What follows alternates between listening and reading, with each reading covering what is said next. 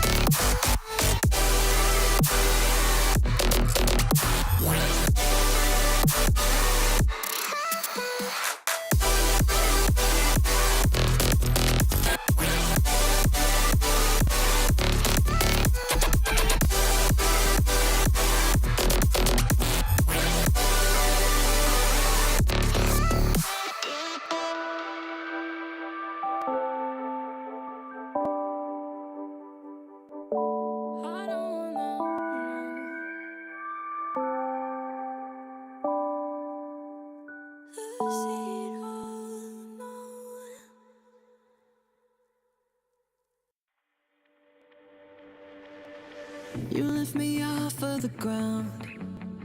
I close my eyes and I wait for the come down. I used to live in the now. Now I'm wiser to think that we are bulletproof. Teens with thicker skin, now we just bruise. We were hopeless and we're hopeless now. But I remember we threw our fists in the air singing. I remember when we were kids, never scared, yeah. And the sky went dark, we used our hearts to guide us. You showed me you care. And I remember, yeah, I remember.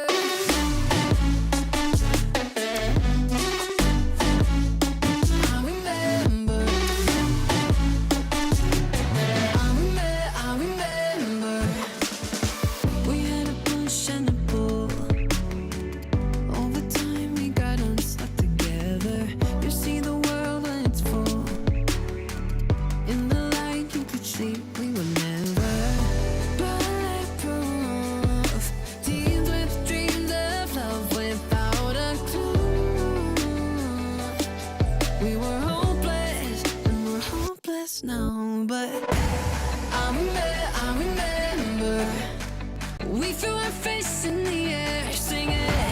I remember when we were kids, never scared, yeah. And the sky went dark, we used our hearts to guide us. You showed me you care. And I remember, yeah, I remember.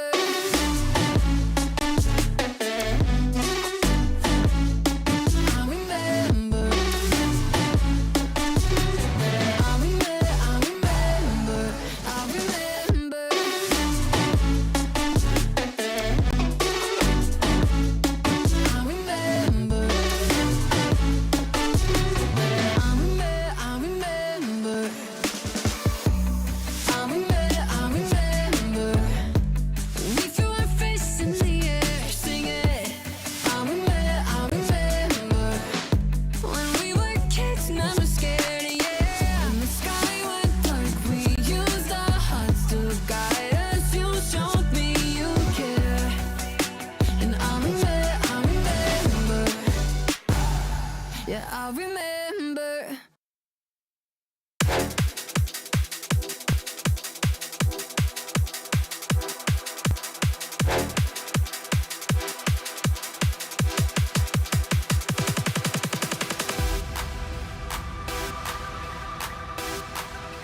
You got me burning up. You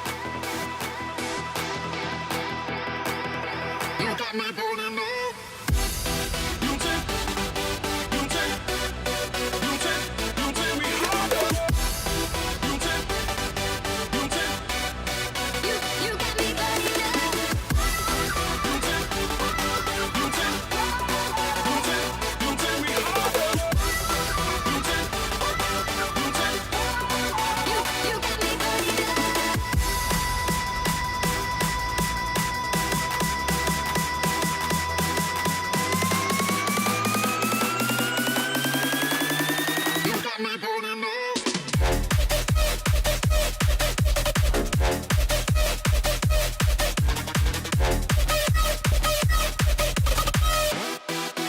You got me burning up.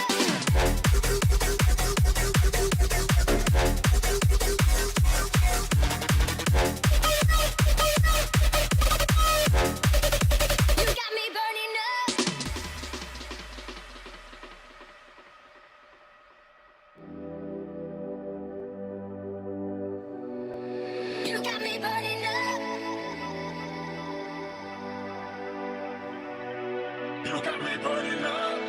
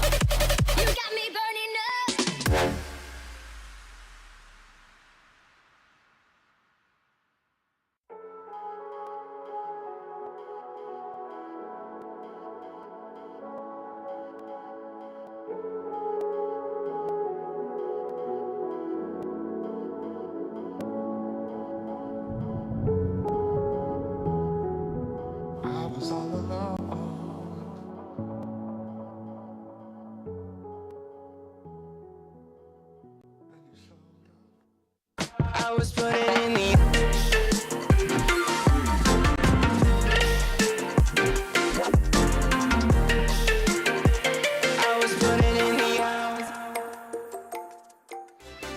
Hi, my name is Corelli, and welcome to the 2023 CRL World Championship here in Dallas, Texas. We got a lot of things to get through. I want you to meet my friends, so I'm going to pass the mic to someone who can name every team in alphabetical order.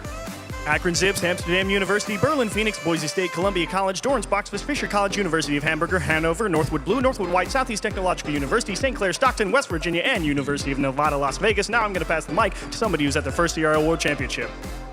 Hi everybody, it's Hercules, and speaking of new, we've got 4 new European teams, 19 new North American players, and I'm passing the mic to somebody who might have made a very generous donation. I didn't do that. I'm not rich. That being said, this CRL World Championship has $75,000 prize pool with $20,000 going to first place. You won't want to miss who gets to take the crown. I'm going to pass the mic to someone who does absolutely nothing. That's not true. I've done a lot here. I've walked out on stage already. Listen, we've got some of the best teams from North America, some of the best teams from Europe competing on the collegiate level. We got a lot of stuff coming over the weekend. We want you to enjoy it, so let's get into it. Coming to you live, it's the CRL World Championship.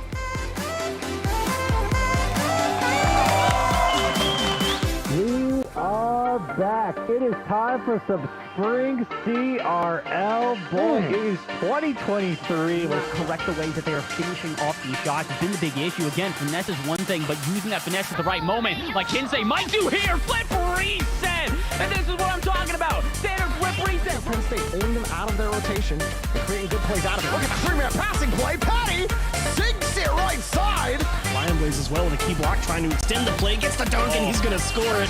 Taking it across the midfield line, but it's right back to the hands of Tristan. Second touch looming, left side, and it's 5-1. Type of shot. It seems like Bass Kinsey knows how to hit one as well. The triple tap. Welcome all to the CRL World Championship of the year 2023. I'm your host, Tyler Bates, and I'm very, very excited to get us into this. I would thank every single person who, of course, has introed us, Corelli Cheese, Hercules, and Dazarin, and of course, all of you at home for tuning in the CRL World Championship. I'm excited, and of course, we do have people on the desk as well who are also excited with them. Can we get them in, please? Tylacto Lemon, how are y'all doing today? Good to be back. Good to be Are you sure back. about that? Yes, it's good. Don't. What is it then? What do you want to say? Get it out. Get it out. I know. You're good. You're good. You know, the dynamic trio that we had where you were on your knees at some point, like, you know, I had to bring it up before Bates did. Sorry. The dynamic trio indeed. CRL Collegiate Rocket League, for those who do not know, started off initially in North America and now has expanded across the pond, across the Atlantic, over to Europe. Last year, we had the first ever CRL World Championship. Lacto knows about that. The European teams, they didn't necessarily do so hot, Lacto. Yeah, that's right. It took him all of 20 seconds to raise the point that last year, Europe did not make it to the playoffs. The top 8 Championship Sunday had no European teams. And it didn't just end badly for Europe, it started badly. Every single university by the end of the first day was into the lower bracket. I'm hoping it's different this time. That's right. As you take a quick look here at the teams who have all qualified, 10 North American, 6 European, Columbia College, Northwood Blue, the defending reigning CRL World Champions in their own right, Lion Blaze, also the reigning MVP of the land. Akron, Tristan, Buzz is graduating. Congratulations to Buzz playing his last ever CRL tournament. Fisher, Northwood, White, UNLV, West Virginia, Boise, Stockton, St. Clair. The list just goes on for North America. So many teams. But Lacto, you were just talking a little bit about Europe, of course. How's it been looking across over the pond? That is right. No European teams. This was the grand final because I want to put up the point, Bates, that Northwood are still the team to beat. They didn't drop a series the entire event last time, and they have looked a little bit more beatable this year, but I feel like even some European teams can challenge them now. Interesting. Tell me this. Do you believe that somebody from Europe has the opportunity, the chance, to actually do what Northwood did right here? Yes. Absolutely. Okay, we got Cope Cabana next door, okay, Tylacto, I'm going to see you there. When it comes to Canada, though, I feel like I'm going to be the Tylacto of this year, being on my hands and knees, because last year, 2 Canadian teams made the playoffs, 0 Europe, but I'm worried about this year, because we only got St. Clair and that's a different roster. They had to come through the LCQ, and they didn't make the CRL 2 season. So since Seb isn't here, since my homie doesn't have the Canadian flag at the front, I have to be the one who holds on to Canada's hope. Listen, Canada, there's only one team here, as Lemon said. There's more European teams here. That's where we're getting to the CRL highlights. Lacto, Uni Rocketeer Spring. I mean, y'all had some special things that happened, of course. It was nice and it was clean. We got 6 teams of the 16 universities here, of course, coming from Europe. And the first to qualify was Berlin, back winning UR Winter. But of course, it was 3 teams from Spring, the top 3, Amsterdam, Hamburg, and the champions, Dr. Boomin, reigning out of Hanover. The last 2 spots went to the double elimination last chance qualifier where Nijmegen and Setu out of Ireland made it, ensuring that actually no UK teams made it back. England is not our city this time. England is not our city. Are there any French players? France struggles so much. No Everyone French will players? always ask, yeah, France struggles so much on the university level. Oh, They just no. don't have big enough unis, and pretty much all the French players that are any good are already winning RLCS. And there's a ton of Germans here. There is. to compensate. Well, listen, this ain't RLCS season 2. The Germans, they used to dominate Europe back in the day, but now not so much. The fact that y'all have any French players gives me a little cause for pause, Tylacto. I mean, there was a couple in there.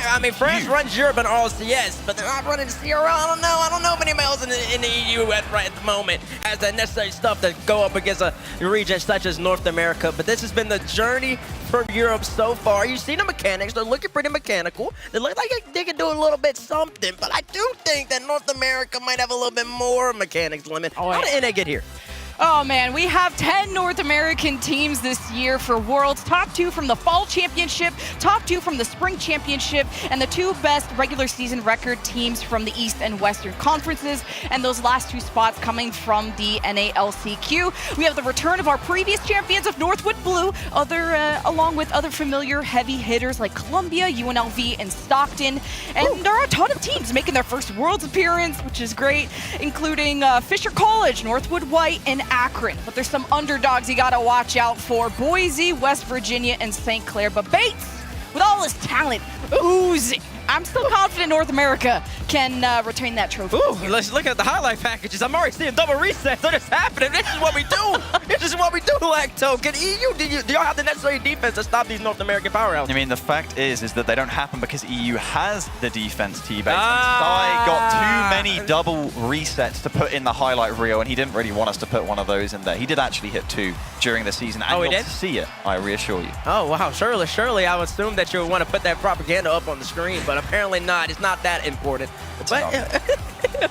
It'll be okay. Those highlights should definitely just silence all the doubters who say that CRL is a Champ 3 league. This is most definitely high SSL. We have 4 groups here at the CRL World Championship. Group A, Group B, Group C, and Group D. You can see them on your screen. They're all there right now, but we're going to do a quick in-depth look at each and every one of them because this is an interesting format. We're doing GSL bracket style. The way this works, both teams, they end up winning the game. The other 2 teams that go to elimination match, only 2 teams come out of the group. Group A limit. I'm crying in my chair. Yep. It's fire.jpg. Everything is fine. I'm looking at St. Clair for Canada going up against the former champions, or the current champions. They still have the trophy. And the Northwood White are so good this year. They had the same kind of regular season record as Northwood Blue. So I'm worried about Hamburg. I'm worried about St. Clair. Oh, Northwood White's Canada might be in trouble. Looking in at Group B, Columbia, Stockton, UNLV, and Berlin, Lacto. It's such an experienced group as well. There are 6 universities returning from last season's World Championship. 4 of them are in this group right here. All of them have got that experience, and Stockton, it's going to be a tough run for them to get all the way back to the grand finals, I feel. We're looking at Group C, Akron Blue, Setu, Amsterdam, and Boise State.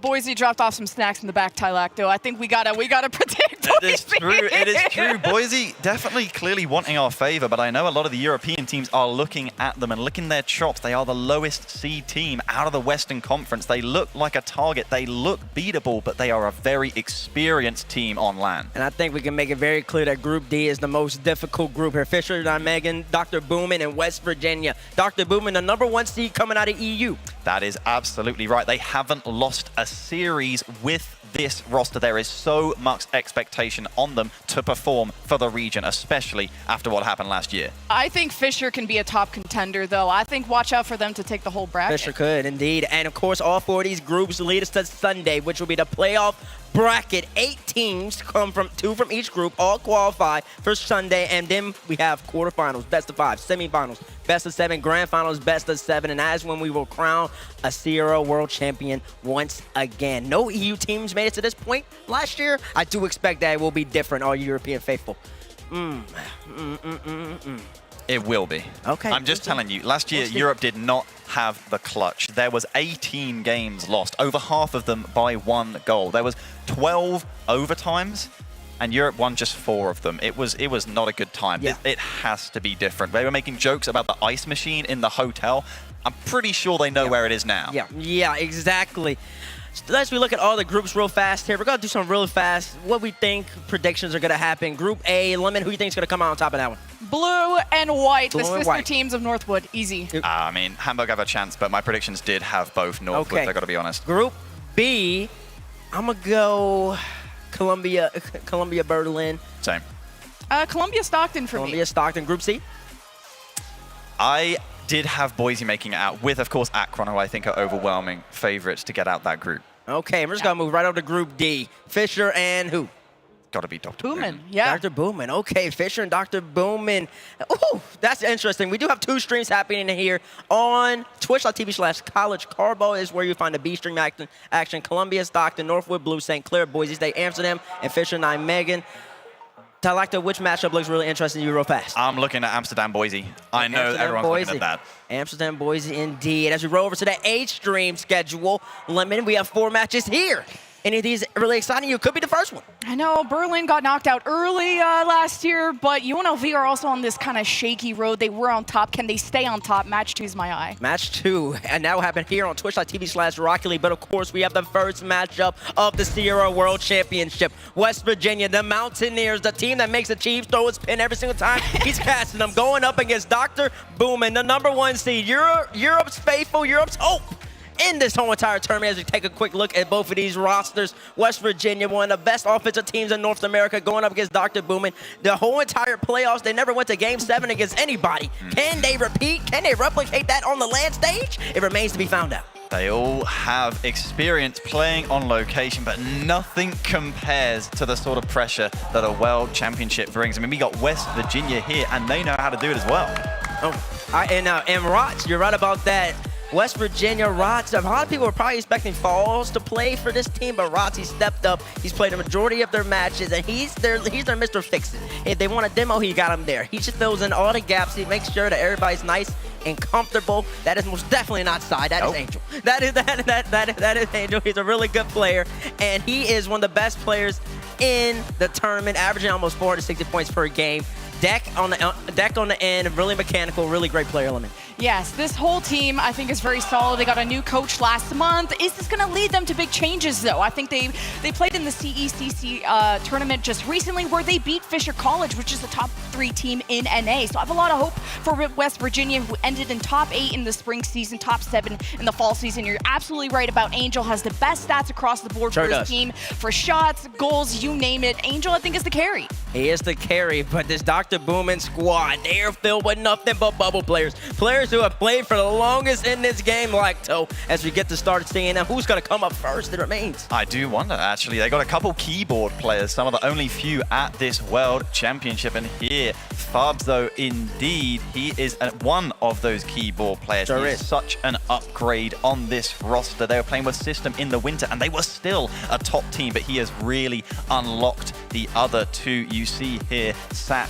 in the middle. It's Sai. He is so efficient. He uses such little boost, but he is one of the most clinical players at this entire World Championship, shooting nearly 36%. And the next player, Zeto. Lacto, you're letting me know that Zeto, he was on the bubble seat. He's been grinding as long as you, but he never seemed to make it out. That is true. One of the most eternal bubble players. He's 22, nearly turning 23, basically trying to retire in the usual RLCS scene, but he's in his prime here, and I'm gonna look forward to seeing it. The creative force, so many assists, and so much experience. And Lemon, that makes such a difference on a stage like this. This match is so important to both of us. Tyler, because it's really going to show where the gap is between North America and Europe. You have the best #1 team of Europe versus kind of a middle-of-the-pack and North American team with a lot of potential. And this is really going to set the tone for the whole tournament. Yeah, it is. And Zeto has a great birthday, February 21st. I wonder who else is born on that day. We remains to be found out. But anyways, we want to know what you guys think at home. Let's get into these chat predictions, please. Or I believe you have #Boo going up against #WVU. If you haven't seen it yet, pop up. It pop up eventually here. That's exactly what it is. Boomin once again, just to reiterate, they're the #1 seed coming out of Europe. That was Berlin last year. It didn't end up being as great for Europe as entailing and promising as people like Tylacto wanted, but this is the new year. WVU, on the other hand, they're inconsistent. They're a little rocky. They average like 2.6 goals per game, which is like 5th in a CRL, but then they allow the 4th most goals in CRL. So they're all over the place. Yeah. I think it's great to hear Boo in the chat and also Boo in the crowd. Boo *S. Let us hear it if you're cheering on Europe, if you made it across the pond, and also West Virginia. We're not going to sing the country song because we're going to be thrown off. That is true. The singing will be too good that we'll probably get DMCA'd. But if you do hear boos in the crowd, that's obviously because we're cheering Dr. Boomin, clearly. That's right.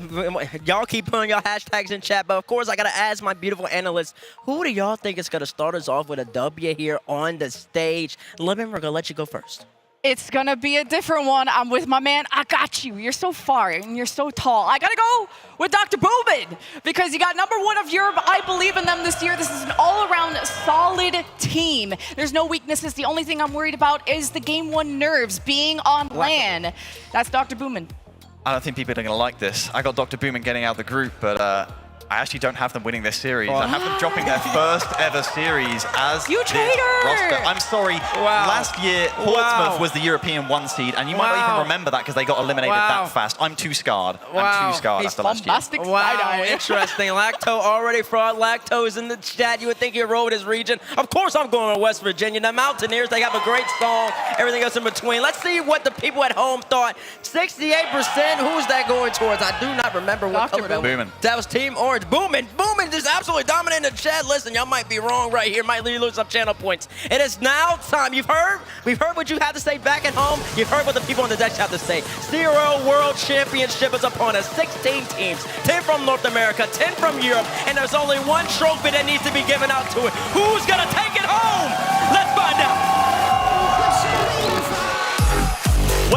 Well, welcome to the CRL World Championship.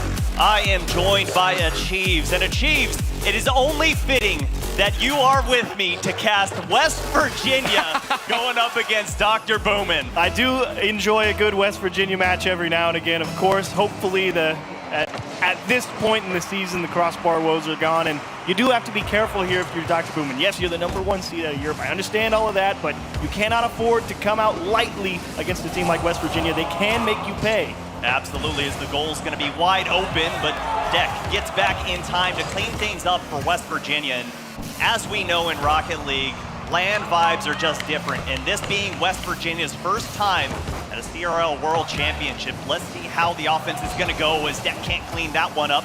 Angel looking to get the offense going here for West Virginia as Roth's going to clean things up, but here comes Zeto.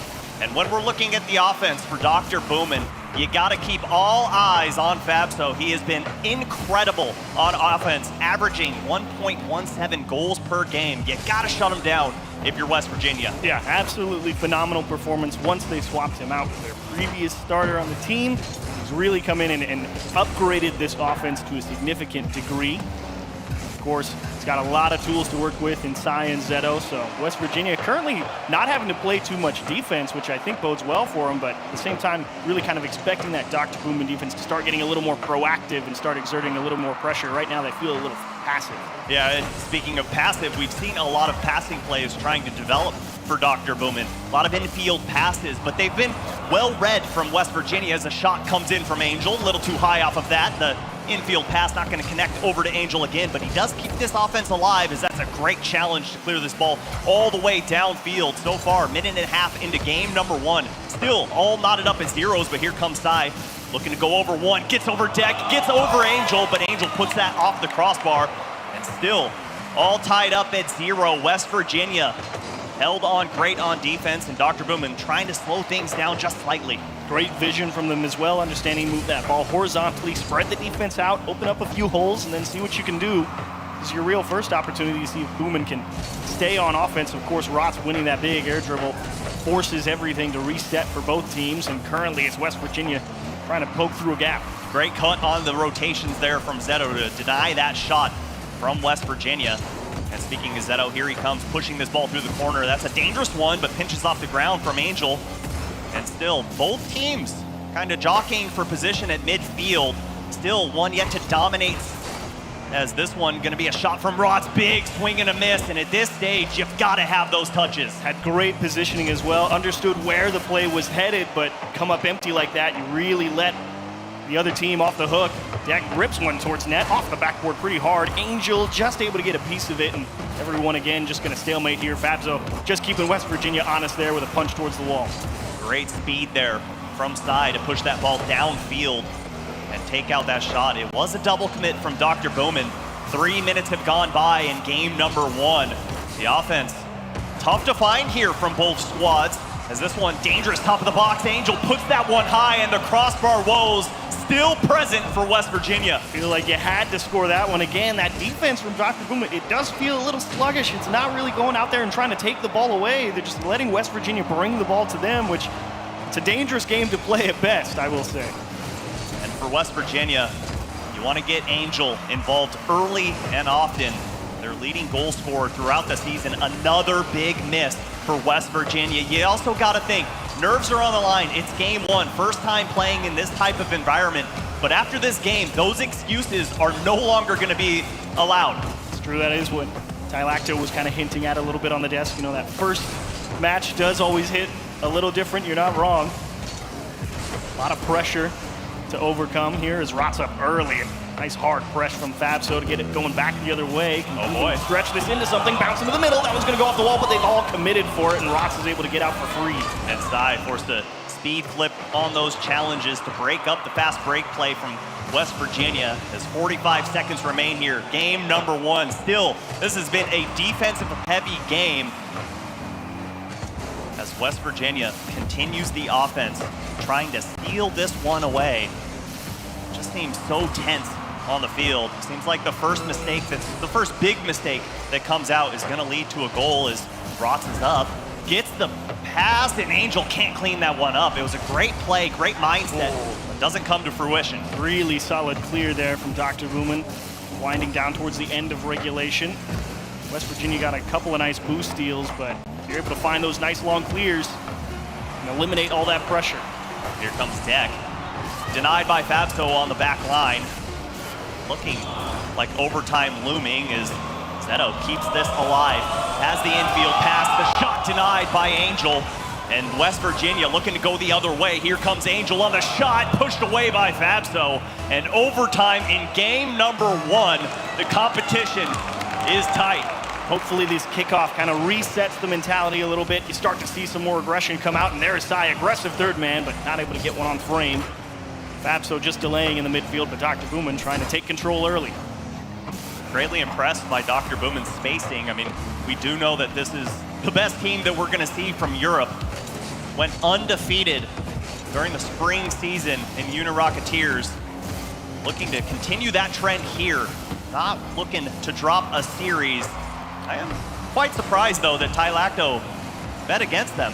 Kind of surprising, especially going up against West Virginia. Not the strongest team that we have in North America as the pass well off, and Fabso not going to be able to clean that one up. Almost gets the touch and denied as the shot can't go in. What a couple of saves from West Virginia. Thought for sure that one was going into the back, and now the counterattack denied by Zetto, and a hard clear. Dr. Boomin now really forcing West Virginia to be honest here and not just that's awkward. Be too aggressive. Kicked across off the post and out. This one's right down the middle, and Fabso a little bit late to the party, but he will maintain possession. And another nice block. West Virginia right on it. Yeah, it was a great demo there from Angel to just kind of relieve a little bit of that pressure. It's going to lead to this transition offense as Sai misses that one off the side wall. Did get that full boost pad, which is going to slow down the offense from West Virginia as Rotz Flex to just stay planted on his wheels. That one goes right over Angel, but gets the demo to give Deck a little bit of space. He's got plenty of it, but Fabso comes in, and great challenge there to push this back into West Virginia territory. You're right. Great challenge from Fabso. And that one's just a step too far for Dr. Boomin to keep things going. Kicked out across. Rotz wanting to give a little bit of space. He doesn't want to get too aggressive and have someone get cut back into the middle, and it will play out. This one towards the net, but denied, no problem. West Virginia not done pushing yet, looking for demos, not going to find any, and we'll have to try again. Yeah, it's just scary territory for both teams. You don't want to challenge too close. You don't want to give up that back line as Rotz looking to get a little aggressive on that back line. Angel can't get the double. This is awkward, but Sai going to clean it up, recognizing he had plenty of space. Didn't need to panic, and Zeto going to push this one back forward, but looking like West Virginia starting to find their offensive chops in this one, but still unable to find the back of the net. Angel gets the flip off the ceiling, not going to utilize it, and Sai going to push this back towards Central. Yeah, Angel realizing he was just trying to contain Dr. Boomin there, so trying to time his approach. And overtime has definitely favored that offense from Dr. Boomin, at least more than it did in regulation. A couple of really nice quality chances, and now once both teams have settled in here, you're seeing if that type of offensive pressure can come back. Rotz makes contact on that one. He's definitely had some opportunities where he has lined up a big shot, hasn't made contact. Speaking of opportunities, here's one for Dr. Boomin. Rotz, great save there, and another great save to push that one through. But looking like Dr. Boomin can't get the offense going through that corner. They're gonna have to try and come up with something different, go back to those infield passing plays that we saw early in regulation. Angel doing a really nice job on defense. He's been working hard the past couple of minutes, making sure that everything stays where it is. Deck, really nice job, just freezing everybody on Dr. Boomin, and they make sure to collect that corner boost. West Virginia trying to avoid getting boost star here on defense, and another excellent clear from Angel. Wow, Sai with 7 shots so far here in game number 1, as that one denied by Zeto. The offense seeming to run through Sai at the moment as Fabso gets challenged, but that's a good one in favor of Fabso. This is going to be dangerous from Dr. Boomin, but denied by Rotz. I love that cut in the rotation, recognizing that the shot was about to come out. Yeah, just take it away. There's no point in letting something develop if you don't have to. You can definitely afford to cut rotation. The important thing is the communication. Nasty bounce into the middle. Angel denied. It's will stick here in the middle of the box and out to the safety of the corner. Dr. Boomin retreating back to find some boost. Now it's Angel back the other way with an air dribble. Oh, and it will get saved on the goal line. That's a tough one from Sai. Able to get the save, like you said, to keep them in this ball game. West Virginia doing a great job on defense. Can it continue? It does. And we know that they've had the woes on offense with the post, with the crossbar all season long. But right now, they're doing a great job on defense, utilizing it to their favor. Really doing a great job is right. Making sure not to allow any sort of soft clear that just gives a strong opportunity to Dr. Boomin. They've had to be consistent on the defensive end, as Dr. Boomin did in regulation. Another flip reset for Angel, and Zeto this time, he's not going to let him get anywhere near the net. He was up quick. Almost a full another game here in overtime as we officially hit 5 minutes played. Incredible. These teams have been going for 10 solid minutes. Doesn't look like they're slowing down anytime soon, as Angel gets an ever so gentle touch on that one to keep that out of the back of the net. Dr. Boomin dropped down past the Fabso, looking for a double. Can he find it? No, but the net's wide open, and Dr. Boomin gonna take game number 1. Could kind of feel this one slipping away from West Virginia. Angel thinking he has time to go get boost, and Deck is just caught out. He can't get back to that challenge, and you see all that open space in the box, and you could feel the tension from Angel as he was rotating back, knowing he was gonna have to make some type of difficult, awkward save, and finally, after making so many good touches, collapsed under the pressure. It's just like we were talking about. It's going to lead to one mistake, one simple mistake on that back line. That's going to lead to a big game changer. Dr. Boomin steal game number 1. My, oh my, look at that shot. So many. He's hoping that shooting percentage goes up as this Louise. series goes on. But there were, to be fair, a lot of excellent saves. 11 saves for West Virginia in game 1. But that overtime, that reset was pretty big, I think, for Dr. Boomin, because they really got to reset everything on the pitch. Everyone started on level footing, and then they came out there and they attacked instead of having to play this very passive defense that they were playing in regulation. They figured out where they wanted to be. They figured out how they wanted to press, At that point, it was just, okay, West Virginia, you got to make something happen, and Dr. Boomin just contained him quite well. Yeah, it's just unfortunate there for Angel. You get that miss on that back line, and you got to get out of your own head quickly because you only have 60 seconds in between these games to try and just reset your mentality. They're going to have to do that here. West Virginia, a team that definitely used to playing from behind, I would say. One of those teams that, you know, there's the potential. Obviously, they're at the World Championship right now. That's a great kickoff, by the way. But they've got to be able to get out of those close games, especially on teams that they should be favored over. Oh, that's nasty. Almost able to just lever it off the post. There it is. Ripped on target, denied by Cy. And West Virginia looking to pick up where they left off in the previous regulation. Some early shots on net. That's where they were most successful in game number 1, was launching those quick shots and forcing Dr. Boomin into those double commits, those mistakes on the back line. But Cy has been incredible with those saves. He had that one where the demo came through from Angel, and there he is again, cleaning things up, keeping the offense alive as Fabso gets a demo, trades with Angel. This one looking like Dr. Boomin, the confidence rolling high after that big win in game number 1. The offense continues 60 seconds into game number 2.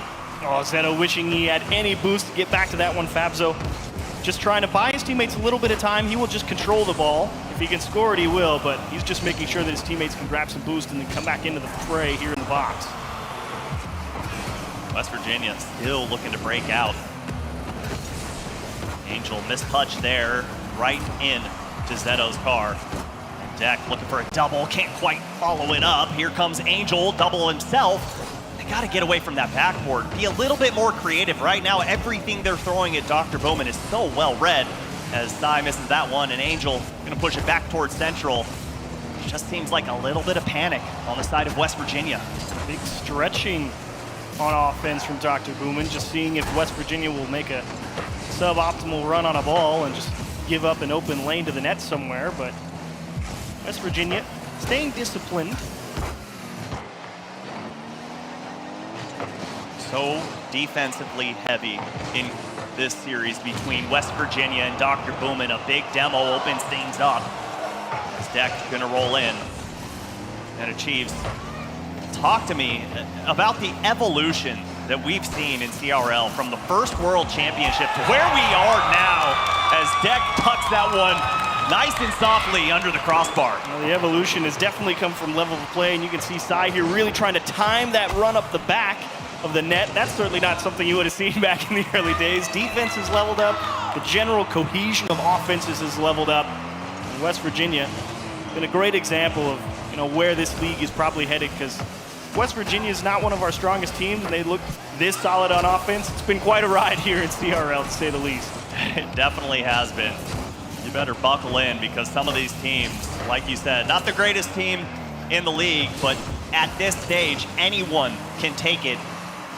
But I think all eyes are going to be on Northwood when they take the stage. One of those teams that just can create magic up and down. And West Virginia looking to create some magic here. That's an awkward one, and Deck gets away from Fabso. He was looking for the demo.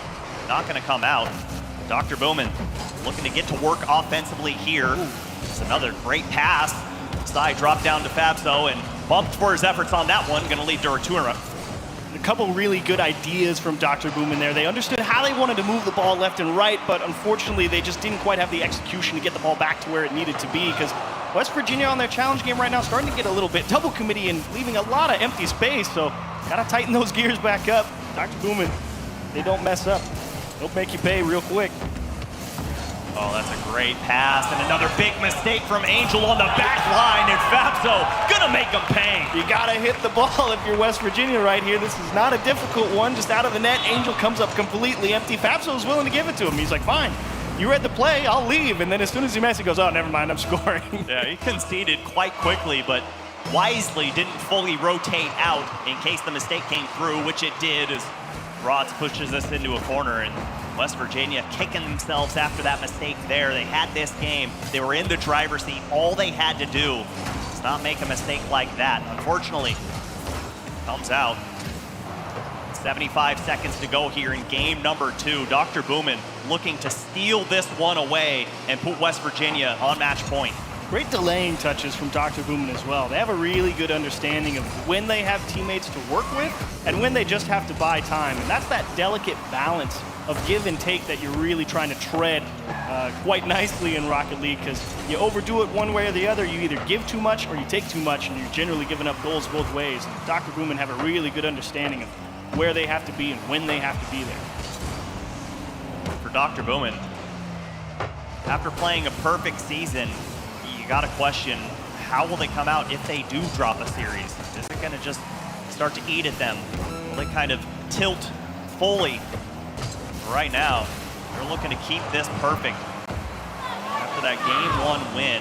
But the way this is trending, it's starting to look like we're going to find ourselves in another overtime as Rotz puts the shot on, and it just finds its mark past 2 defenders. Ball's got eyes somehow to get through everybody here. Fabsto just throws one up into the corner. Sai gets big, and Zeto, of course, rotating into the net. He's trying to cover as much of it as possible. He doesn't think that's going to get through his teammate for free, completely untouched. And it just goes right behind him. It's one of those tough ones where the reactions need to be on point, but Zeto cleans that up. 10 seconds remain. Dr. Boomin have to march the full length of the field. Doesn't look like it's going to happen, as that is a favorable bounce for West Virginia. This ball hits the ground, but Dr. Boomin, a little bit of luck on their side. Here comes Sai, gets bumped but maintains, and that ball going to hit the ground, in West Virginia not us up. Ball getting swatted to the floor by West Virginia. They're like, no. We gave you one earlier. Not making sure you equalize. And a great comeback. And this time, Dr. Boomin a little bit less shot heavy for both teams. A little more evenly contested there in the midfield, like regulation in Game 1. A lot of passive defense. And now everybody, I think, after that Game 1 nervousness has kind of evaporated. Game 2, you got a lot more of what you should be expecting from these teams. Yeah, completely settled into their seats as we get a look at the replays. That was the big mistake on the back line from West Virginia. And then this one, that's a tough one if you're Zeto. I mean, he did the best he could with the reactions that he had. But unfortunately, it just goes right over his hood. West Virginia take away game number 2, but it did feel like they were in the driver's seat from that one. I don't feel like they necessarily stole it away. Angel, he can smoke any meat. Okay, we got to go to his house for the barbecue. Kid. Hey, no, kid, we're going to have a competition, okay? We're going to throw some ribs on. We're going to do a 6-hour cook after this one. Angel, he had quite a game there, 496 score, so he's good in with a smokehouse and here when he's throwing smoke to other teams. Looking forward to West Virginia and Angel keeping up where he's coming from, but your Dr. Boomin kind of got to just wipe that one off and say, you know what, I think we played that one right. Ball just got through. That's okay. These things happen. You just got to reset. It's only a best of 5 as well, so mistakes like that, they really can sting a little more than you'd like them to, but that's the way it is in the group stage. A little bit of salt and lemon juice on the wound there at the end of game number 2. But like you were saying when you saw the stats, it wasn't like there was any anomalies on either side. And both teams, all 3 members, were pretty evenly matched. It seemed like all of them well within 100 points or so of one another. So no standouts as of yet in this series. Complete team battle. 30 seconds have passed here in game number 3. Important match here. So you're going to force one team onto match point. Both of these teams realize at this stage could spell your demise. Sai goes up, denied by Deck. Great pre-jump there. And great challenge as well as Rotz goes up, flip reset. Yes, shot, yes, but the demo comes out. We're going to trade that one 2v2 momentarily. Back to 3s as West Virginia looking to maintain this pressure, doing a great job at just pushing Dr. Boomin back. They're pushing him back, but it's costing him a lot of boost to keep that ball over there. And it's kind of feeling like they don't have enough in the tank to actually have somebody in support who can really go up and try and make a play. So have a feeling they may have to give a little ground if they want to make sure that they can attack with a bit more force behind it. But I like it. I like the fact that they are just thirsty and they are sipping up that boost because it's keeping away all of those pads from Dr. Boomin, and they can't break it out of their own half, but right here they can. Zeto has an open net, and Dr. Boomin, the offense doesn't need to come if the mistakes come out from West Virginia. Surprise demo there in the midfield. You can see him coming in to close down that lane and did not allow that clear, but the demo out of the blind spot takes him out, gives him only daylight to work with. straight down the pitch, easy score for Dr. Boomin. If you're going to be that aggressive in the offensive half, you got to have your head on a swivel. You got to recognize, oh, I only see 2 players for Dr. Boomin. Where's that third? Oh, boom, he's creating a smoke screen. That's what he's doing. And great defensive demo from Dr. Boomin. I've always been a fan of those, to relieve pressure and create that transition offense. That's a beautiful pass, that's a beautiful shot, and that's a 2-goal lead from Sai. Really nice movement of the ball here from Dr. Boomin. Deck, it's not a bad touch, it's out towards the sidewall. The real problem is Angel just kind of following that play and not looking where Dr. Boomin is. He's just tunnel visioned on that ball, and if he looks at where the opposition is and sees they're already waiting over there, he's going to fall back, and that probably doesn't get through for free. But Dr. Boomin see all that space, pass it left to right, and then bang, right towards the net. Looks like Dr. Boomin starting to get ever more comfortable on the pitch as the flip reset comes out from Sai. Big boost grab from Deck, but he can't clean up the clear. And the offense, a thing of beauty right now from Dr. Boomin. They haven't had a ton of opportunities, but every opportunity they've had, they've absolutely nailed it. Great job from Dr. Boomin showing the fundamental side of it, right? Because it's not like they're trying to do too many crazy things at the moment. It's just, okay, you guys want to press really hard? Fine. We'll just sit here, not get in each other's way, make sure we get the ball out to the safety of the corner or out to space, and we'll just poke and prod at you, because sooner or later you're gonna overstep yourself, as that one's just wide of the net. Dr. Boomin now with his 2-goal lead, 2 minutes on the clock. Here you really see how to lock down a team, because you know West Virginia, they have a good offense behind them, but they really do have to make something special happen to overcome this type of deficit with this much time. And as this series has played out so far, it doesn't really feel like West Virginia has enough tools to actually break through that Dr. Boomin defense at that level of firepower and consistency. So you should be feeling pretty good if you're Dr. Boomin right now. Another shot comes out from West Virginia, but it does feel like the tools that West Virginia has, they're kind of pulling out of the bag a little too early as a mistake comes out on the back line. That one's got to go in, but Fabso utilizes the crossbar to pitch that one out, and again, just falls right into his hood, and West Virginia can't buy a goal right now. That was a gifted improvisation on defense from Dr. Boomin. They had a miss, got demoed, and they're like, hang on, it's okay, don't panic. And they kept it together, get another good clear, and waste another minute off the clock. So West Virginia, no holds barred now.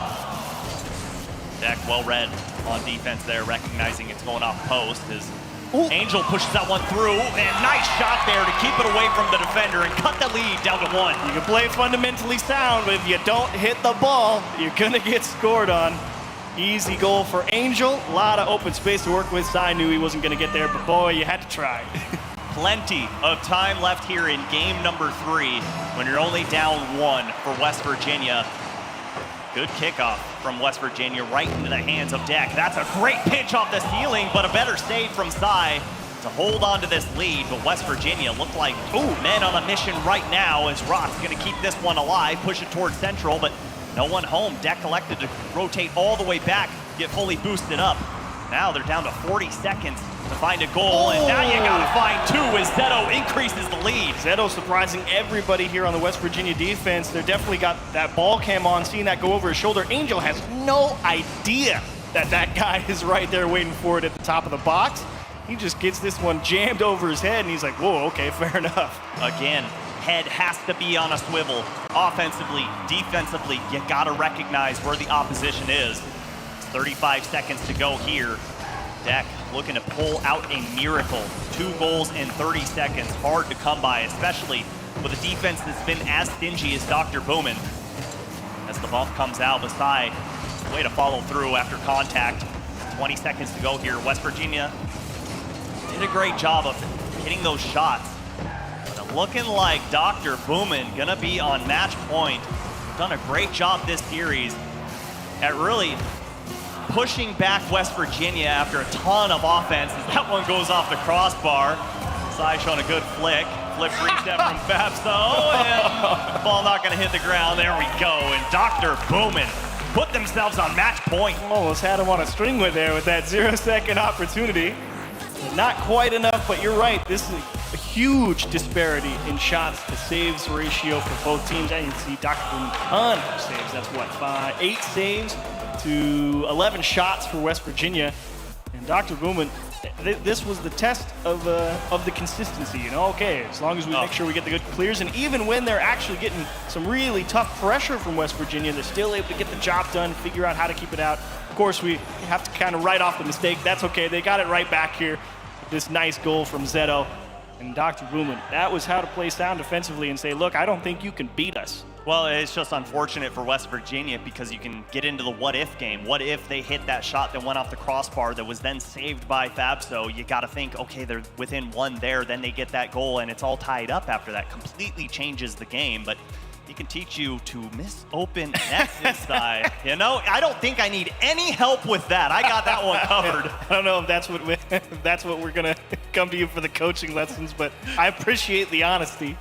I think that's very relatable for a lot of us at home. Thank you, Zai. That is definitely the hardest shot in Rocket League, an open net. That goal gets huge, and you're just like, oh boy. Does it get huge, or does it really seem to shrink up? Because for me, that thing, it turns into the slightest little porthole. But game number 4 underway in the CRL World Championships. Dr. Boomin looking to make some history here. Take this series. Fabso. All this is doing for Dr. Boomin is growing the confidence and growing the confidence for the European region. And if you're West Virginia here, only thing you can do is settle down and say, you know what, it's okay. Just make sure we get this one to game 5, 1 minute at a time, one touch at a time, and make sure that awareness levels up so that you know where people are coming from and don't get caught off guard like you did in the last one. Beautiful car design there from Deck. I believe he's taking inspiration from someone on Vitality. Either way, doesn't matter. It's a good looking car. I like it. Love the color scheme. Love the combo. As Dr. Boomin is going to slow this one up in the corner, and Fabso actually didn't have a choice because he had no boost, but just keeping things alive and just being a nuisance for West Virginia. As Rotz pushes this one through the corner. That's a dangerous ball for Side because he's not alone. No, Angel doesn't make contact, and that seems to be the story so far of the series. Yeah, Angel trying to do a lot there, trying to contain that challenge, but trying to adjust just in case the demo comes through. Tried to do both jobs and couldn't get either one done.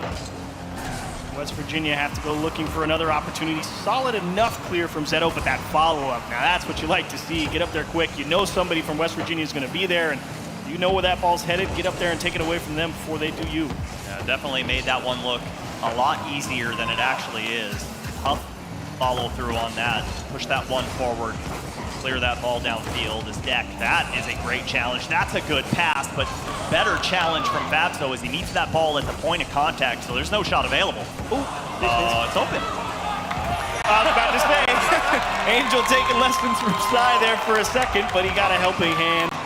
Just unfortunate missed time from Sai there, and Angel's thinking, okay, just put this one in between this. Hey, thank you. Yeah, thanks a lot there, teammate. I mean, opposition, whatever you are, you helped that one go in as West Virginia take the early 1-goal lead here in game number 4. Big demo on the kickoff as Fabso left alone on an island, and great challenge there to push that one through. Really like that idea from Angel, try and slow down that pace and see if the defense makes a mistake. Hard bouncing in the middle, side right to wait. Doesn't really feel like he's got a good angle there, and then he'll break up the counterattack, prevent West Virginia from really getting started in a good spot. Even if it will cost him a bit of field position, it ends up working out. Right now we're seeing infield passes starting to develop as that one denied and pushed all the way downfield. Zeto has to get on his horse and all the way back. He does. Oh, nice. Great pass. You love to see that. Those transitions right out of defense to offense. See you later, but a great clear from Ross. Such good execution from Side, too. Picked that ball up for a solid dribble. Forced the defense to wait on him, capitalized on the space with the air dribble bump, and that West Virginia support system came in huge with a big block. Oh, that's an awkward bounce. That's a great pass, but that is such a good cut from Zeto, recognizing the shot was inbound, no teammates were around, just completely denies the opportunity for West Virginia, sends them all the way back to defense as Fabso looking for demos, looking for aggression, gets Deck to go. What a save to keep West Virginia alive and well here in game number 4. Just thinking that placement was so good, that bottom left corner, it definitely felt open, but clearly didn't hit it with enough power, and West Virginia able to slam the door on him. West Virginia indeed trying their best to tie things up. Just under 90 seconds. Long way to go, but so far so good. Just got to make sure the mistakes don't come out. How to play perfectly. Just so much easier said than done, as Sai recognizing again. The pass was coming out. 1-2 combo denied by Rotz on the back line. But I love the idea there from Dr. Bowman. Really good passing. It's such an awkward line to try and play that ball back over your shoulder towards the middle. And West Virginia honestly didn't think they were going to go for it. Had to defend that shot from kind of an awkward line themselves, but both teams executing quite nicely.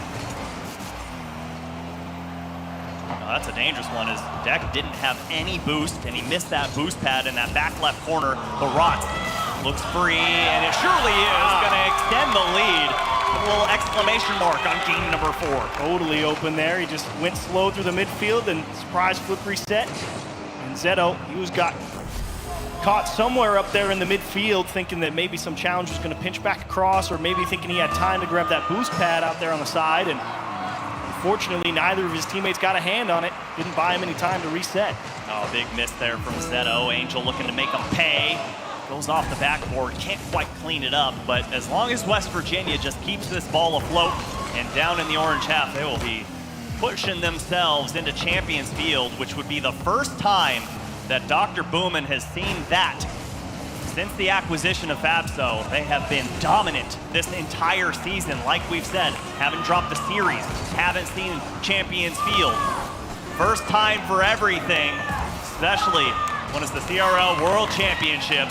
Looking like we are going to be finding ourselves into game number 5. West Virginia, an excellent job. Well-deserved game 4 win. See, they making the adjustments in that challenge game, manipulating that timing a little bit different. It's less go, go, go and hit the ball. And now it's, okay, we've got control. And now we hit him with the shimmy shake. And Dr. Bowman kind of caught diving, missing a couple of touches. And that's all West Virginia needed to slip through some of those cracks, get all the way to game 5.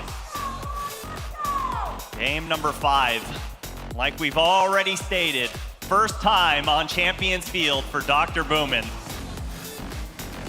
Long way to go. I'm definitely curious to see what the nerves are going to be like, because like we said, yes, first game time 1. playing on the stage, first time playing World Championship, but now it's the first time playing in a game number 5 when everything is on the line. You've got 5 minutes separating you from victory or defeat. The worst first taste of real tension, so to speak.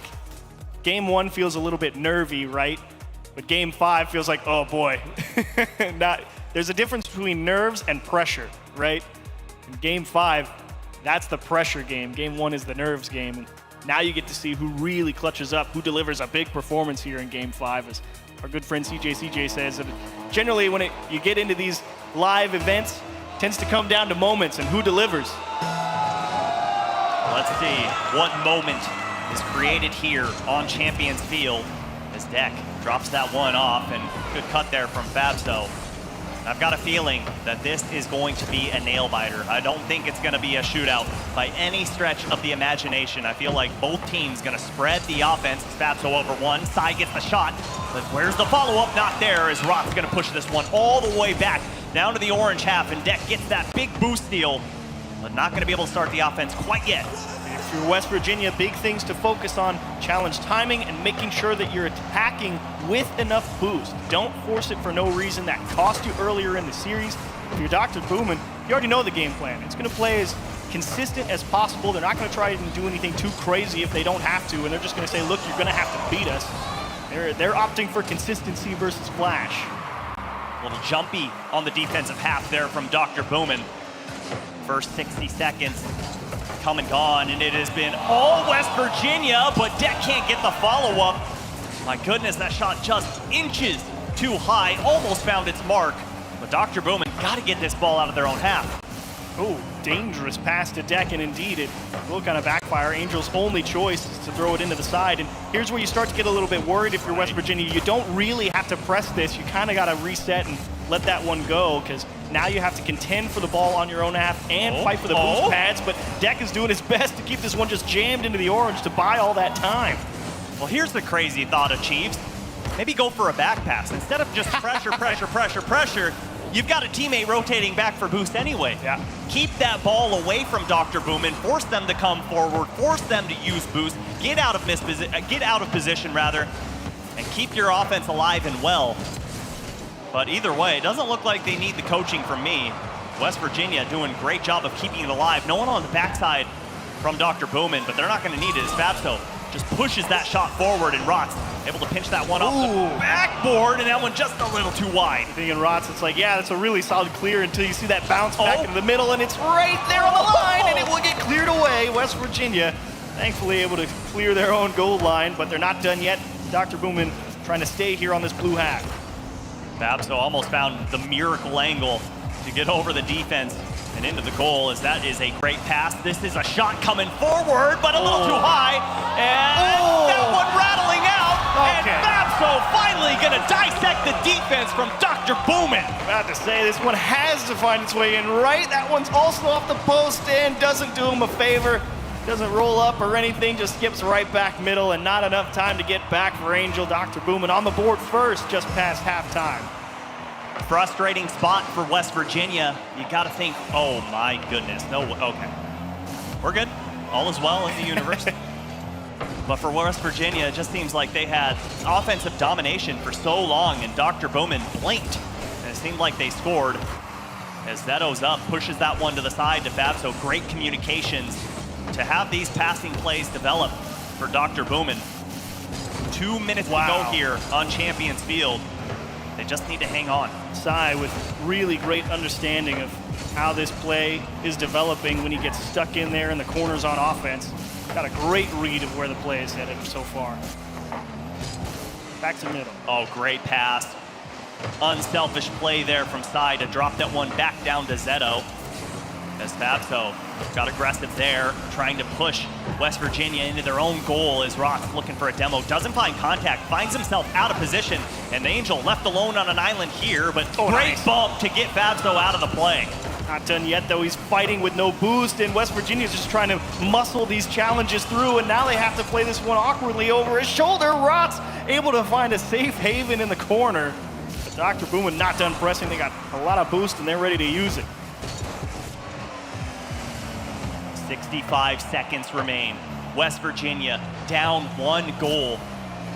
They have shown that they have the resolve to come back from a deficit. Can they come back from this?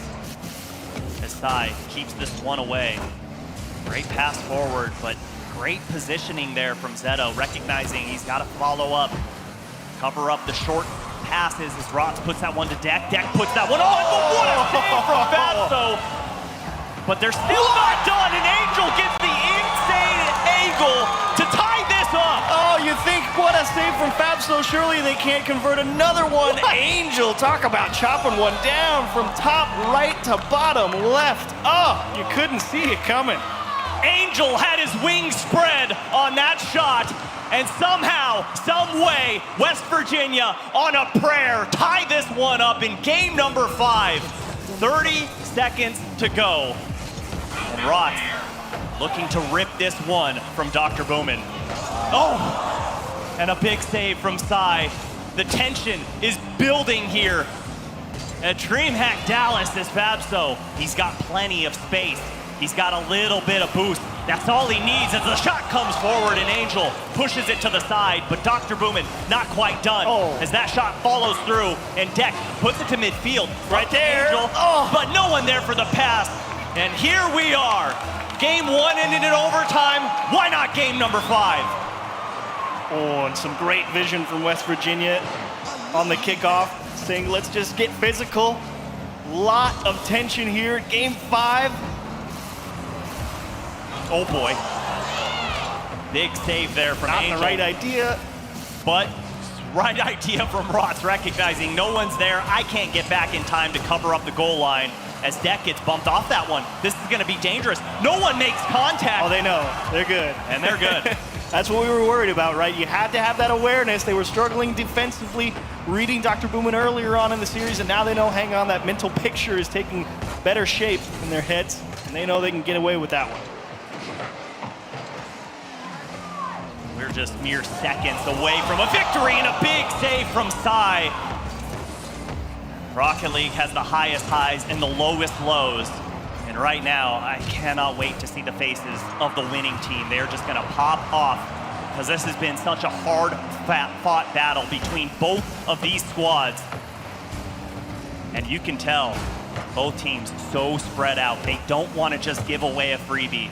They don't want to allow the big mistake as Sai avoids the demo there. Fabso pushes it up to Zeto. Zeto pushes this one forward. The double was available, but no one home. And players just missing the ball left and right. Nerves starting to come out. And Angel, you can see he's just trying to reset everybody, get everyone back on the same page. Consistency is key.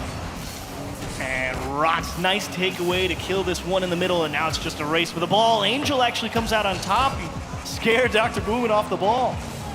Oh, great challenge there from Zeto. Oh, but Rot fell back. This is an awkward situation. Pokes it forward, and Sai gonna push it down, but great rotation from Deck. Nails his team out of that one, and a great challenge all the way downfield. 2 minutes have passed by in overtime. The shot comes out from Deck, and just off of the post and out. So many opportunities for both teams, just mere inches away from victory. Beauty of an attempt. The crossbar cursed, or in this case, the post. Not done yet for West Virginia, but another chance here for Angel! Yes! Oh, he ends it! He saves West Virginia and steals the game. West Virginia popping off after that one. Oh, it comes down to moments and two huge ones for Angel. Two gorgeous shots on target.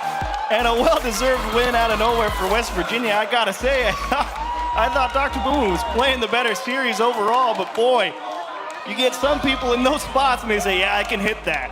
Oh my goodness. Can he hit it? Yes, he can. Angel had his halo out in this series. You love to see it, but you've got to tip your cap to Dr. Boomin. They played a great series, but ultimately, the first time on Champions Field spelled their demise. Now, as you were talking about earlier, those questions start to arise. You come in undefeated, and you're just not certain what's going to happen now. But West Virginia, huge W to start off the World Championship for them. Not a lot of people can be sure about their future prospects, but you can sure be happy about how it started. Gotta be happy about that one. Just being on a cloud after that one, you gotta feel so good if you're West Virginia to get that victory and get your first ever LAN win. As we gonna break down that series, throw it back to the desk and tell you all about what just happened.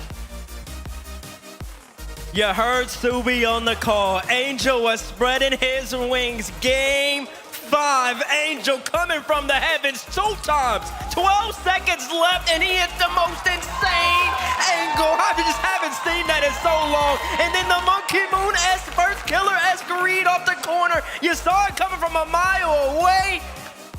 Angel, West Virginia, they take out Europe's #1 seed. Oh my gosh, Zero, starting off hot. Tylacto, you didn't pick the region, you betrayed it.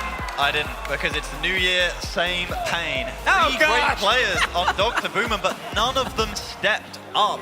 They have been able to show so many more levels than this, but that's the problem. They went to Champions Field. They don't have the experience there because they haven't been tested by the sort of depth that NA has, particularly in the Eastern Conference, and that's pretty much reserved now already a European elimination because Nijmegen ain't going to beat Fisher. And just heavy offense from North America, but the fact that, hey, we both won at the end of the day, right? You got your prediction right, Europe lost. Yeah, but I just want that. Look at him. Look at him. I mean, that was the game winner. I mean, that's just insane. And me and Tylacto, we were talking about this series. You see the 5-minute overtime right there. Dr. Boomin, they started off slow. You expect to see a little bit more mechanics coming out of a squad of that magnitude, of that much depth, and they weren't giving us that. It seemed like they're giving West Virginia a foothold early. Angel, who in my opinion was the best player on the pitch going into the series and proved it by the end, he was starting off slow, missing a couple reads. Dr. Boomin, they should have finished him up early. Marina all the way game 5 for the first time. Champions Field, they don't even know what that looks like. They end up dropping right there. Group D, Dr. Boomin already in the elimination match. West Virginia, they move on to winners, and that was Fisher versus Nijmegen.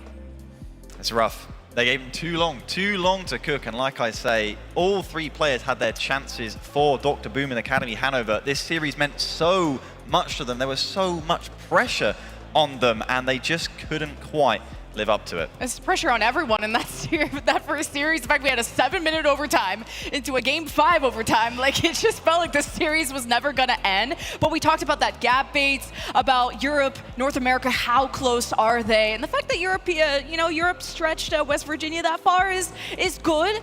But I don't think Dr. Boomin will ever drop like that again. I think the nerves of Land. They bounce back? Okay, I think they bounce because I predicted Dr. Boomin. Okay. So okay. I think they can bounce back. Okay, Lacto, real fast. They definitely bounce back. They've never lost to Boxfish. The Dorans Boxfish, Nijmegen, who, let's be real, do any of us hold out on hope on them beating Fisher? Listen, we don't have to talk about that. No. Let's see what happened on the B stream here. Columbia 3-0 Stockton. The 3 Cs already looking absolutely menacing. They handle business really, really fast. That happens on twitch.tv/collegecardball. If you want to check those next 3 matches, that's going to be over there. And, of course, on the A stream, we have plenty more action happening here. CRL just getting started. UNLV going up against Berlin. Akron set 2, and then Northwood White going up against Hamburg. And then we have another 4 matches after that. So, listen, we'll be here for a while. You want to buckle in. You want to make sure you get some lunch. Make sure you go to the bathroom and everything else in between. I'll be here the whole entire day. They'll be mixing in and out. And I hope you kids keep on watching because we have nothing but CRL happening all throughout the day. Don't go anywhere. So don't go anywhere.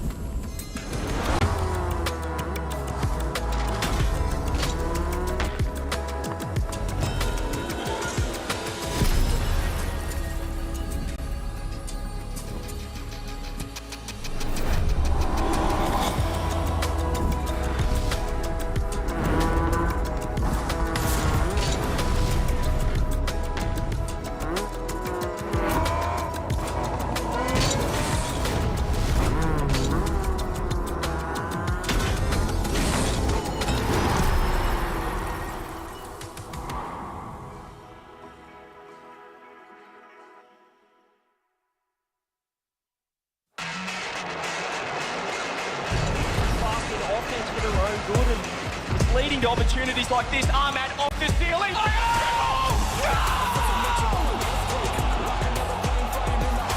Ahmad with the 7 from heaven.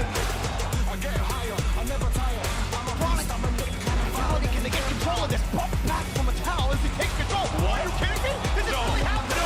It's really happening. It actually happened. Fortune favors Liquid. See this one flipped out. First killer. Does he have a flip? He's trying to use it. The pass down. It's unbelievable.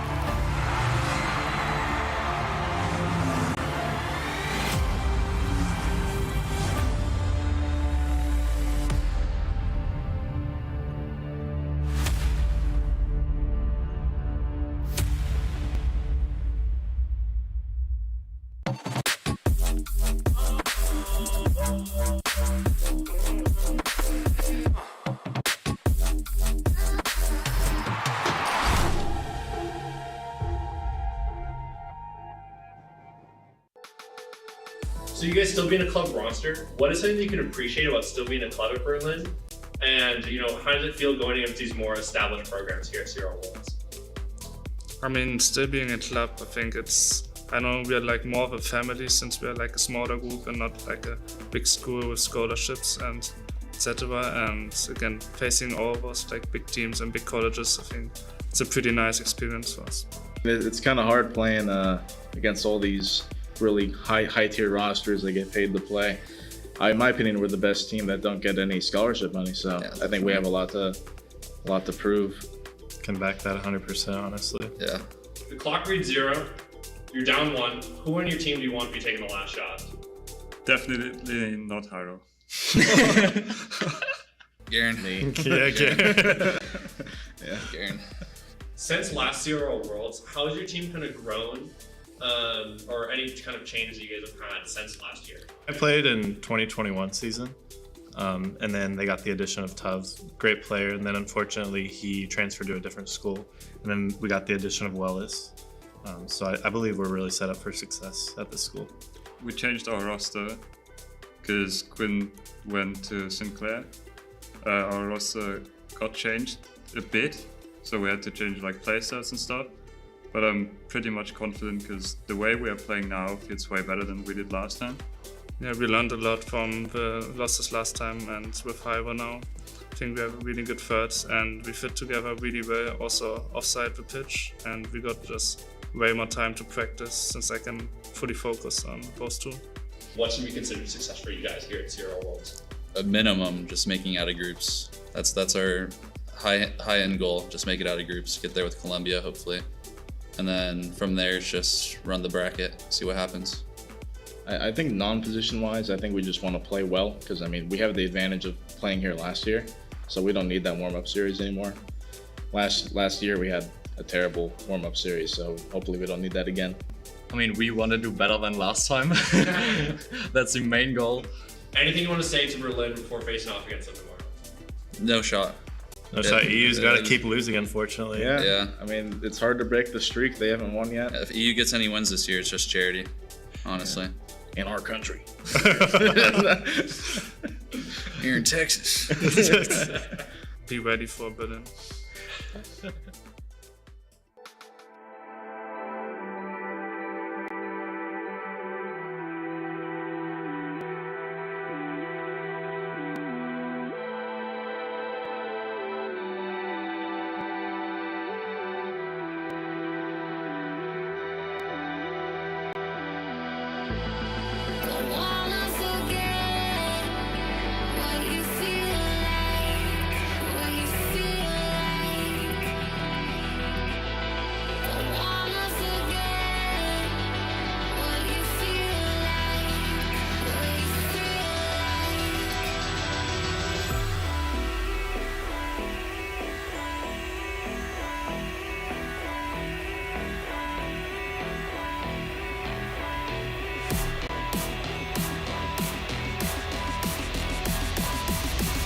Somebody, how long he will be on my mind.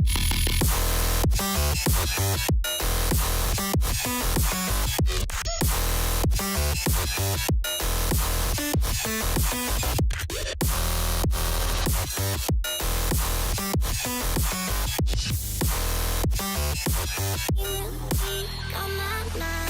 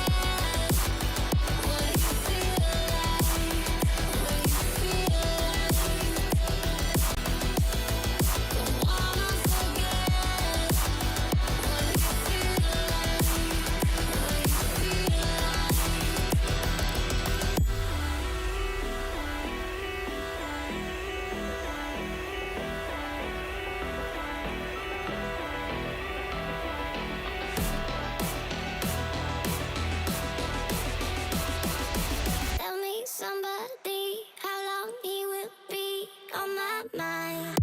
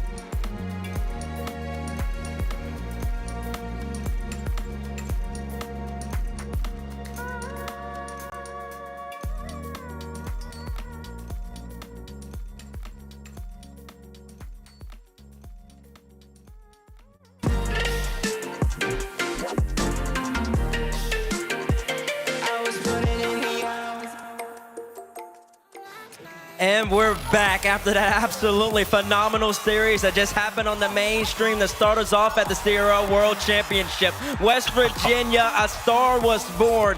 Angel with absolutely nothing short of spectacular in Game 5. He performed. Jorby Jack, we've already kicked off Tylacto from the desk. He doesn't want to be here anymore. He was already started up 0-1. His own boys. He did. He paid picked the against price. them. And he paid the price. He That's right. deserves what happened That's right. to him. He deserved it. What do y'all think about that matchup real fast? Y'all like that? Yeah, I mean, honestly, I thought Dr. Boomin looked really good for most of that series. They were fast, they were mechanical, and there was some finishing problems, I think, for them when it came to scoring goals in a lot of those games. But I mean, Game 5 was just all Angel. I mean, he really popped was off. That was crazy. I feel like that match was an obvious match of two teams, first time on stage in a while or ever, feeling out the nerves. They're playing in front of a crowd. That first game, you go, I get a 0-0 overtime. It's the perfect way to start off CRL because that's how we do it here.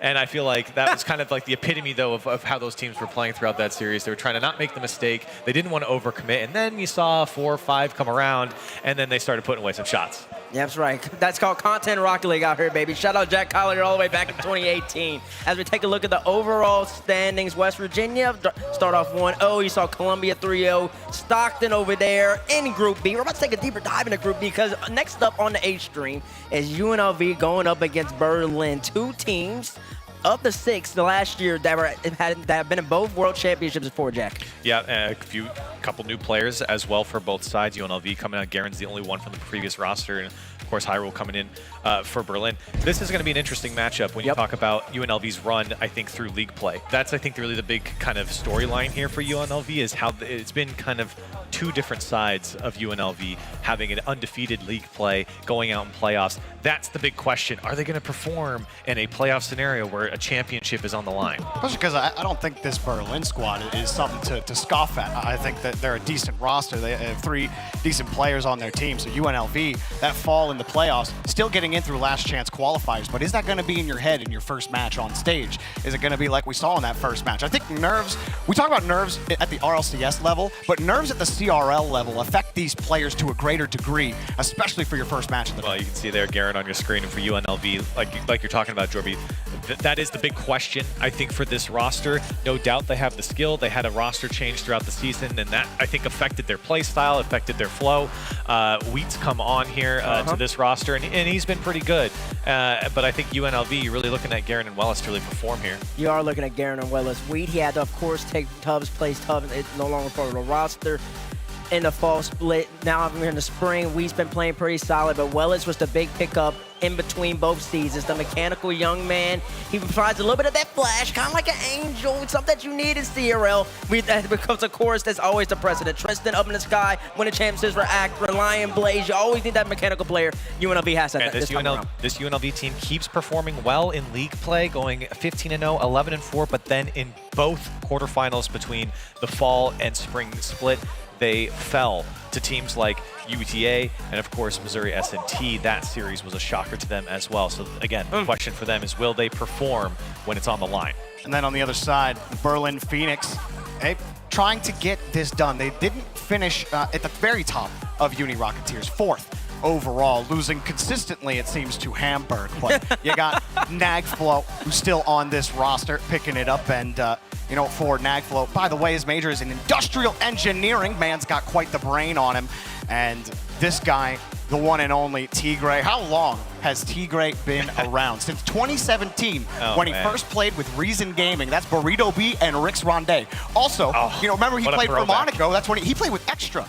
And here he is on the CRL stage. He said this might be his last tournament. So no doubt Tigray wants to make it a banger. And their new pickup, Hyrule, there at the end. And I think for Berlin, the question mark about them is how Hyrule is going to play. Because you know what you're going to get about Tigray and Nagflo. And I just want to say one thing. Go ahead. Last season at the World Championship in 2022, I thought this team was going to make a run. I honestly did. Out of the European teams, there's just no way you can tell me you've got players like Tigray and Nagflo with that much experience, play with those good of players throughout their career, that they don't make a run. I guarantee they come out and make a run here in this season. Well, listen, if you're trying to advocate for Berlin, and if you're a Berlin fan in the chat, you just got something, to hold on to there. Jack Collier is on your side. Let's see what you're thinking back at home as we look at this quick fun fact about Garen. Rotate back post. I can What is that I fun play fact? both claw and normally at the same time. That's not possible. How does that even? How does that? I'm pretty sure it's a binary thing. I wish you could hear us. I'd be like, I want to see that. Can you show us. demonstrate, please? Come on. That's okay. He's focused. That's interesting. I don't think it's possible to hold both hands like that. But he can teach you how to rotate back post. He always has been. He's been in the bubble scene in North America. Of course, he even got a W in Rocket League back in like season 6, season 7 for Rogue, something along those type of lines. There's RCX experience of both of these two sides. UNLV ultimately did better last year, though. Was that because UNLV was more comfortable or because Berlin was just better? Berlin was worse. My apologies. No, I don't think Berlin was worse. I think that Berlin was uncomfortable. I think they came out to their land like this and they were uncomfortable. I don't know if travel affected them as well. It's a big deal that a lot of the players last year talked about coming over from Europe. I think they've come prepared this time. I genuinely do. And you can see Nagflow. He can also teach you how to rotate properly. I think Garen's was rotate back post, so a lot of rotational teachings around here. He also needs a controller every 2 months. I can identify with that. How can you identify with that? That's not good. Y'all need to calm down. Stop breaking y'all's controllers. Who do you think is going to win back at home? Hashtag UNLV if you want to roll with Las Vegas. Hashtag Berlin if you want to roll with EU. I do believe that Berlin has an easier group this time around. They were in a group of death last year, even though they had the number 2 seed. Now they're in an easier group. It's going to be interesting to see what happens, of course. It's gonna be cool. It's gonna be cool. Oh, what the heck? We got one fan that's excited. Yeah, we've had some passionate fans out in the crowd, especially for that first match. I love it. That's only telling us what the rest of the event is going to be like. It sure is. Listen, as y'all keep voting in the chat, it's time to figure out what my 2 analysts plus myself believe is gonna happen. Jack Collier, you're going first tonight. I'm going first. Yeah, nice try, buddy. Put me down for Berlin. I'm going with Berlin. They're here to win. And listen, again, last season, I think they severely underperformed in their showing in the 2022 World Championship. They will not do it again here this season. I think this one's going to be a little closer than people are expecting, but I got UNLV for this one. I think that any questions about, their confidence were erased when they made it through the last chance qualifier. They know how good of a team they are. They were undefeated in league play. The only thing that went wrong for them was the playoffs. They fixed that by getting here anyway. That confidence absolutely going to be at the forefront for this team. They'll take the dub. I see. Usually I roll in North America every single time. I don't believe we have any European fans in the crowd at the moment. I'm not making Wait, are you going to pick EU on a CRL broadcast? I am going to pick Berlin here. I'm going with Berlin, and I just do believe that the defense is going to hold strong. Europe's going to get their first W of this World Championship. Berlin's going to try to make ends meet this time around. I'm rolling with Berlin, Jorbizzle. Who are you? Yeah, what's wrong with you? You okay? What do you mean? I just. We're going to get his temperature checked. Yeah, don't worry. We'll figure it out, guys. Interesting. The game is ready. We're here to find out who's going to be right, me and Jack or Jorby. It remains to be seen. Berlin trying to make amends for last year. UNLV rolling with Garen. Can Welles do it? Let's find out. The first match of the day went all 5 games here in the CRL World Championship, and we're going to see what Group B has to deliver. Dazzrin here with Hercules. Herc, it's time to get this going. This is such an exciting matchup. I love the NA versus EU storylines all the way around, but I have to agree with the desk. I'm waiting for Berlin's comeback arc, and I really think it's going to start here. This would be a great start against UNLV. If you guys were watching during the break, both teams very confident in their ability against each other, but it depends on how they show up right here, right now on the field. Well, we're going to start out strong. UNLV is going to take a little bit of control here. Nagflows. Nice center there if anybody was prepared, but TU Berlin, they're going to take their time, starting off a little slow. High roll towards that backboard. Nice defense there from Garen to start things off. Nice aggression as well on the other end of things, and that's what I want to see for Berlin. I want to see aggression. I want demos, bumps, anything to push UNLV out of the way to get them started strong. All right, a little awkward here from the side of UNLV. You see Garen backwards. Great recovery, though. High roll did try his number, and now a little bit of space given. We haven't seen UNLV on the offense, but when you do see them up in front, expecting a lot of shots from them. They're definitely a high shooting team. Will they be able to replicate that in a live environment? First minute's gone by, and most of possession has gone to Berlin. I think a player I'm looking out for on UNLV is definitely the Wheat player right here. Nice opening shot. Wheat coming on in. I know UNLV struggled a little bit in the spring there, going 11-4, but it's not bad. But this is the time to redeem yourselves. Nagflow taking his time, Here it is, a shot towards that net. This one gets sent on back midfield. It's gonna be Wheat. No boost in the tank, but enough to make a challenge. Nothing to come of it. Still seeing that pressure come out here from UNLV. Even a demo on the play, but this one was Wellis taking out high roll. Tigre, though, has the space. Does he have it lined up? Couldn't get it on target. UNLV will have to play a little bit of defense here, while Berlin, again, continuing to control the pace. We saw this in the last series, where game one, usually a big filling out process. Both of these teams, you know, first time playing on the stage in a while, you end up seeing just a little bit of kind of hesitance to get those extra aggressive challenges in. But whoever really takes that first step forward is going to come up, I'd say, victorious here. A lot of early pressure. Sometimes defenses fail to crack or start to crack at a lane setting.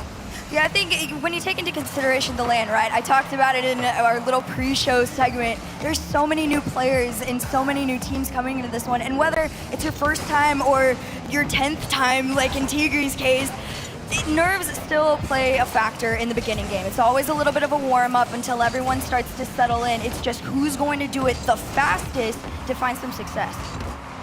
Still seeing what UNLV can do here. That's a great clear out by Tigre. But again, Berlin able to just get that back into their own end. And they've even had some times where they brought UNLV out of the net, but just, not seeing that follow-up. This one past middle. And even though Wellis, oh my God, 2 demos on that one. Tigre last here, still great 50 in a 1v1 versus Garen. Tried to get it past him, but Garen held firm. 2 minutes to go. Berlin still holding on to the ball, and Tigre ground pitch to start it off. The miniest of ground pinches, but the most deadly. Just under 2 minutes left in this game one, and TU Berlin have put themselves into a 1-goal lead. Now they have the lead, they control the pace. How will they be able to hold on here for the next 2 minutes or so? You're going to start seeing UNLV really try to turn things up as they look for a way through, and Wellis will find it. It's a quick response. What is going on here? You see Nagflo send this one in an attempt to go to the sidewall, and it's just a Wellis on him the whole way through, sending this one on in. Minute 52 left, back to a tied game. Got to see how these teams approach things off the kickoff. Nagflo is able to pick that one up. Can he get the flick? He can! Back-to-back goals. Berlin retake the lead. We were waiting for people to start to get comfortable in this first game, and according to the last series, it takes a couple games. This one, not so much. It's just a few minutes in.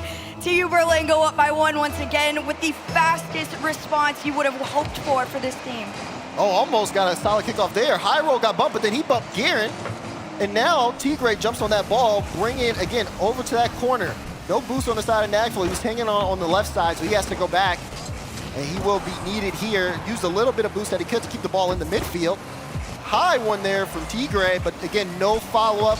Still, so much space. Give it to Berlin. They're able to put shot after shot on target, forcing these saves out of UNLV, even though UNLV down by 1. It feels like they cannot get out of their own zone. No, they really can't. TU Berlin's offensive pressure is absolutely disgusting, and whether it's on target or not, it's a threat nonetheless. Even their follow-ups, they're so consistent with each other, and I think that's what's making it hard for UNLV to break out, right? You're getting forced back into your half. There's another shot coming towards that net there. Garen having to send it on back. And then again, it starts over. The follow-up denied, but TU Berlin's pressure stays strong.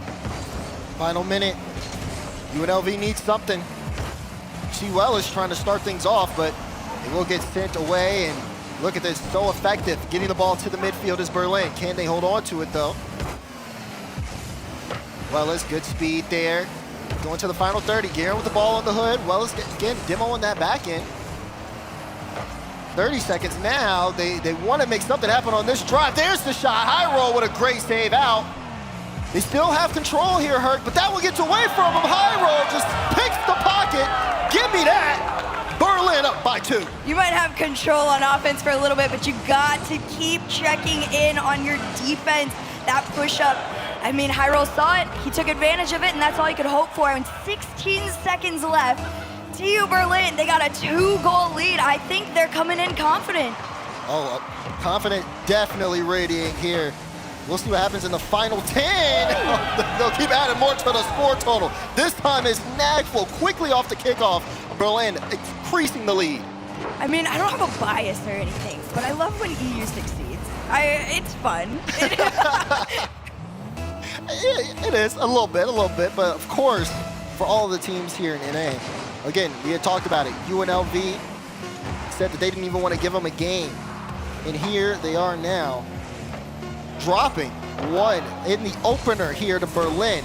What a performance. 4-1 in game one. Berlin make their presence known.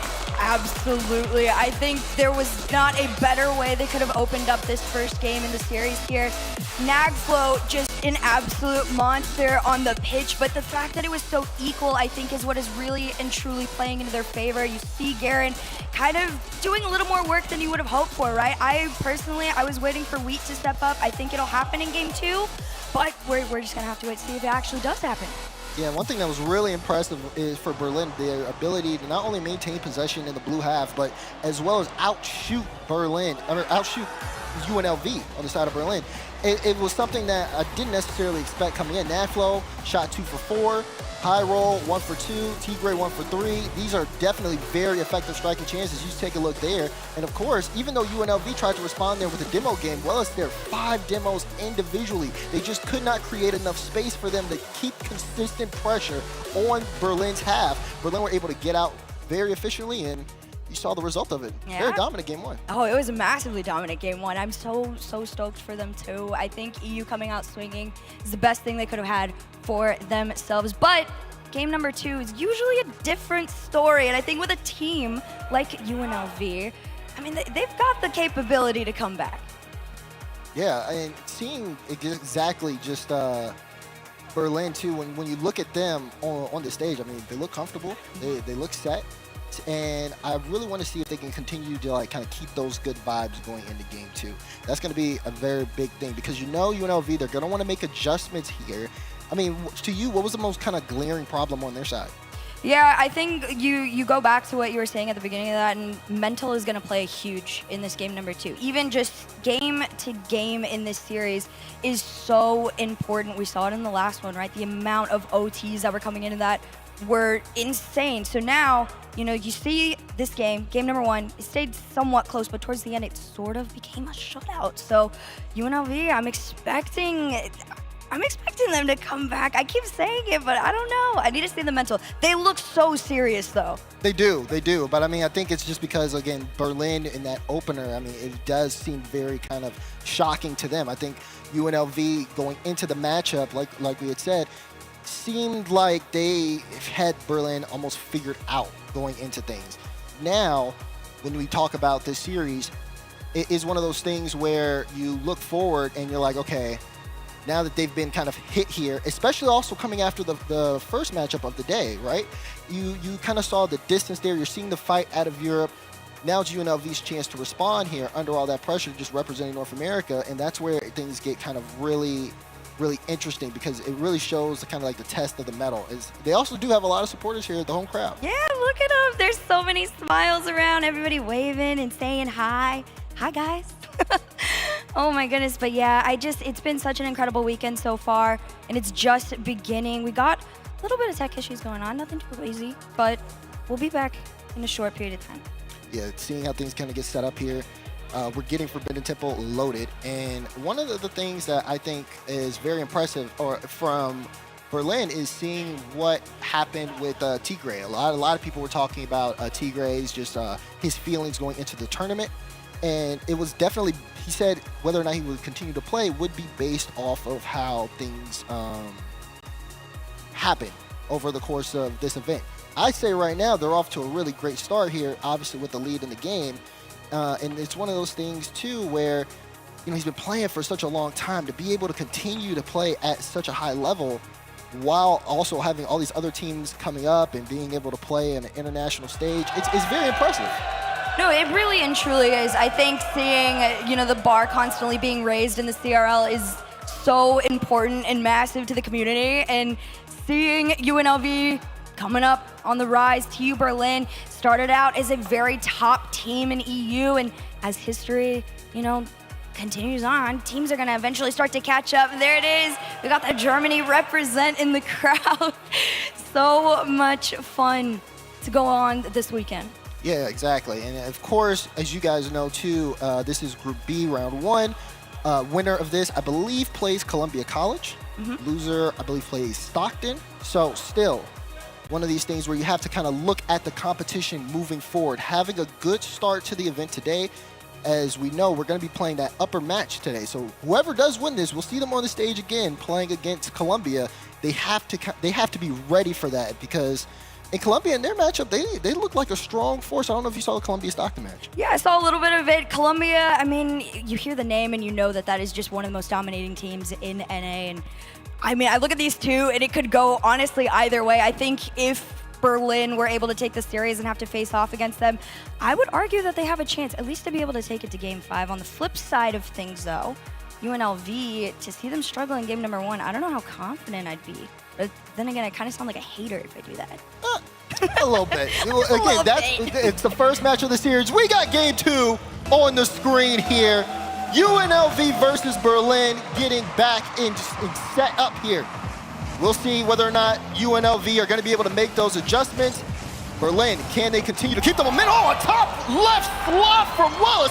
That's how you come back into the game. That is absolutely how you open up a game. It's Guerin with a reset pass over to Wellis into the upper 90 for UNLV to find their opening goal. Here we are, 7 seconds in, back into kickoff here, and keep it going. Here we go. Can Berlin kind of slow things down?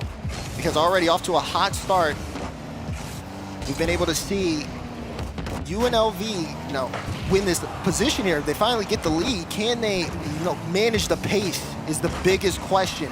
Because Berlin, again, they had a lot of offensive possession in Game 1, but once things kind of slow down, things start to reset, can Berlin get back into that position, especially knowing how UNLV are going to come out? Yeah, absolutely agree. Here comes Wellis.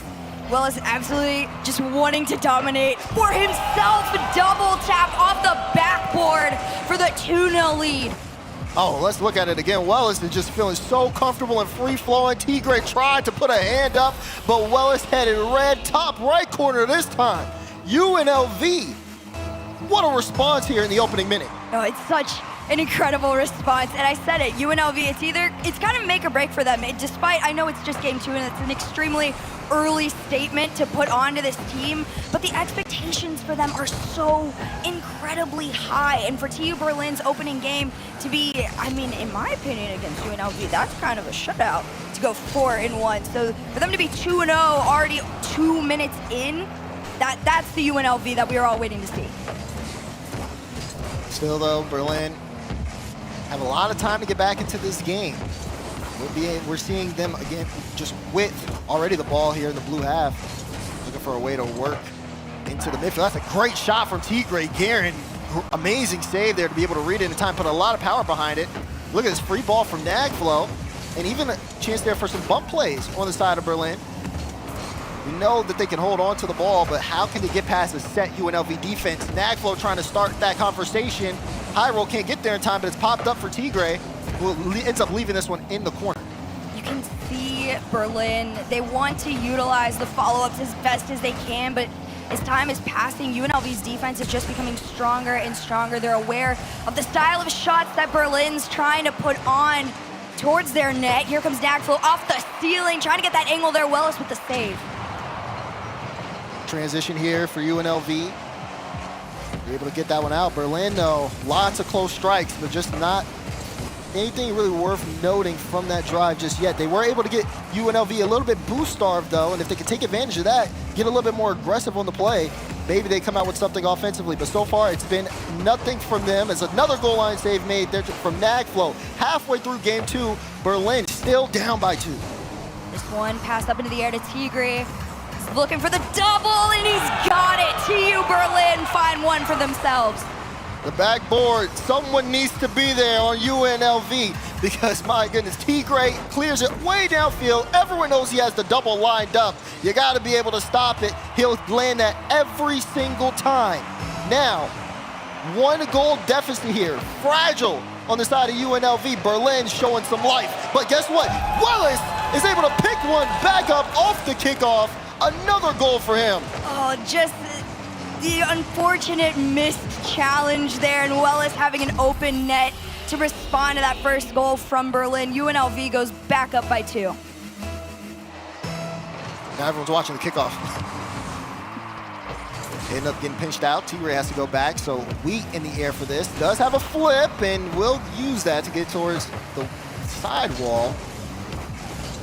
And you can see, again, UNLV holding on here. They've been able to really manage the pace once they've got the lead. They haven't necessarily been able to let Berlin in besides the double tap from Tigray. It's been fantastic ball movement on the side of UNLV. Even when they have looked like they've been struggling, it's kind of been on Berlin not to be able to capitalize on that. That being said, we've seen signs of life for Berlin, and there's still time on the clock here, minute 38, to see if they can equalize. Yeah, I think in this one, it's been more UNLV capitalizing on the few Berlin mistakes that have come out, mixed with a ton of confidence, right? Beginning of the game, Wellis was absolutely dominating, and pace is slowed down just a little bit. He's gonna take it again. Nice clear, try and get a pass just too fast for Wheat to take control and take a shot. Garen up next from the corner. He sees Wellis, tries to leap for him, but Tigray's got a challenge that keeps this one out. Approaching the final minute, Berlin got to get things going. UNLV totally okay with holding on to the way things are right now. Ooh, a little awkward there from Garen, but again, Wellis, who's been impactful in this game too, starts to bring the ball up. Can we see Berlin really push forward? I mean, first off, they got to get out of this midfield lock. Yeah, I agree. I think UNLV definitely has it on lock, although this is a breakaway moment. Tigray taking a shot of his own. I think these demos, that's really what's going to get Berlin to push in and stay in that UNLV half. 30 seconds left in this game number 2, and Berlin is just trying to throw themselves over the midfield line. And UNLV knows you just got to lock in for these last 17 seconds, and this one's yours. Final 15. Berlin need to make a play here. Gets cut out. Tigray trying to keep the ball upfield. Big time clear on the side of UNLV. Ball's going to be all the way on the orange side of the field. It doesn't matter what happens next.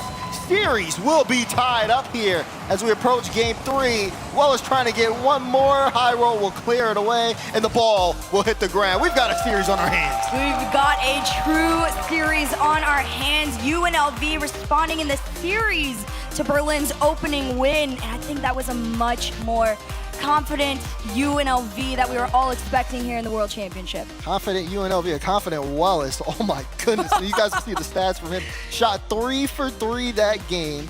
Got the hat trick, was most of the offense, if not all of it. You got to give credit to Garen as well, though. There, Garen had 2 assists on the plays as well. And of course, the Wheat. You said that, I mean, he doubled his point totals. You also have to keep in mind that, you know, Wellis was definitely doing a lot on the offense. We had 3 saves that game. So I'd say it felt like everybody on the side of UNLV kind of leveled up this game. I agree. I think, again, my eyes were absolutely on Wheat to kind of step up in this game number 2, and he did defensively. There were a few mistakes where he would push up a little bit too far, and I think that was that one Berlin goal, I believe, that they were able to get off of him. But again, you said it great. Everybody stepped up to this game number 2, and now we're going to see if they continue it in game number 3. Swing game, DFH Stadium. Winner puts the series on match point. Let's get things kicked off here in game 3, already off to a very solid start here for UNLV, trying to pass it in between each other. Garen is looking for a little chip shot on the play. Wellis is all the way in the back end though, so Garen will be last backwards again. I've seen that in game 1 too. He's been in some uncomfortable spots, but it's been able to kind of manage that, and I think that's been, I won't say too effective, but it's definitely helped UNLV in some cases. No, I definitely agree with that one. Nice pinch. This one could waterfall down if a Berlin player was there trying to take a shot at it. Looked more like a shot in the dark on that one. Tigray carrying this one towards this net. Opportunity for a shot. Goes wayside as Wheat has an incredible challenge there to send this one towards that midfield. But again, this is Berlin. Kind of similar to game 1 Berlin, I would say, right? It's pressure consistently, one after the other. Incredible follow-ups. Good defense on the side of UNLV. Strong clearance. Nag flow pops that up for Tigray. Says, go get it. Oh, he couldn't get it. So that one will be cleared over to the sidewall. tries to put that back down, and even though, do you see that mistake there? Berlin's still able to hold on to the possession.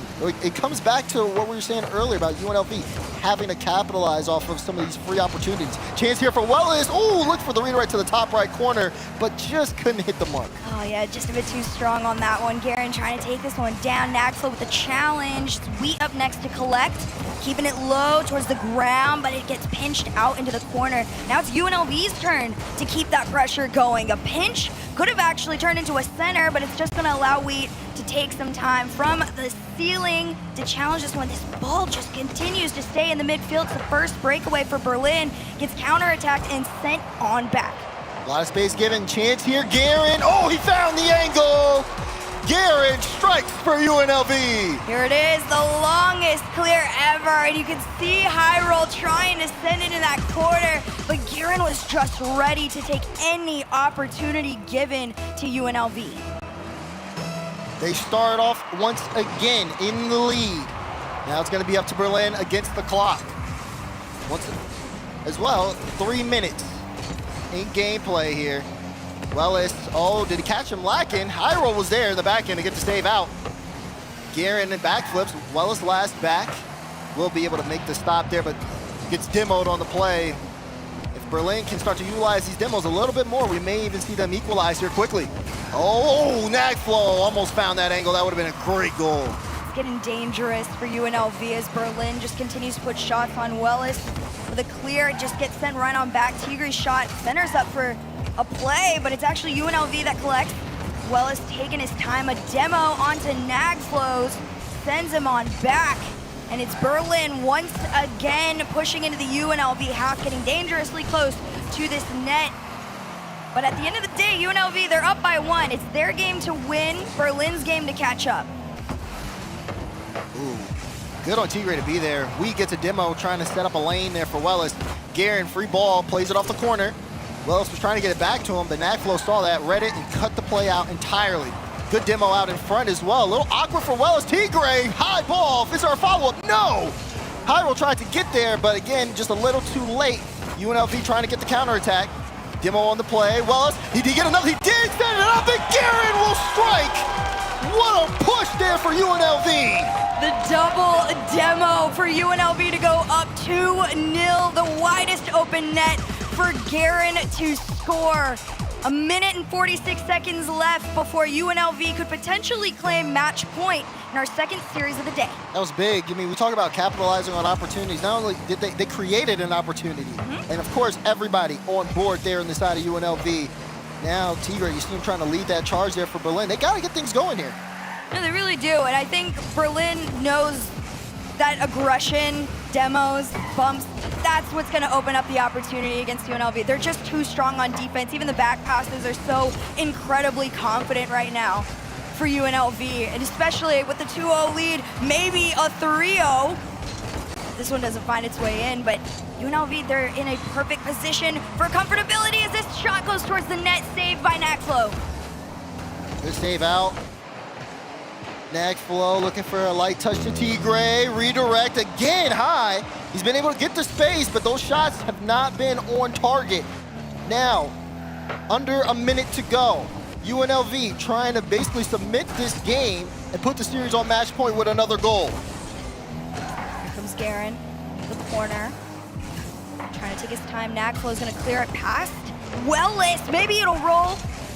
Just enough a setup here towards that backboard, high and wide, as Garen tries to clear this. Slow enough for High Roll to pass over to his teammate. Back pass, and this one doesn't find its way in. Tigre taking his shot of his own and saved. 21 seconds to go. Little High Roll keeping the ball close. Wanted to be able to get that over to the side. Nagflow tries to go for it, but doesn't end up helping that at all. Play moving way downfield, trying to get that second goal, or the third goal on the side of UNLV. This time, their victory even better than the one that they took in game number 2. Time will tick down. They'll try to see if they can get one more, but UNLV, they started the series off giving up a game to Berlin. They're gonna take 2 back and put the series on match point as soon as we get there.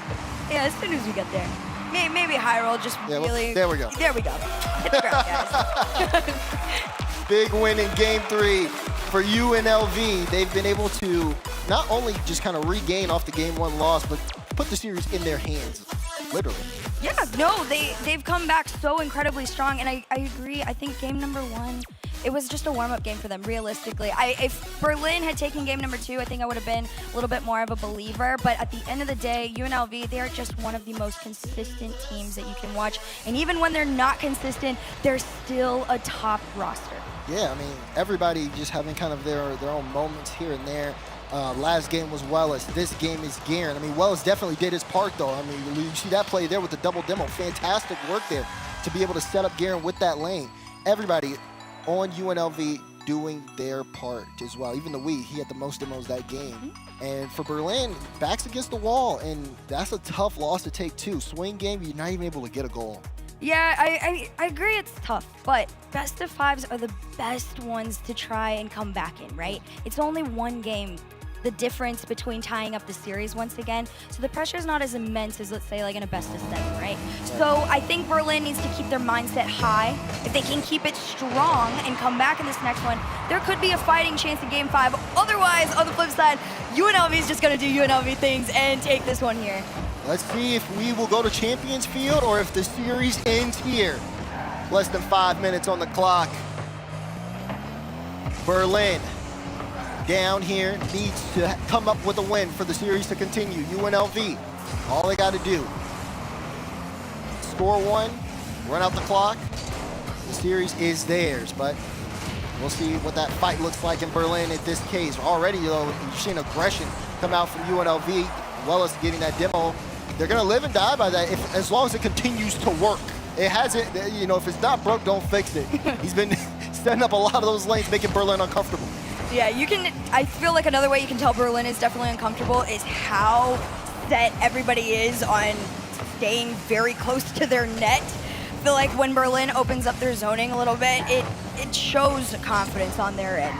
First minute of gameplay going through, scoreless, as Wheat, with no boost in the tank, is just going to attempt to make Nagful a little nervous, but he is not afraid, carries this one over the line. Garen up next, tries to pick out Tigre, but Tigre takes it away. Waterfall down for a follow-up, as well as carries this one out to the corner, but Berlin's pressure might start to come back here.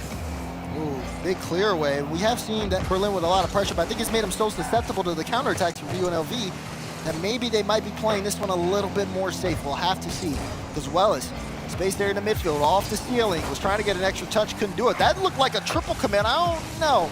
But either way, Berlin able to get the back and get set up. Light touch out across, Wellis, got it!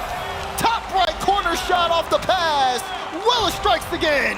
Teamwork absolutely makes the dream work. Wheat passed over to Wellis in the upper 90 for UNLV to go up by 1. And we've seen it before. They've taken a game with just 2, so this could be more than enough right now. I mean, granted, it's the bare minimum, but UNLV up by 1.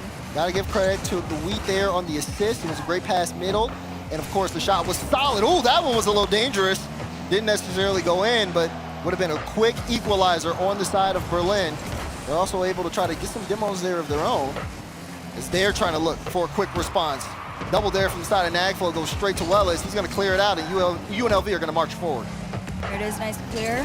Tigre's going to take his time up towards that ceiling. Wellis sees him. Going to meet him up with a challenge, with a pinch. Goes in his favor. Berlin now on the attack. Wheat just really trying to keep this one away. He drops down to Garen. Garen carries this one on a wide backboard read. An attempt at a clear, but UNLV, they've got midfield on lock. It does seem like that. Tigre gets a chance here to break out, and what will that lead here for Berlin? High ball there, forcing the Wheat to go up. Tigre does pick up that mid boost, but no one in the air to stop Wellis. Gets past Nagflo. Can he get past Tigre to dunk straight down? There's Garen, not able to get the double there. Defense trying to get recovered on the side of Berlin. It's still more freedom. But wait, here's Tigre in the air. Does he have the air dribble? Bump! He got him, but no, the ball's not in. It'll be cleared out downfield. Lose a prime chance for Berlin to equalize. It goes by the wayside. Well, there's another chance here. Tigre into the net to tie things up for Berlin. Oh my goodness, it's the touch there for the Wheat, but no one able to get the follow. You saw Garen, I think, or Wellis, he got bumped out of the play. And again, clear lane down front. Berlin giving UNLV a taste of their own medicine to equalize here where it matters most. The few times that we've been able to see Berlin consistently follow each other up have been nothing short of dangerous. And I think that was just a prime example of Berlin doing their thing. But it's UNLV on the attack right now. Wellis low boost to try and challenge Berlin. An attempt at a clear here towards that midfield, but here comes Garen, ready to send things back. Garen, gotta think a little bit of pressure here on the side of UNLV. It's so hard to close out games in a live environment. They had this one for the majority of it, but now things are starting to slip. Will this turn into something that is a slippery slope for them? We'll end up finding out. Final minute in regulation. Both teams tied up. Wellis is able to get that in open space. Garen with the light touch, but it's not enough. Nagflo got a piece of it, but got demoed. And Garen's trying to play this around Berlin's squad, but High Roll is able to get this out into open space. Here comes Wheat, taking all that boost for himself. But it's Nagflo with the challenge. Double angle in for Berlin to take the lead. He came out of nowhere. Gets the beat. That's pass two. Garen in no man's land as he just has to sit and watch as Nagflo. Big time goal there for Berlin. They've taken the lead now. 47 seconds left. They got to maintain if we want to go to game 5. You want to talk about a team that could probably have some of the best mental in CRL, and I would argue Berlin would be one of them right now. Here comes Wheat, shot towards that backboard. UNLV needs to tie things up here in the next 30 seconds. Shot goes to the corner, bounces up high, and Tigre's looking for a soft clear towards that midfield line. Wellis is able to get a little bit of control here, but it looks awkward. You see High Roll gets a clearance. Now, how will Berlin stop the push from UNLV? Final 10 seconds. Tigre trying to get it, he's got it! Another one for Berlin! That one just might send us to Champions Field. Listen, Tigre, it's allegedly his last, okay? And I say allegedly because he says pending results, maybe he'll continue on. But this man, he is leaving it all out on the field. He does not want to start his weekend off with a series loss. And TU Berlin go up by 2, and they're going to take us to game 5. Well, here we go. 2 5-game series to start us off. I hope everybody got a lot of snacks, because if this is how the day is gonna go, we're gonna be here for a while. Berlin, wow, what resilience from them. I mean, UNLV taking 2 games. The second game that they took in game number 3, Berlin didn't get anything going offensively. It felt like they were flat. Maybe they were just mentally out of it. That was one of the things that was at least on my mind. But then you go in here into game number 3, and it was just like an explosion of offense. UNLV struck first that game, but Berlin struck back twice as hard in late moments. And you really have to, give them their credit in that, because it was just absolutely fantastic. Everybody stepping up when their backs were against the wall. Oh yeah, all the credit to Berlin. I mean, for you to be able to come back when UNLV starts the game up, that just shows, like you said, nothing short of resilience. This team is leaving everything out in every single series we're gonna see them in this weekend, and they don't wanna end it here. I wanna see Berlin, I wanna see them take a win. I got the EU bias. Start off saying you didn't have the EU bias. I'll flip-flop. Well, winner of this next game gets Columbia College. Loser, Stockton. 5 minutes on the clock. Champions Field. Let's see who's gonna start off their run here in Group B on both these teams. Here we go. Here we go. Kickoff, going up the sidewalk here. It's gonna be High Roll that takes control of this ball. Half a tank of boost, enough to try and center this one for Nagflo, or send it back at least. And Berlin's got all the aggression, but counterattacked quickly as this one gets saved and sent off to the corner. We trying to wrap around. You saw Nagflo with the push. Oh, Garen tried to get a piece of it. It's a bump on the play. He did get a piece of High Roll. And Wheat shot. No, it's blocked out. 2 people from the side of Berlin just putting a wall up in front of the net. They were not letting that through. Those are hypothetical murks they're in right now. Nothing can get past Berlin. and you know they're not going to let anything. This is not an easy game for UNLV to try and take off Berlin and win the series. And despite Berlin being stuck in their own half for quite a bit of time, almost this first minute of gameplay, this is the first breakaway we've seen Berlin have, and they immediately get sent back. Berlin is still in control of this game. Yeah, it's really interesting to see, though. Oh, God, a double miss. You can kind of see the nerves coming out here in Game 5. No one's been able to touch the ball here. As this Wellis finally gets a piece of it, trying to catch up to it, but it's a good touch from Nagflow off the side. Berlin was a team that had offensive possession in the earlier parts of this series. We were just kind of it was like it was expected from them. But now UNLV are striking back, and they are taking control here. They're trying to get those early goals in Game 5, but even you're seeing signs of pressure on their end. They're not hitting the ball. Yeah, UNLV, you can definitely tell there's a little bit of nerves coming into this big game, but Wellis is not nervous at all. He finds the angle, and UNLV take the early game lead. It's his fourth shot of the game, and it's a good one to go in. Great double, finds the angle, and shocks Berlin. They're under the clock now, 3:28 to go. All right, back into kickoff. Let's see, it's gonna be Nagflow that wins it, takes us to the corner. We already set up for the, you would think he's set up for the shot from Tigre here, but Tigre's placement is nothing short of impressive. Berlin tie things up. Look at that, Tigre just goes for it. That, again, when it comes down to it, that late game surge, there is no fear on the side of Berlin. They're able to strike back quickly. This one. Low center, Nagflow taking it all the way towards the backboard. A pinch into the midfield. Tigre expects it. High roll. He wants to take his time, take this one back for Berlin, but UNLV's attack is strong. A clear gives some breathing room to Berlin to try and push in, but UNLV's counterattack clears, they're so consistent. I don't know if Berlin can keep up. They need to create something for themselves. A little bit of tension there on that goal line. Guerin trying to set the pacing, get the ball out. The Wheat, not the best first touch. He's gonna be floating in the air for quite a bit. Who's gonna get there first? It's Tigre sending it off to the side. Guerin wants to keep that forward. Good couple of 50s, but even then, Berlin still not trying to give up that midfield possession to the side of UNLV. They've both been fighting for control, and finally some space given to the side of the orange team as they're trying to turn things around, turn this series around, and close it out. High roll, low boost, trying to carry that one towards that net. Nagflow's up next. Half a take is enough to carry you in, and a pinch finds its way into the net, low and, well, in. Look at this. Everyone is going up for that initial challenge. No one thinks Nagflow has the ground pinch.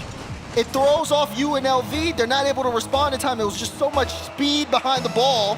2 minutes now to go. Berlin have turned this game around. UNLV came in with all the pressure. They even had that first great goal there from Wells, but it still just has not been enough. They haven't been consistent enough, and now they've got to play with the time behind them.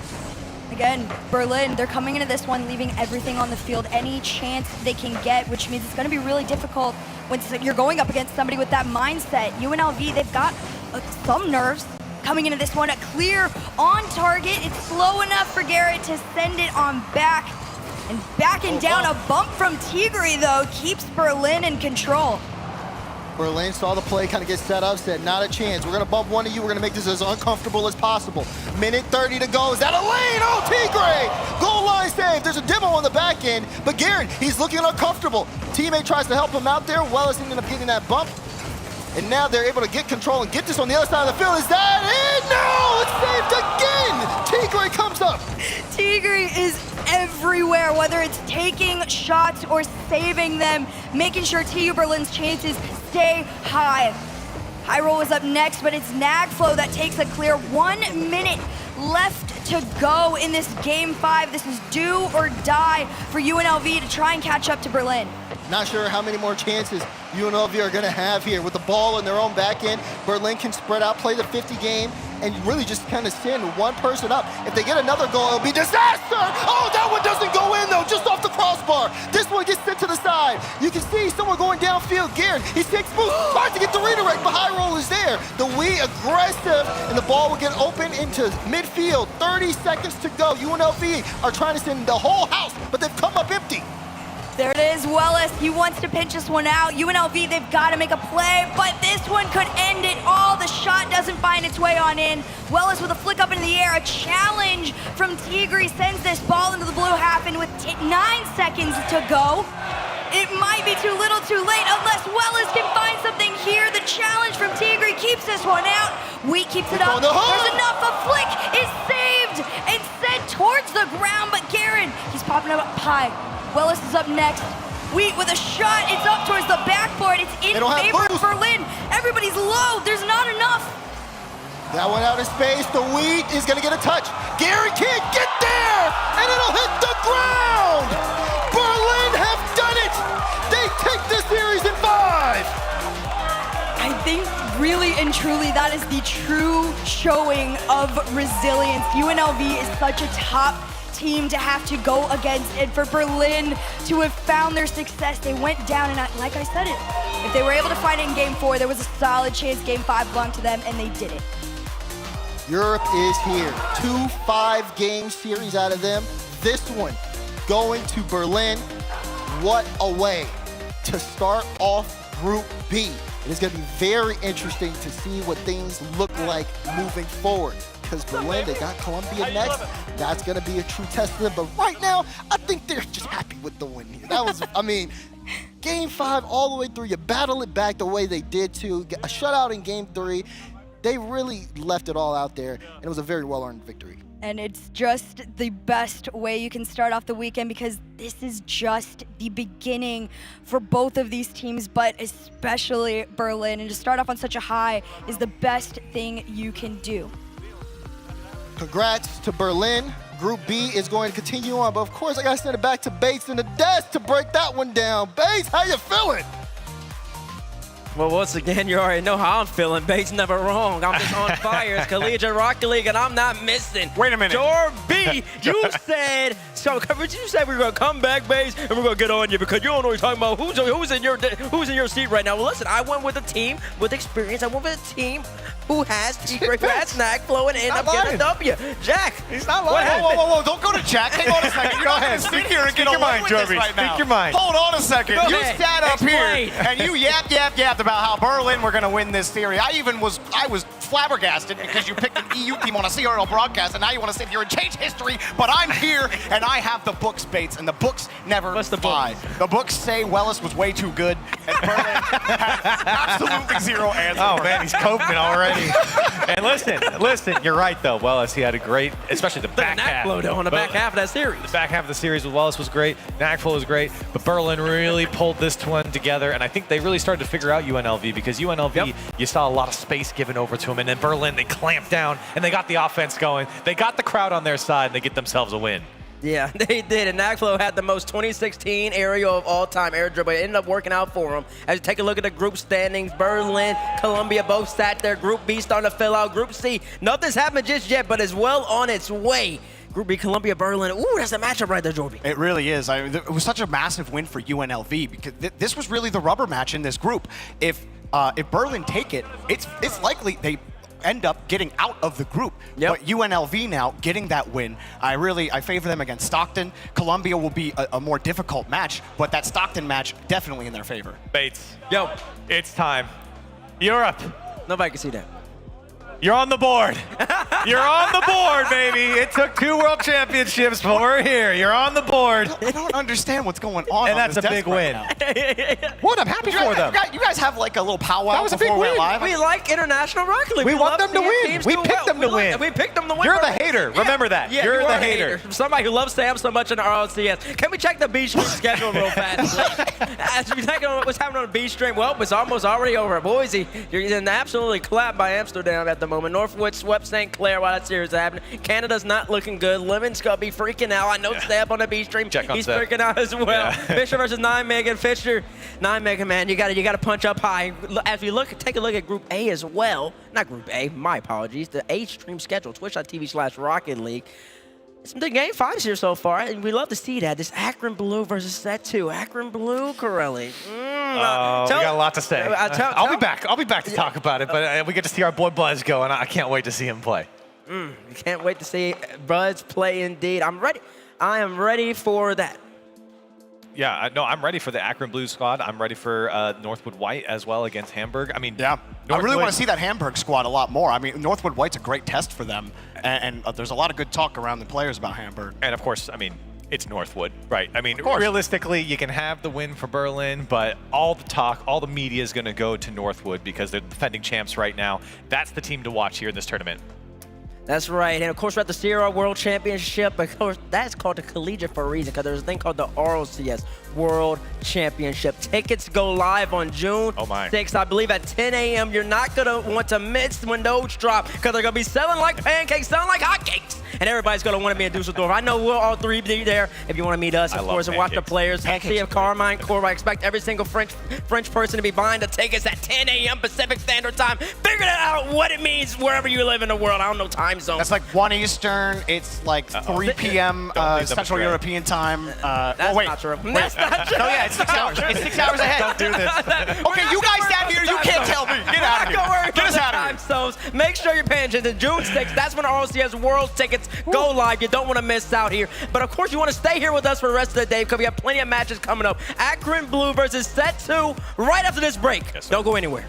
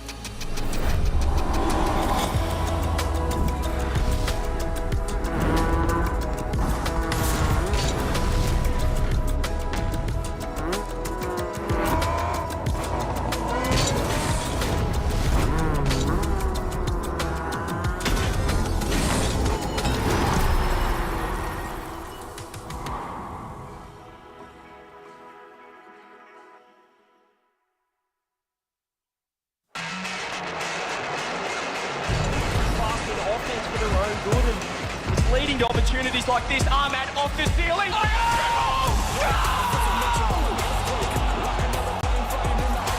Ahmad with the 7 from heaven. Can they get control of this? Pop back from a towel as he takes control. What? Are you kidding me? This is really happening. It's really happening. It actually happened. Fortune favors Liquid. See this one flipped out. First killer. Does he have a flip? He's trying to use it to pass down. It's unbelievable.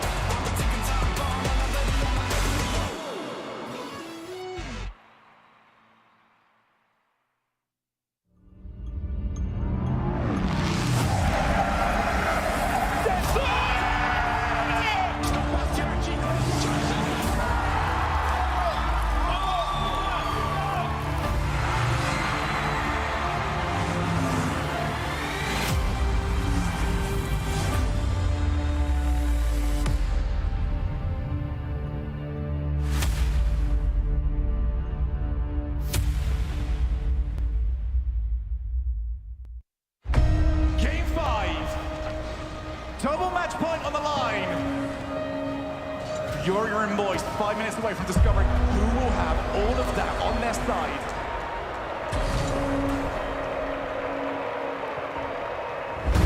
Rotation back.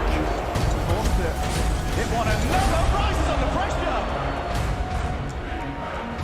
That was a forced mistake. Matrix is around the demo. Gets the ball. He's now taking his emphasis on the field. On the reset. Can he outplay everybody? That was otherworldly.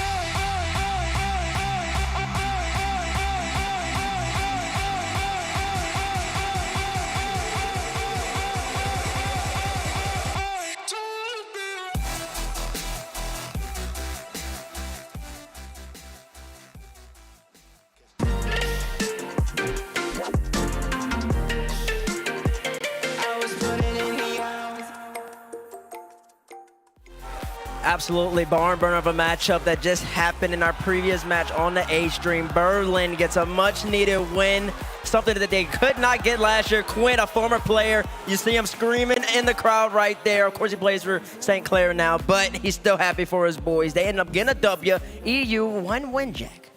And it's a win that they should have gotten. They should have gotten it last year. And they got the job done here, Stacks. They finally get on the board. Yeah, they finally get on the board. And you know what? They're getting real close to getting another one in the group we're about to be looking at as well. And Boise State's on the ropes right now over on the secondary stream. So this has been a lot of fun for Europe, much more so than last year. Much more so indeed, but there's still a long road to go to see if they make it to Sunday. Oh, somebody just screamed. Take a look at Group C. That's the group that we're about to go into. Akron about to go up against Setu, and then Amsterdam and Boise State. Group C, Akron Blue. It's really just a story of how far CRL has come. 5 years ago, this matchup would have never happened. But that's just how much CRL has grown, Jack. Oh man, this program has seen so much change in CRL, but they've always been a constant. I mean, this is a program that's been to 9 playoffs. They have 4 championships, 2-time runners-up. This is a program that's 96-41 all-time in league play. They are something special here in CRL. It's something special indeed. They've been here a while. And then on the other side, you got Southeast Technological University, Setu. They qualified, Stacks, through the LCQ in Europe.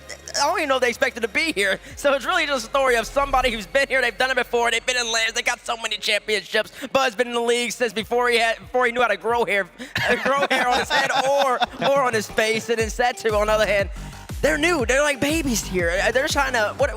What's the expectation for Setu? Well, I mean, the pride of Ireland, right? I mean, they're trying to get Irish Rocket League on the map overall here. And I'll tell you what, they're a team that I think is deceptively good defensively. They're a team that's not going to give up a lot of opportunities. A lot of pressure is going to be on that guy right there, Bullseye, to kind of be the catalyst offensively for Akron and get them those opportunities. And he's been huge throughout league play, especially pulling up the anchor position there multiple times. But this is the guy we want to talk about real quick. Kind of his last dance here on the CRL. Going to graduate. Buzz. He's joined in fall of 2018. He scored over 400 goals in CRL, and he's played 398 games, teammates. You only played 167 in your career, and you played a lot. I played a lot of games. Buzz has been around the block, and Akron are better for it, and you got to talk about, I mean, he'd love me if I said this, the LeBron James of CRL, Tristan. My goodness, what a career he's had individual. No, we'll see. I would love you if he said it, but it'd be wrong. LeBron James, he's number 2. That's the Michael Jordan of CRL right there, Tristan. It took over the league in fall 2019 on that dominance, and he never looked back. Multi-time champion, has always been a constant best player in the game. The only person even in that category of that greatness in my eyes is Lion Blaze. And Tristan, we're so happy to see him back on the stage, back to him Buzz. Woo, I'm so excited. Yeah, I absolutely love watching this team play. Like, between these guys and Northwood, easily my 2 favorite teams to watch in North America.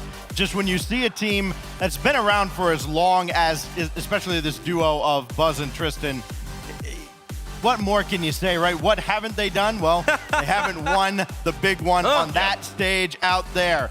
In their way right now, Setu. And again, this squad, they're sneaky good defensively. Sneaky good. They're not going to let you get a lot of opportunities. You've got to cash in on the ones you get. No, I'm excited about this Setu squad. This is a team that had to win 7 series in a row to get there. And they had to go through Kiel, who are the Heartbreak Kids of last season at the World Championship. So they're trying to test it here. This is not just some crazy random run. They made the gauntlet. They made it to this World Championship. They deserve to be here. They really do deserve to be here. And even before they had to go through the LCQ, over in Group D in Uni Rocketeers Spring, they took out Hamburg, one of the best European teams here. They took them out. They beat them in league play. Made sure that they didn't go undefeated. So I know that it's that 2 team. Everybody here is LCQ. Oh, they can't do it. They're a solid roster. They got poise. They have some experience on the team. The question is it going to be enough to overcome Akron in the 398 games Buzz has played? It remains to be seen, but we will find out. But in the conclusion, in the next 50 minutes or so, who you think's going to win this matchup? Hit through a hashtag UA-B or hashtag Setu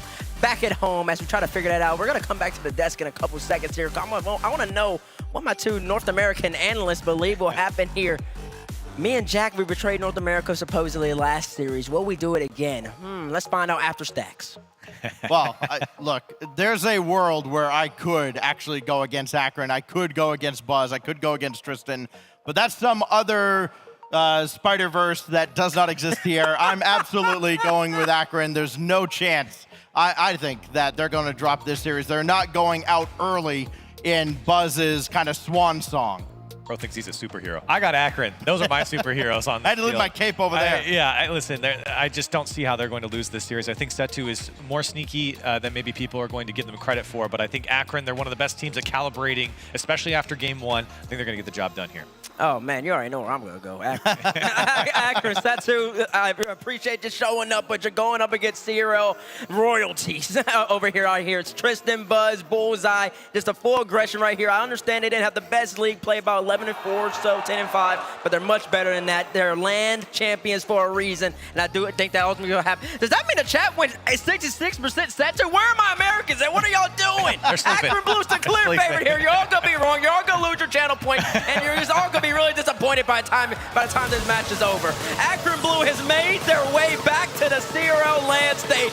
Setu had to go through the European LCQ to get here. Can they take out CRL royalty? Let's get into it. A place that they call their own, a kingdom that they built, Akron. Another CRL World Championship. They come up against the new squad here in Setu Tile Acto. Absolutely. Couldn't be more of a contrast. You talk about Akron, you're talking about legacy. The university founded back in 1870, Jorby. Now, they weren't playing CRL back then, but they might as well have been. It feels like they have been completely synonymous with the competition. Whereas Setu, well, they were founded last year after the merger between IT Carlo and Waterford, and really that difference kind of carries along and correlates to the players as well. This is going to have to be a Cinderella upset for the Irish because they're already down 1-0. Yeah, they're going to need to find their heels. Tristan, his steps are just a little too steep for him here. Nice little air dribble and touch. The demo going to ensure that they aren't getting back to that ball, but I think even without the demo, talking about an Akron goal. So for Setu, Tailakto, for this Irish squad, what do you want to see from them, specifically against Akron? It's hard Stop to getting demoed. Yeah. That's the instruction. That's it's a good very, very difficult. Akron, the most demos per game of any team in this competition. The equalizer already coming through, though. Setu making my train of thought look like a replacement bus service, and it's Shallow getting the one into the back of the net. A nice little play there initially, the solo. Setting it up with the flip reset, forcing the 50 right back out to Shallow. Shallow still had to place it well. And Setu, that's a great response after your back door was left wide open for Akron to start the game. Now Tristan off the kickoff, goes for the ceiling pinch. So a couple players go for that ceiling pinch today. None have gone in the net.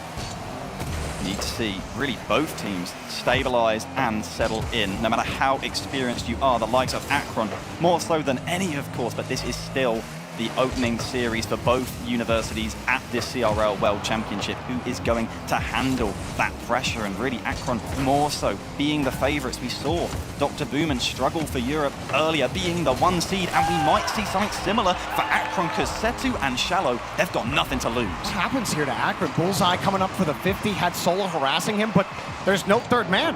Where's Tristan? Buzz was still rotating back. Akron rotation just completely absent. Setu will absolutely take advantage here right after the first minute. And it didn't take long for Shallow to start leaving his mark on this series. Can he continue it? He only came in this year to Southeast as a freshman. He's studying business and he means it, Jorby. 66% goal participation. He is the man and very much the main character, as you see here for Setu.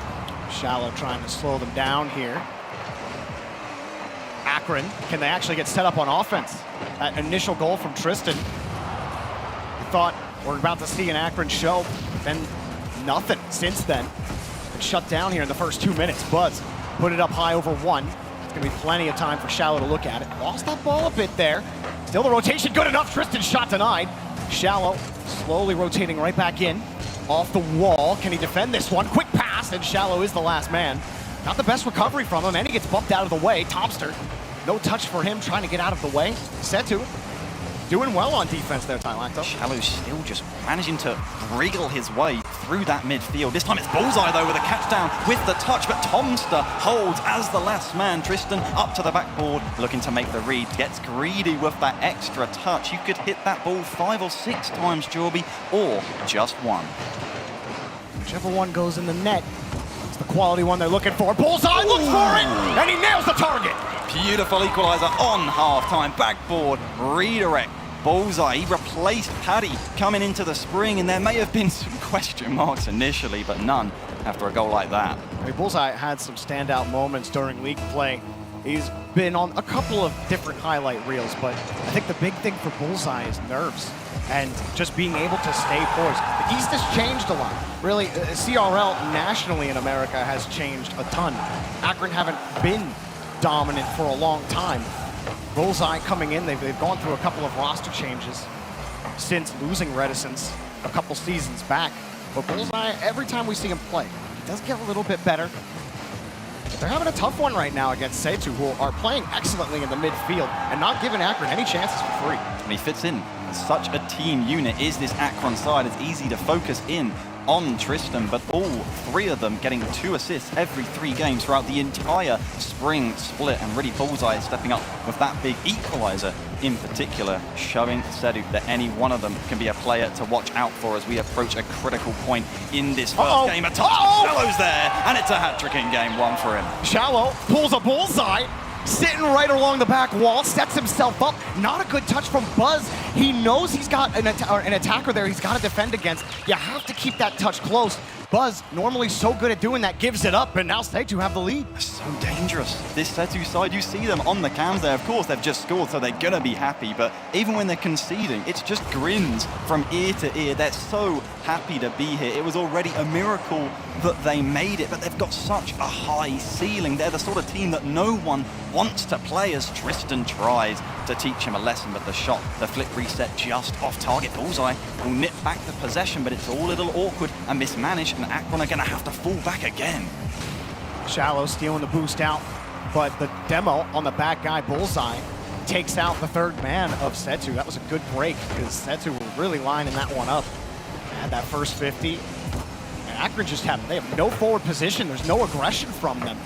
Despite, I mean, the boost total, Bullseye was actually third with the only one on a full tank of boost. Here he comes again, Bullseye, trying to get set up. So much pressure on Buzz to go out with his CRL career, an appropriate bang. I mean, we saw it last series with Tigre, who announced his RLCS retirement, and he had an incredible showing in that series. I don't even want to talk about this. Where are you going, Buzz? Getting fourth, but it's just falling apart slightly for Akron under that expectation. Buzz just turns up field, full faith that Tristan's going to win that 50, but he's the last man back. You have to protect the net. Taking a risk, driving upfield like that, that's not something that Buzz usually does. That's two opportunities now that Buzz has given straight to C2. 2 goals went to C2 because of what happened with Buzz behind the ball. He's going to have to get it figured out. Akron getting a little lost here in game number 1.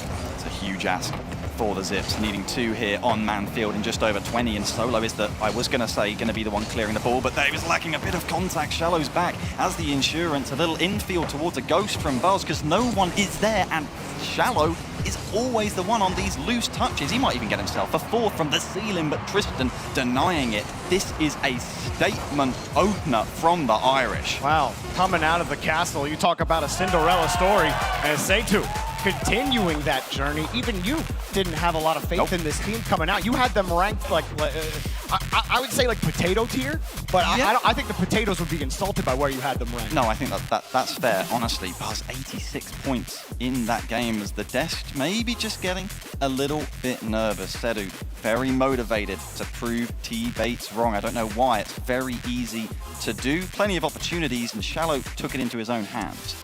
For Buzz, at 86, I think that was palpable on the field for him. And you know that he wants to do better. This is his last ride, his last tournament, his last chance at a CRL World Championship. And Buzz, that kind of performance, I mean, that's just not going to get it done. It is not one bit, and it's such a contrast to when you see Buzz putting up crazy numbers, outperforming Tristan back in the National Championship playoffs, and he was having a great time on the player cam. And now it's just a bit of silence, and you do feel bad for Akron, the Zips. Such a legacy to live up to. They've got time to correct it, and I expect them to. We've seen plenty of swings in the series already so far today, and if those have been anything to go by, well then we've probably got another Game 5 on the cards. Yeah, our 2 A-Stream matches to start the day are NA versus EU group games, both going 5 games. And now Setu, you've got a good start here. Akron. The big question mark for me is Buzz. Can he protect the ball? That might be enough. Really, Buzz protecting the ball might be enough to break Akron out of this as they get the first clear. Can they get their hands on enough boost is the question for me when it comes to Akron. If Tristan is going to be able to dictate, he wants the supplies and the resources to do it. The man has been guzzling 450 boost a game. Only Lion Blaze here at this event uses more, but Setu, such a boost-stealing team, as I thought Shallow had maybe got himself another one, and it seems to be frustrating Akron. That matchup of play styles, that's a little more frustrating, but it's back in front of the net for an easy tap-in, and Buzz is the player to get it. Akron sent the whole team just to get this goal. They see the lose when it bounces off the post. They go, no, no, no, no. Tristan and Buzz are making sure that one goes in. And Buzz will certainly get over 100 points this game. Much improved from Buzz, who last game was looking more out of place than hot sauce on eggs, but it's much better. That's not coming bad. into this. No, please. What? Please. We've had this discussion. Have we? We're not going to descend to that point. I can't believe okay. you're disrespecting. We're going to agree to disagree, okay? Okay. Let's I move like on from this. Sounds good. Akron on offense. as another shot, maybe. Buzz waits for it. Top, missed it off the bar. Straight down for Seitu. Oh, Shallow, a good catch. If only he had boost. He does get some support from Tomster. And Seitu, light shot. 2 up, Buzz and Bullseye. Double committing. Tristan, a demo, but a demo on the back line as well. Seitu able to keep Akron locked in. But all of them starting to run a little low on boost. You see Tristan, Bullseye, Buzz, all under 25. Need some of those canisters, and they're just not picking any up. There's the first one in the corner, but Tomster couldn't quite take it out. Got the back pass. Seitu taking their time. Really significant moments for the players on Akron right now to calm themselves down. They weren't in the lead for all that long last game, and Seitu are already looking for a fast response again. They have been able to find themselves tested by this stubborn Akron defense. Buzz will be able to get the ball out of the corner here as he runs it round the border.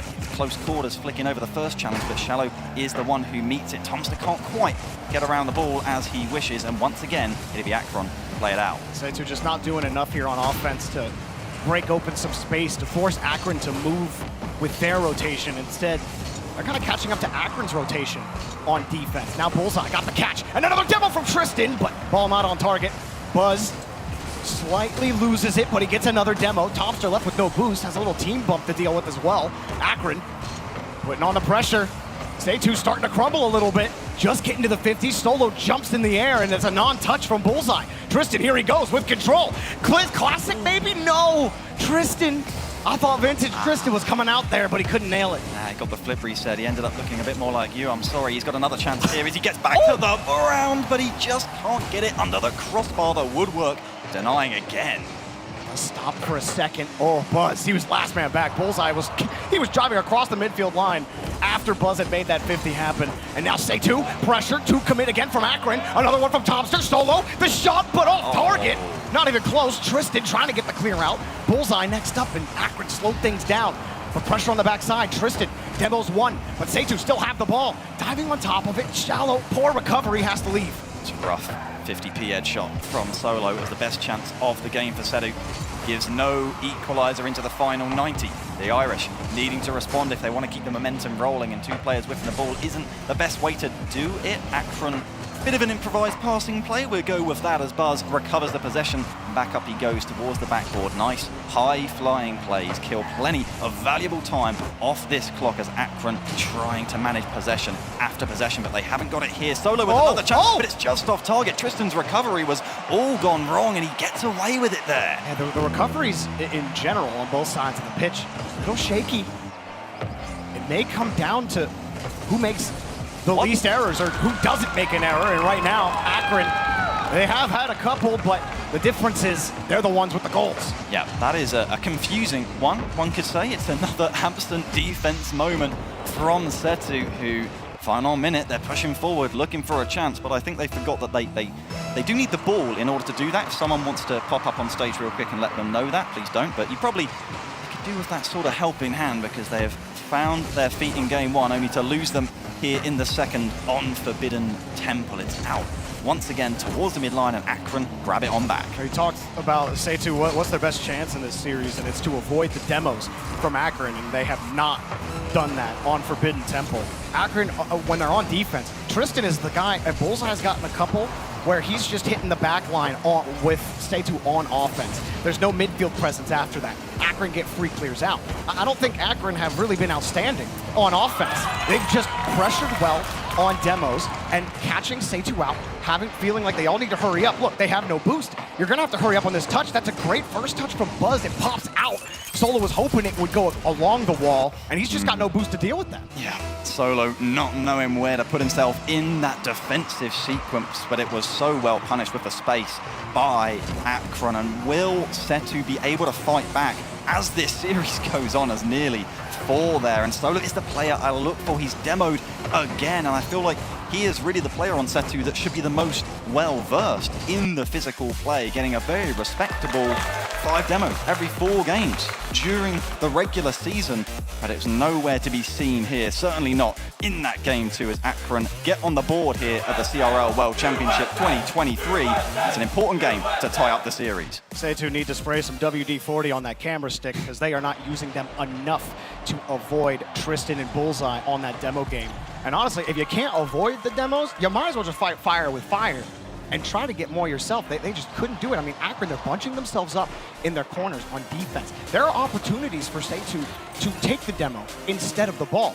Something like that could absolutely trip Akron up. I do not think they have played an excellent Akron game so far. I think there's a lot of holes, and Setu, they could still punch through. So even though Akron win this game 3-0, I do think the series is a little closer than that score specifically suggests. Absolutely, and it's a stretched rotation from Setu, and we saw it back in Europe as well, in particular Solo, always happy to take his leisurely time with the rotations back because he's often hunting for those demos, but I'm afraid he's chasing shadows because Akron are getting them so much sooner and faster. If he's upfield, he can be available for a redirect, but the clears aren't coming through. That game, they just found themselves huddled up like sheep on the defense, and Akron ran rampant. Game number 3 to decide who goes to match point. Get smiles on both sides, and you saw the little tidbit there from Buzz as he picks up the first goal of it. He is the only player here at the World Championship that was playing in 2018. I know we talked a lot about Buzz at the very start of this series and his history, but I think that really goes to show you his longevity and his statement on Akron. Not his statement, his tenure at Akron. That's the right word. What a tenure it has been. Graduating this year, and like you say, he was part of that first CRL winning team for Akron over 4 years ago in Minneapolis. That is a long time ago, and it's really impressive, I feel like, in an esport such as Rocket League, when longevity can be such a rarity sometimes, as that one comes off the crossbar, and it's going to need to last longer on offense if Setu are going to get better looks. Bullseye setting it up for Tristan. Buzz now gets a free look, but he doesn't get any power, and easily saved. Tristan crashes in front. Akron love to keep their train rolling. Setu trying to find a way to hop on the caboose. Looking to get themselves a ticket, but I'm afraid the price isn't right at the moment as they nearly concede a scrappy one, but a big saves across the board for Setu as Tomster tries to get some breathing room as it goes out into the midfield, only to be challenged by Bullseye, followed up by Buzz, and Tristan just not there on the end of the pass. It's a rapid turnover from Akron, and Setu are struggling to keep up when it connects. Bullseye tried for a controlling touch, took his time to get back to the ball, and it pitches the whole way back, and Tristan misses. Setu, the change-up shot. That's not the shot you want when Tristan misses off the backboard. That is rough. Falls out for a chance of an open net, and the shot, it's like he just hit it with a wet flannel, Jorby. I don't know what it was, the connection, the wheels, not there, as Setu do have the ball in the offensive zone, but they don't have the ball. It's Bullseye trying to recover with the wave dash, but he is beaten out by Tomster, who's been a little quiet since game 1. Same to be said, really, for all of Setu. Understandably, it's loose touches once again as they're grouped in their own third, unable to wrestle meaningful, lasting possession for the past 5 minutes, it feels like. Here they break out finally, and now they get a chance. Tomster on the catch and gets by 2. Maybe a chance for Tomster, but then he drives around into net. No one was around for him to bump. He steals the boost. Pass in front, denied. A breakout maybe again for Akron, but their entire rotation was on the opposite side of the field. And Setu, that was another chance. Gone. Tristan reset. There he is, but he missed. And Buzz will make sure it goes in. Style from Tristan. Beautiful assist, although I don't know what you're talking about. It's all Buzz in this goal. I don't know what Tristan was doing. He should have finished it. It was a beautiful shot, a beautiful attempt, but Solo unable to get the in and out back onto the ball to get the clear. And it's 5 unanswered goals now from Akron. Setu needs something. We need to see the pulse because they're probably checking through it themselves right now. Oh, he almost found a dish angle, but it rolls and saved by Tomster. Good 50 though on the return. Maybe Setu gets something here. Bounce on the ramp does not go out. Think back to that chance that Tristan missed off the crossbar. You think about that passing chance that they missed as well. Setu have had those chances despite the 5 unanswered goals. That execution lacking slightly for them right now. I've only just realized I don't know which team and which university the winner of this series will play in the Group C uppers match, because Amsterdam were 2-0 up against Boise in a high-scoring series, but I know it had been dragged all the way to Game 5 when we started this series right here. Maybe these players right here also won't know as well. I like that idea there from him to leave that first challenge. Now another pass. Third man, trying to keep it close. That's Solo. You wanted to see him take the next step, be that centerpiece for Seitu, but there was no teeth in the midfield from Seitu. And now here comes Tristan. The 50 forces 2 in front of the box. A floater, and Bullseye hits the post. Nobody from Akron is going to get that third goal. Buzz slowing it down. I think Akron playing with their food a little bit, slowing it down, changing it up, trying to catch Seitu out. But slowly, surely, Tristan can't get the goal. How many times have they banged it off the crossbar? Seitu can't break out. Yeah, so Seitu just can't get themselves onto the offense. Akron, you took the words out of my mouth in terms of playing with their food. Tristan could definitely have got a third. Chose to try and fake out both defenders as well, making the investment into next game by trying to throw them off their game even further. It's shallow now. Aptly named at the moment, but he's shown a real depth of offensive plays during the regular season, and he really needs to dig deep and find something to get the Seitu engine going again. They're not going far without it. They got the ball here. It is shallow, but it doesn't look like he's got much to work with. And Akron are relentless. Jorby, the flip reset. It could have been 3 again, but Tomster holds strong on the goal line. Seitu, I think if the big thing on these controlling touches, as they move downfield, is that if you're not necessarily controlling the ball well and you keep losing those touches, you need to switch it up a little bit. Akron, they know what you're going to try to do. They know they can beat you to the ball.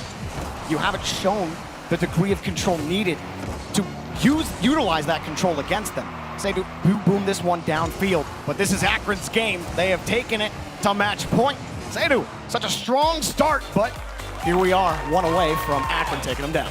And the smile certainly creeping back on Buzz's face, but you can see now the job is not done yet. Akron don't want to let this rabbit out of the hat. Seitu need something, but they're going to have to earn themselves something, because it's not going to be given too many times. They've had time and not realized it. The ball turned over, and that's the difference for players on this level. You're at a World Championship, a LAN. It doesn't get more pressure than this, and frankly, it's showing. They have the moment, they can communicate, play it to each other, take the ball down, but it's too easy to just want to see the ball away from your net, boom it downfield, and it's just a turnover of possession. And whilst that might cut it in ranked when we're playing, but certainly doesn't cut it here against the best universities in the world.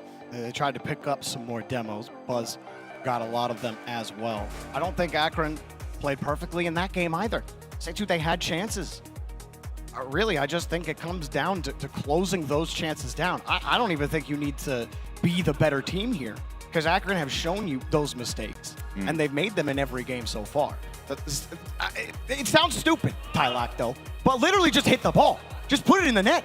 I tried that. The shots just got to be a little better. I tried it. It didn't work. That's why you practice your shooting. Fair enough. I mean, they're in amongst the elite competition. I already said it. They are going to be struggling to roll with the punches, and yet they've got the validation, the evidence from game 1, high-scoring one, but they came out on top, did the Irish in Seitu. And it's very bright lights here on the main stage. It's a quiet part of Ireland they're from, back down by the River Barrow, I'm pretty sure. I've been there. It's so quaint. And this is very different, with all the LEDs shining at you, the crowd staring like, hello, poking with a stick. Do something, because they haven't the past 2 games. Let's see if Seitu can find the branch and grow the tree. There's Akron. They've got the chainsaw. Seitu, they got a couple of cheeky goals in the first game, and then they could hold on. But Akron have taken control of the series since then. Buzz on the slowdown. Bullseye was hoping for a boost steal. He didn't get it. Now Seitu break out. This is a chance with Akron racing back. Non-touch. Bullseye gets there in time, and another demo by Tristan onto Topster forces Seitu to have to double back on their rotation. That's more time lost, that's more boost used, and that's more Akron control. Gotta fight fire with fire. They're back at a level scoreline. Maybe a pinch going their way. Could have been something of a little bit of luck, but it's not to be, and that one's off target. Shallow here in these very critical early moments. They need to turn this momentum sooner, not later, as Solo finds it springing out towards him, but he does manage to dish and serve it up to Shallow, who looks for the cut, but it's immediately sent back downfield. It's a high-risk, high-reward play, and they nearly end up getting caught out. That's a whiff and a half as he side flips back past the ball, did Shallow, but it's recovered by Solo, and there is certainly signs of life. Signs of life. But with whips Why like did I say that, you're going to be flatlining real quick. Buzz puts in the first goal and swipes across Seitu. If you snooze, you lose, and if you napper, you get slapper. Right now, Akron are just dealing it out, and it's another unanswered goal, and you just don't like to see that for a team, to have to bounce back from. Sedu didn't need that to happen. They didn't deserve that, but that's the hand they've been dealt, and they've still got time to do something about it right now. 3:45 on the clock on Utopia Coliseum. Those questions are still remaining unanswered. Oh, Tristan going for the double tap. Unsuccessful. Seitu just getting bullied out of this play. I mean, Tristan drove beyond the midfield line, almost got that challenge. Seitu able to get by him, and Tristan again. Full tank for him. Light touch. Neutral hop to get down. Got the 50. Wait for a shot from Buzz. It never comes. Bullseye next up. Buzz chipping away at the defense. Another demo, but nobody's there to take the shot. And Buzz and Tristan run into each other. Akron really their own worst enemy in the series overall. I can't believe that bump sequence from Buzz. He was literally mining away at the defense that has just made it back in time. In the case of Tomster, with that save just out of the orange goal mouth, but he's not going to be able to get it too much further because the midline is, although with a double commit contested by Akron, although one that they still find themselves possession of. It's Solo without the boost to find a second touch, but it's Shallow picking up that possession on the wall, only not to be able to get back to the ball with the quick wall dashes. It's creative, it's inventive, but nothing's sticking in terms of design right now. This little flick. Akron actually a wide rotation here. Nobody immediately available for that follow-up. Seitu getting deleted. Line after line of code erased from the database. Thanks to Tristan and Bullseye, your elite hackers of the series. Well, it's Buzz who studies cybersecurity, actually, so frankly... Got a little bit of history, a little bit of knowledge there. You should have plenty, and it's been shown, certainly to the world here in this series. Defense has been a masterclass outside of game one for the Akron Zips, and they'll look to keep that the case into the final 2 minutes. 3 back-to-back clean sheets would be a resounding way to move on to the upper finals. There's no shot is taken there either. Shallow gets back, 0 boost, just keeps it up out with the backflip. Tristan with a whiff, there could be a chance on the counter, but he's got no boost. He's crawling back to the ball like a tortoise, but Tomster is up. Solo, flip, reset, saved on the goal line. Shallow's now up. Can he forge something again as he gets it past the on-rushing challenge, but his teammates are on a holiday. They needed to go get boost. Well, that was a series. Wait a minute. Akron. What is going on? I'm expecting you to hit the ball. These whiffs are really throwing me off, and they certainly have to be throwing Seitu off. They weren't ready for it, so nobody could take the shot. At some point, you just got to start sending an extra man with a minute left. You're down on match point. Bullseye looking for a clear out. It's going to be all him here. He gets the 50 and breaks Akron out. We have had at least a bacon's dozen of whiffs so far this game, but it is definitively Seitu who are getting cooked, I should say, in this series. That's a lot of dunk comes through from Shallow. Surely a chance in the final 50 for Seitu before they go down to that lower bracket here in Group C. Akron will be trying to snuff out anything that they try and create as it is off the backboard, but there's no shot. Buzz is able to walk it past the on-rushing challenge, and it's just not coming together. Kills more time. Wide rotation again for Akron. Buzz goes high. Bullseye down, up, back to Buzz underneath. Taken away. Tomster easily saves it out. Now a breakout for Seitu. Do they have it here? They push Tristan back. Crashing the box. Tomster back to the left side for Seitu, but they can't get to that touch. Bullseye first to it. Last man back for Shallow. 10 seconds left for Seitu. Here he comes off the ceiling. Shallow forces the ball back over to the corner. Akron keeping control, but a pass in front. The shot denied by Bullseye. No time left, 0-second drill, and the ball's headed the other way. Akron will just keep it up. They want to keep going. Shallow back to Bullseye. GG, Akron Blue take the dub. And Seitu shut out and shut down again. It was convincing from Akron. The Zips will be moving on. The legacy continues, and they're good money for it as well. That was the Akron we have seen, and the fact that they can bring that to LAN consistently is a worry for the other teams here. Absolutely, but I mean, Akron, I will say, I do think they need to iron out the kinks. That wasn't the prettiest series from them, but the demo's certainly the focus of that series. I mean, that's all Tristan was doing in that last game, is just swinging across demo. He had 5 demos in that game. I think he had over 12 in the entire series. That was how they wanted to beat Stay2. That is how they beat Stay2. And I mean, for that team, figuring it out, I thought they had some good moments.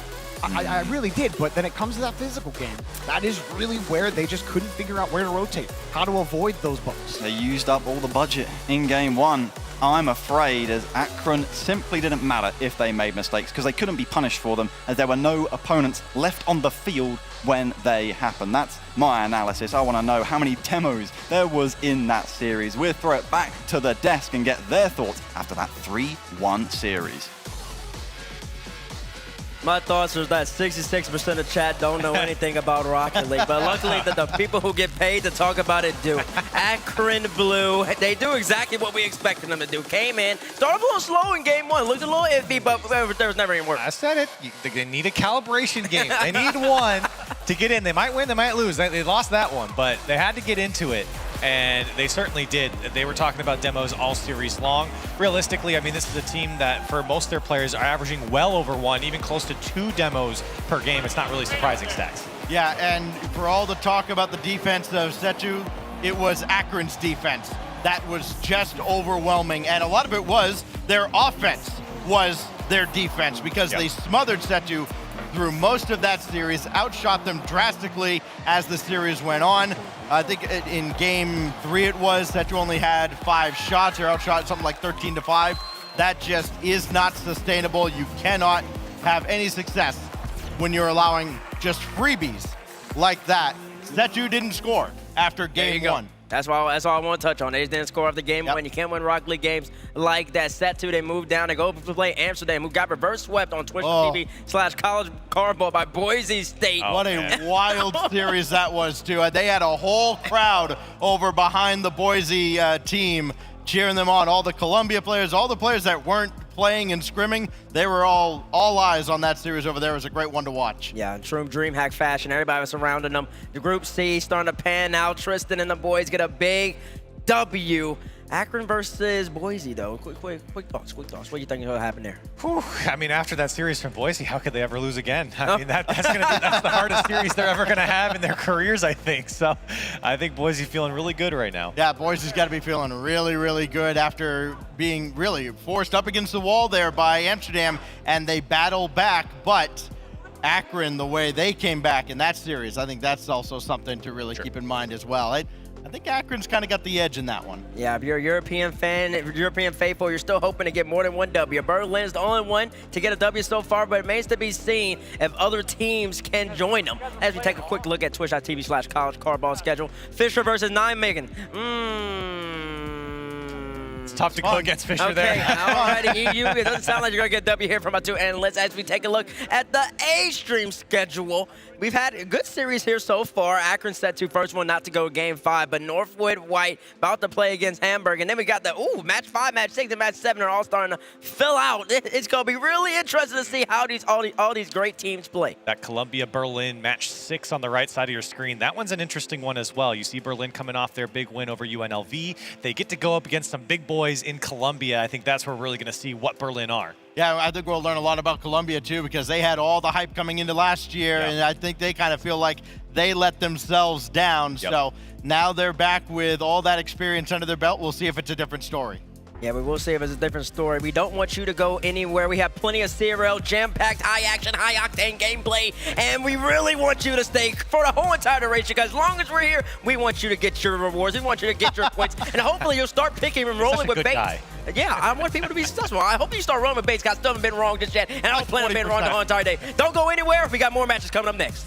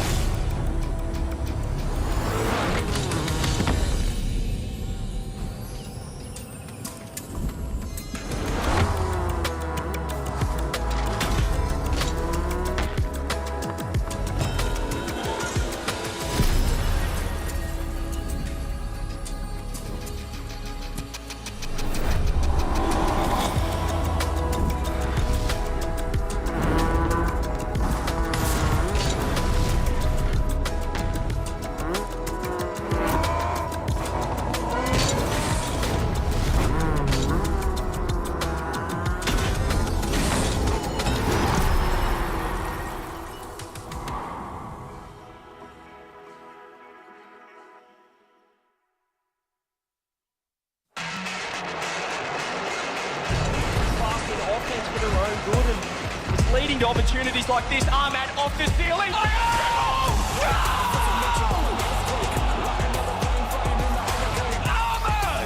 with the 7 from heaven. I get higher, I never tire. I'm a chronic, I'm a mentality. Can they get control of this? Pop back from a towel as he takes control. What? Are you kidding me? This is really happening. It's really happening. It actually happened. Fortune favors Liquid. See this one without first killer. Does he have a flip? He's trying to use it. The pass down. It's unbelievable.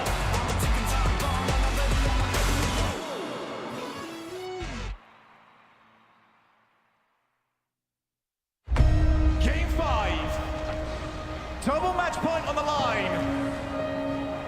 Furior and Moist 5 minutes away from discovering who will have all of that on their side.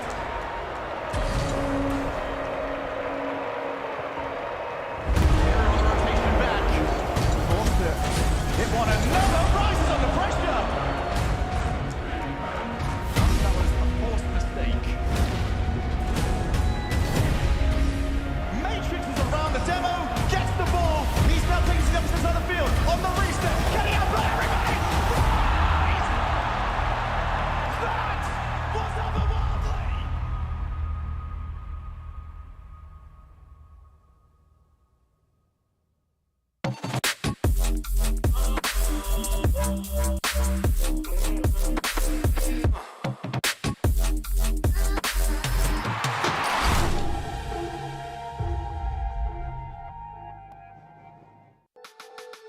So you guys still being a club roster, what is something that you can appreciate about still being a club at Berlin? And how does it feel going against these more established programs here at CRL Worlds? I mean, still being a club, I think I know we are like more of a family since we are like a smaller group and not like a big school with scholarships and etc. And again, facing all of us like big teams and big colleges, I think it's a pretty nice experience for us. It's kind of hard playing against all these really high tier rosters that get paid to play. In my opinion, we're the best team that don't get any scholarship money, so I think we have a lot to prove. Can back that 100%, honestly. Yeah. The clock reads 0. You're down 1. Who on your team do you want to be taking the last shot? Definitely not Haro. Garen. Yeah, Garen. Yeah, Garen. Since last CRL Worlds, how has your team kind of grown? Or any kind of changes you guys have had since last year? I played in 2021 season, and then they got the addition of Tuvs, great player, and then unfortunately he transferred to a different school, and then we got the addition of Wellis. So I believe we're really set up for success at this school. We changed our roster because Quinn went to Sinclair. Our roster got changed a bit, so we had to change like playstyles and stuff. But I'm pretty much confident because the way we are playing now feels way better than we did last time. Yeah, we learned a lot from the losses last time, and with Hyro now, I think we have a really good thirds and we fit together really well, also offside the pitch, and we got just way more time to practice since I can fully focus on those two. What should we consider success for you guys here at CRL Worlds? A minimum, just making out of groups. That's our high end goal. Just make it out of groups. Get there with Columbia, hopefully, and then from there, it's just run the bracket, see what happens. I think non-position wise, I think we just want to play well because we have the advantage of playing here last year, so we don't need that warm-up series anymore. Last year we had a terrible warm-up series, so hopefully we don't need that again. I mean, we want to do better than last time. That's the main goal. Anything you want to say to Berlin before facing off against them tomorrow? No shot. No shot. EU's got to keep losing, unfortunately. Yeah. It's hard to break the streak. They haven't won yet. If EU gets any wins this year, it's just charity, honestly. In our country. Here in Texas. Be ready for Berlin.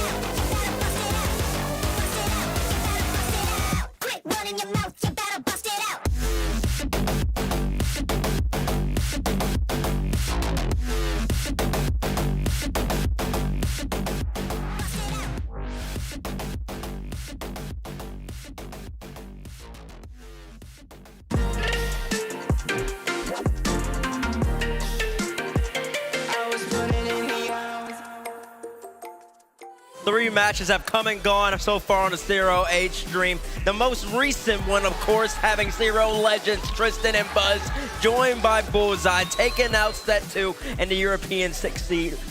At the moment, NA's looking really good, DeMarvin. Like you see on the dash, looking dapper. Thank you, thank you. You know, I'm just feeling nice. You know, somebody's got to look nice. You're looking small, though. I knew I was going to hate every short. second of being here with you two. Yeah, okay. Congratulations. You should have learned after I don't know how long. Speaking of teams that should have learned, I mean, we saw Akron. People should have learned not to count Akron out. They really should have. I don't know what they've been watching. I understand a lot of y'all might be new viewers, but listen, they've been dominating CRL for the longest. Let's take a quick look at the groups here, just in case you just got in, might not know what's going on. Group B, they've all played at least 1 match. Columbia and Berlin looking sharp right there. Group C, everybody's settled in as well. Boise State and Akron, set 2 and Amsterdam have to do some work. Group D, Nijmegen versus Fisher is happening on the B stream, twitch.tv/College Cardball. And then Group A, Hamburg about to go up against Northwood White. Something special to unfold, something special to behold. Northwood White, one of the best teams in CRL here. They're the second team, though, tomorrow. That's right. They are the second team here. And for Northwood White, you know, of course, I'm sure they would love that Northwood White, Northwood Blue winners match, but they got to earn it against that Hamburger team. Yeah, no. I know. I tried. Achieved did it earlier today. Achieved did it earlier, and I was like, okay, don't say it. Don't say it. You're such an American. Unbelievable. No, they do have to earn it, though. They absolutely have to earn it. I think that I think it would be a shame if we had Northwood versus Northwood. Hamburg's got to come up big here. That's right. Hamburg do indeed. They got a solid squad here. Hamburg, they've had a couple players play here before. Calix especially. He absolutely balled out. How are we missing a photo of somebody? Where was he at yesterday? I believe we were missing a photo of Pirates, I think. Yeah, Pirates is not there not up there up top. Wait, there he is there now. What the? Everything's going on. But he's up there on the big screen. And he's also up here on the stage. Northwood White has a roster that has been playing together for a minute now. Knox has been in the CRL, I believe, since fall 2020. Has a CRL championship underneath his banner. He's trying to add a world championship to his name. Yeah, he needs to be able to kind of lock in and set things up. Obviously, Knox is a great player. We've seen him with his peaks and valleys.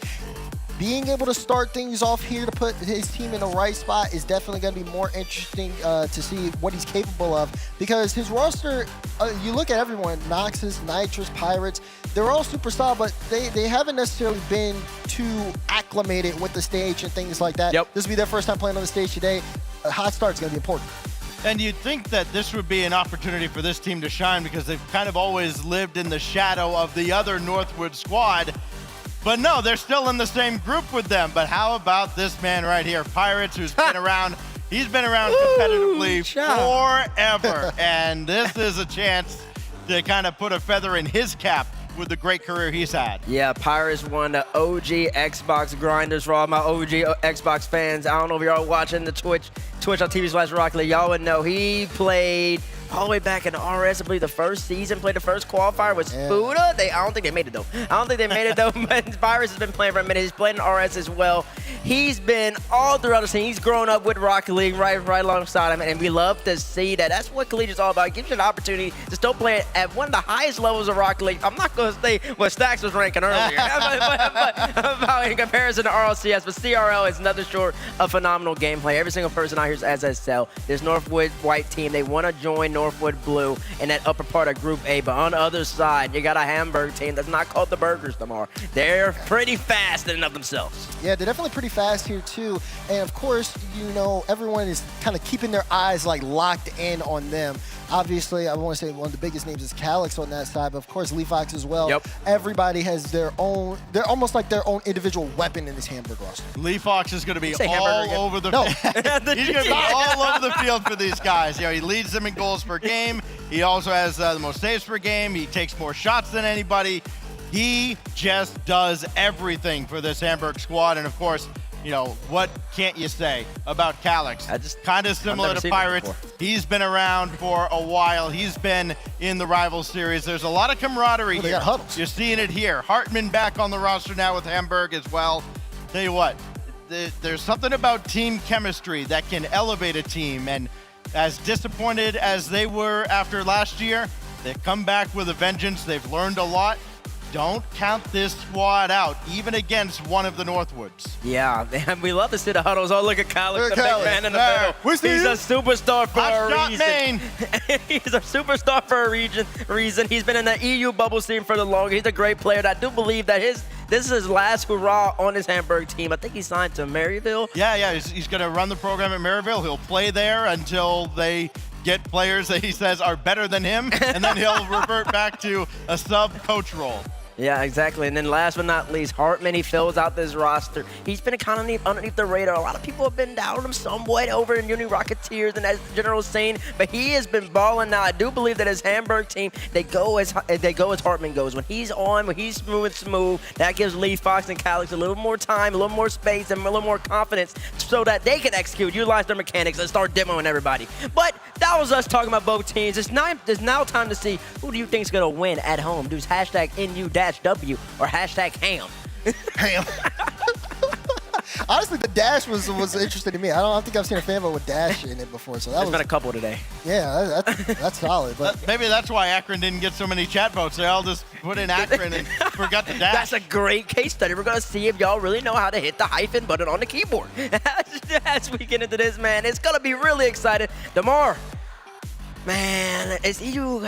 I don't want to get a prediction just yet, but how you feel about this tournament so far? Well, we've seen the strength from EU, right? We've had definitely like 2 Game 5s at least, and then we saw Akron kind of struggle earlier where they ended up dropping a game. EU's definitely been able to show up here, but still not really giving it that much to me. I'm still feeling the home advantage. That's all I got to say. Let's just get into predictions then. Who you got? Well, look, I'm gonna say a team that's named I know 100%. Northwood White. Give me them. They're gonna take this series. I think they're gonna take it in 4. Oh, specific too. Stacks. He's just saying that because he can't say Hamburg without saying Hamburg at all. Let me tell you something. You know what? Let me tell you something. It's all about Hamburg. Look at that. See? Hamburg, the Sharks. I got them going big here. I got them going over Northwood. Hamburg, Berdin Sigolen.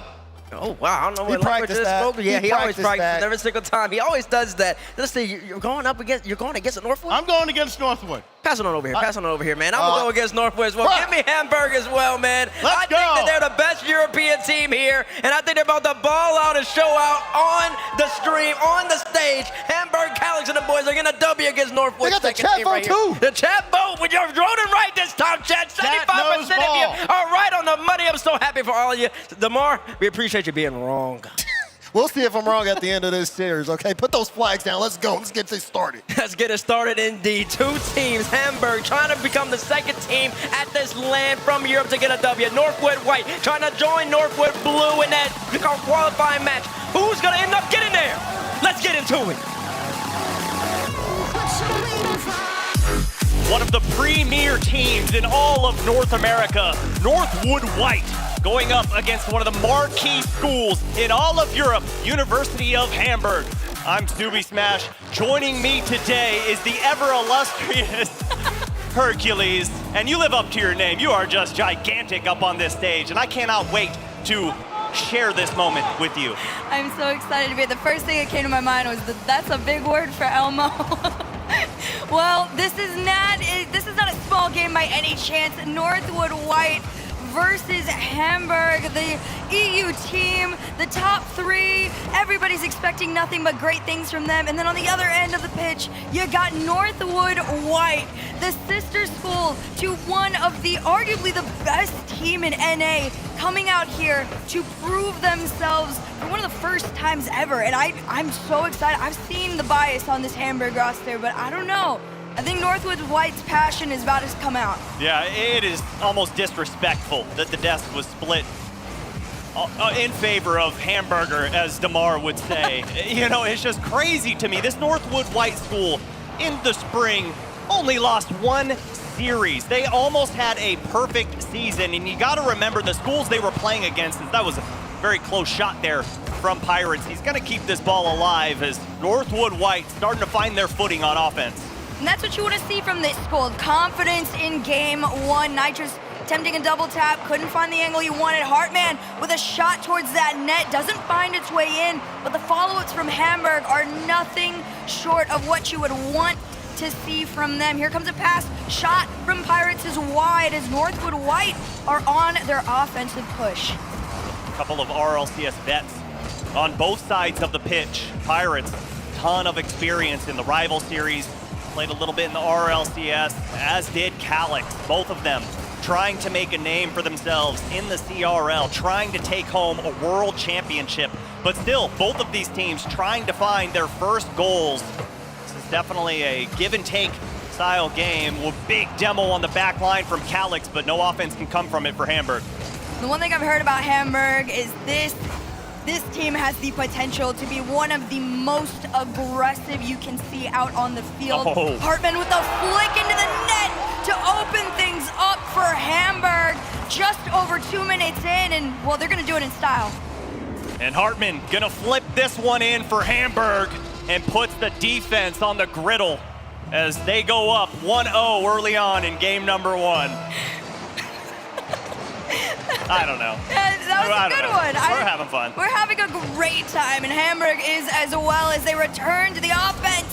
The offensive end, at least, from the corner. A slow shot towards the net. Pirates wants to send this one out. Having that midfield control is going to be everything, and Hamburg doing a great job, even if it's just past, are able to send Northwood White continuously back. Noxus up next, trying to take a slow shot. Maybe another one from Nitrous. Follow-up from Pirates into the corner there, but a challenge from Hartman keeps Northwood White wayside. Yeah, and it just seems like every single touch from Northwood White seems to be contested by Hamburg. Just great defense, great positioning as Hartman. Another shot on target, pushed aside by Nitrous there as Lee Fox trying to keep things alive as well. What's so impressive about Hamburg is you've got the big name Calix on the roster, but the one that seems to be carrying him through is Lee Fox, who hasn't shown up yet at all in this game, but we know that he has that pop-off potential. Yeah, speaking of pop-off potentials, I mean, it's Lee Fox's first year. He's doing the best he can, and it's starting out great, right? A lot of these new teams, not just players, but countries are coming out here, giving it their all, and the hunger to win early on, especially in your first year here at the CRL World Championship, it's massive. Nice little defensive stance yet again from Hamburg. I'm so impressed with their poise on that back half. We've yet to see double commits, we've yet to see errors, but that's a beautiful pass, top of the box. Again, cut out by Hartman. And Noxus trying to get things going. 75 seconds remain here in game number 1, and Northwood White have been held scoreless. Just over a minute remains in this game number 1. This is a lot closer, I think, than the desk expected. I think you and me, we were pretty much predicting that this was the way things were gonna go. Just 1 minute left as this ball rolls towards that net.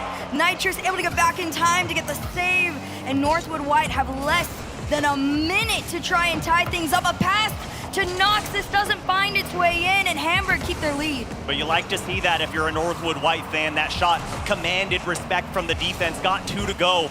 Didn't lead to a big mistake, but still, you love to see it as Northwood White still pressing forward. They've got to keep this ball in the orange half. They've got to get those shots, but it just seems so difficult to do. Again, just going back to how close things have been. Nice save there from Calix. Lee Fox, he wants to get it clear. It's gonna be Nitrous up in his face, trying to break on in to the Hamburg half and find maybe one last play. Oh, there it is. A center for Noxus and a shot towards the net. Doesn't find its way in, but this one will. Noxus at 6 seconds ties up the game. No quit left in him. Northwood White with the passing play central. Great shot from Noxus and a great little bump there from Nitrous to keep the pressure behind that ball. 6 seconds remain, game number 1, all knotted up. Here we go. Out over to the sidewall. An attempt at a pinch, doesn't find exactly what they want. Pirates is gonna put this one into the corner. Counterattack clear goes all the way to the end, and this one hits the ground and we see OT. Hercules, this has been incredible today. How close the competition has been, and Northwood White gonna seemingly steal away game number 1. What happened? I don't know. Even look at the faces of Hamburg. Just pure confusion at how they lost that kickoff, but you know Northwood White's gotta be excited about that one. You have to be. The way that game was going, it just felt like Hamburg was in control. They were in the driver's seat and something happened on that kickoff. I don't know what it was, but Northwood White saw it and just went for an immediate shot. Yeah, it's pure confusion at this point, right? You don't know what happened. Now here is where game number 2, the importance of it's gonna come into play, right? Hamburg, you lose the OT in 3 seconds. This is where mental starts to come into play. Now, thankfully, with the level of experience from the players in Hamburg, you know, you've got that RLCS experience a little bit, right? Mental could be not as big of a problem as you think it is headed into game 2. You know, I agree with you. With the roster that they have, especially with Calix on board, you gotta just question that mentality and just say, can they do it? You know Calix can. Can he bring his teammates up to par? Because giving up 2 goals in a matter of 10 seconds, that's disastrous. You can't have that. You cannot do that on this stage. You've got to make sure that you're playing to perfection.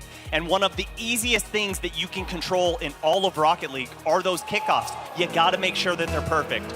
Exactly. Those kickoffs could make or break not even a game, but a series, completely steering the direction of momentum from one end to the other. It's going to be Northwood White starting off strong.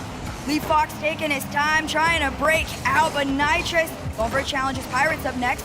Followed up the shot is Nox's from the corner. Nitrous takes a shot of his own, saved by Lee Fox, and Calix gets the finishing clear. That was a great save there, but great pressure in the first 25 seconds from Northwood White.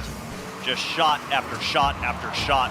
And this is a team that just rolls downhill with momentum. Do not allow them to gain that confidence, because once they get that, it is good night, Irene. Here we are, 45 seconds in, a shot from Noxus. It's slow towards the net. A bump could have been dangerous if there was a follow-up. And you can tell Hamburg, they're getting defensive. They're so pushed back in Northwood White. It's just one continuous shot after the other. Nitrous drops the slope for Pirates. The placement is there, but Hartman's got the save. Hartman not gonna be clipped on there, and Calix gonna turn defense into offense. Airs into goals as Hamburg up by 1. There you go. That is the opening goal for Hamburg. They wanted the early lead in game 2, and they got to hold on to it. Now, given game number 1 was extremely close, I assume that this one could also be that same way, but a shutout could do wonders for the mental. I mean, they were so close to doing that in game number 1. 6 seconds left on the clock, and they let up the first goal from Northwood White. This one, again, like you said, they score early, but can they hang on? They did it for the majority of game number 1, but it's so much easier said than done. It absolutely is. Here comes Calix over Noxus, a bump onto him. Doesn't do too much. It's gonna be Hartman taking his time. Redirect to himself. Nitrous catches it and clears it into the Hamburg half. And again, the defense, so impressive from Hamburg, so few mistakes. Just staring down the barrel of the shots that Northwood White continue to fire in net, as that angle isn't there, but the follow-through is. Great challenge from Hartman. Oh, let's look at this one back. Calix takes his time. He tried to get the double tap angle in, doesn't find it, and the follow-up from Hartman goes, and that's where Hamburg are gonna find their success, right? The constant and consistent follow-ups to the many shots that they put onto Northwood White. Well, and you've got to be able to capitalize on those transition plays if you're Hamburg. You know that Northwood White are gonna get their shots. It's gonna be almost impossible to limit them to under 5 shots a game. It's just not gonna happen. So for Hamburg, you've got to take advantage of that man advantage when you're playing a 2v1, a 3v2. And right now, Hamburg doing a great job of continuing to keep Northwood White guessing. Here it is, Nitrous trying to find his way towards this net. And I think I agree with most of the Americans here, probably. Our expectations from Northwood White are extremely high, I think, coming into this one. They've had such an incredible season together, whether it was the spring or the fall. Finding their way here has been nothing short of a success story, realistically. And for them to be up 1 in the series is a good start, but 0-2, well, we're gonna have a short pause. Just a little pause on the field as we figure things out midway through game number 2, as we remember back to the desk when Stax held up that flag. And one thing is always gonna ring true. If there is merch for him to hold, he's gonna pander to that team no matter what. So I don't know if he was really going for them. It's just the fact that the Hamburg flag was ready and available, and he said, "Yo, yeah, I'm going to pick that team." No, I watched it. I was standing back here backstage. I saw them run up with the flag. I haven't seen him happier. You know, I would be pretty happy if I made CRL Worlds, if I was on that stage, any of these players, but just making it, yeah, that's not a big enough smile on your face. You don't want to just say, consolation prize was we made it, but we went 0-2. You want to make a statement while you're here in Hamburg, looking to make a massive one in taking down Northwood White, like we were talking about. One of the strongest teams that we have in North America, and if they could dismantle them, it would be incredible for them. And I think Stack said that Hamburg was going to win in 4. So for Hamburg, they've got to win 3 in a row. Is that even possible? I mean, it's not impossible by any means. You look at Hamburg, and in particular, I'm kind of looking at Lee Fox. He is one of the most defensive players out on this field. I think in most people's opinions, I was told this is the German wall, you know? So Hamburg, they have all the pieces for the success, right? For their own success story this weekend. But at the end of the day, on the other end of things, Northwood White, they are almost the Cinderella story, right? They're coming from as subs from the Northwood Blue team, one of the best teams in the world. And now they're here doing their own thing, making names for themselves. Yeah, and to go back to your point of the defense from Hamburg, I'm surprised, given what we saw throughout the Uni-Rocketeers spring season, we haven't seen many demos throughout 1.5 games so far for Hamburg, because Calix and Hartman both over 2 demos per game. And if you watch a lot of Rocket League, you know that that's a lot, especially at the collegiate level. So if they can bring those out, and if they can get under Northwood White's skin to start tilting them out of this game, that could play dividends if they get into their mindset a little bit. I definitely agree with that one. I think mind games are going to be massive coming into this one. I've also, speaking of mind games, you know, I've heard Hartman, he's quite the quick chatter. So I think that is another thing to take note into. You add the crazy quick chatters, you give them some demos, that is enough to destroy anyone's mental, even Northwood White. You know, I think if I was competing at this stage, I would turn quick chat off. I would turn all chat off. I am no way you're going to get in my head. What a save, take the shot. I don't care what it is. Nope. If you want to calm to me, talk in my ear. I ain't looking at the screen. That's a one-man band out there on the field for you. No, I'd keep it on. I'd send it on back. I'm one of those OG-ish ranked players, a ones main from back in the day. But speaking of these players and ones mains, we've got some of the most individual players as well. I kind of want to go to Northwood White, talk about them a little bit, because again, it's a Cinderella story. I've been loving paying attention to them from the spring to the fall. These are some of the best individual players that play as a team. And I know that sounds kind of counterproductive, but it's the best thing you could possibly do in Rocket League. No, I mean, when you've got highly mechanical players that can play threes, it's a scary thing. We see that with Vitality and Zen. When you've got all 3 members doing something, it is dangerous, it is scary. So for Northwood White, the fact that any one player can take over at any one time, that's what makes this team so good. That's why they've only lost one entire series in the spring season, was because of the fact that they can just take over, and not one player is the standout star. It can be any of them, it can be all of them, it can be 2 of them, doesn't really matter. But for Northwood White, they've got to get the goals going, because in game 1, they stole that one. Let's be honest, they ripped it away from Hamburg. The offense just hasn't been there for them. Exactly. It's been a lot closer than I think Northwood White would have hoped for or expected. In the same way you said, game 1 was stolen.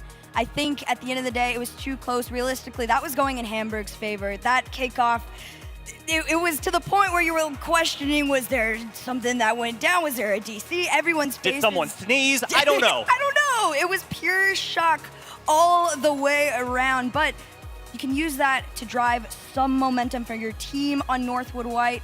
And I'm hoping that they can do so once we return. Absolutely. And Northwood White, again, so much prestige behind that school, but you know, it seems like a lot of the spotlight seems to shine on Northwood Blue, with Lion Blaze leading the pack. They're looking at defending that World Championship title, but Northwood White are saying, hey, wait a minute, we go to the same school.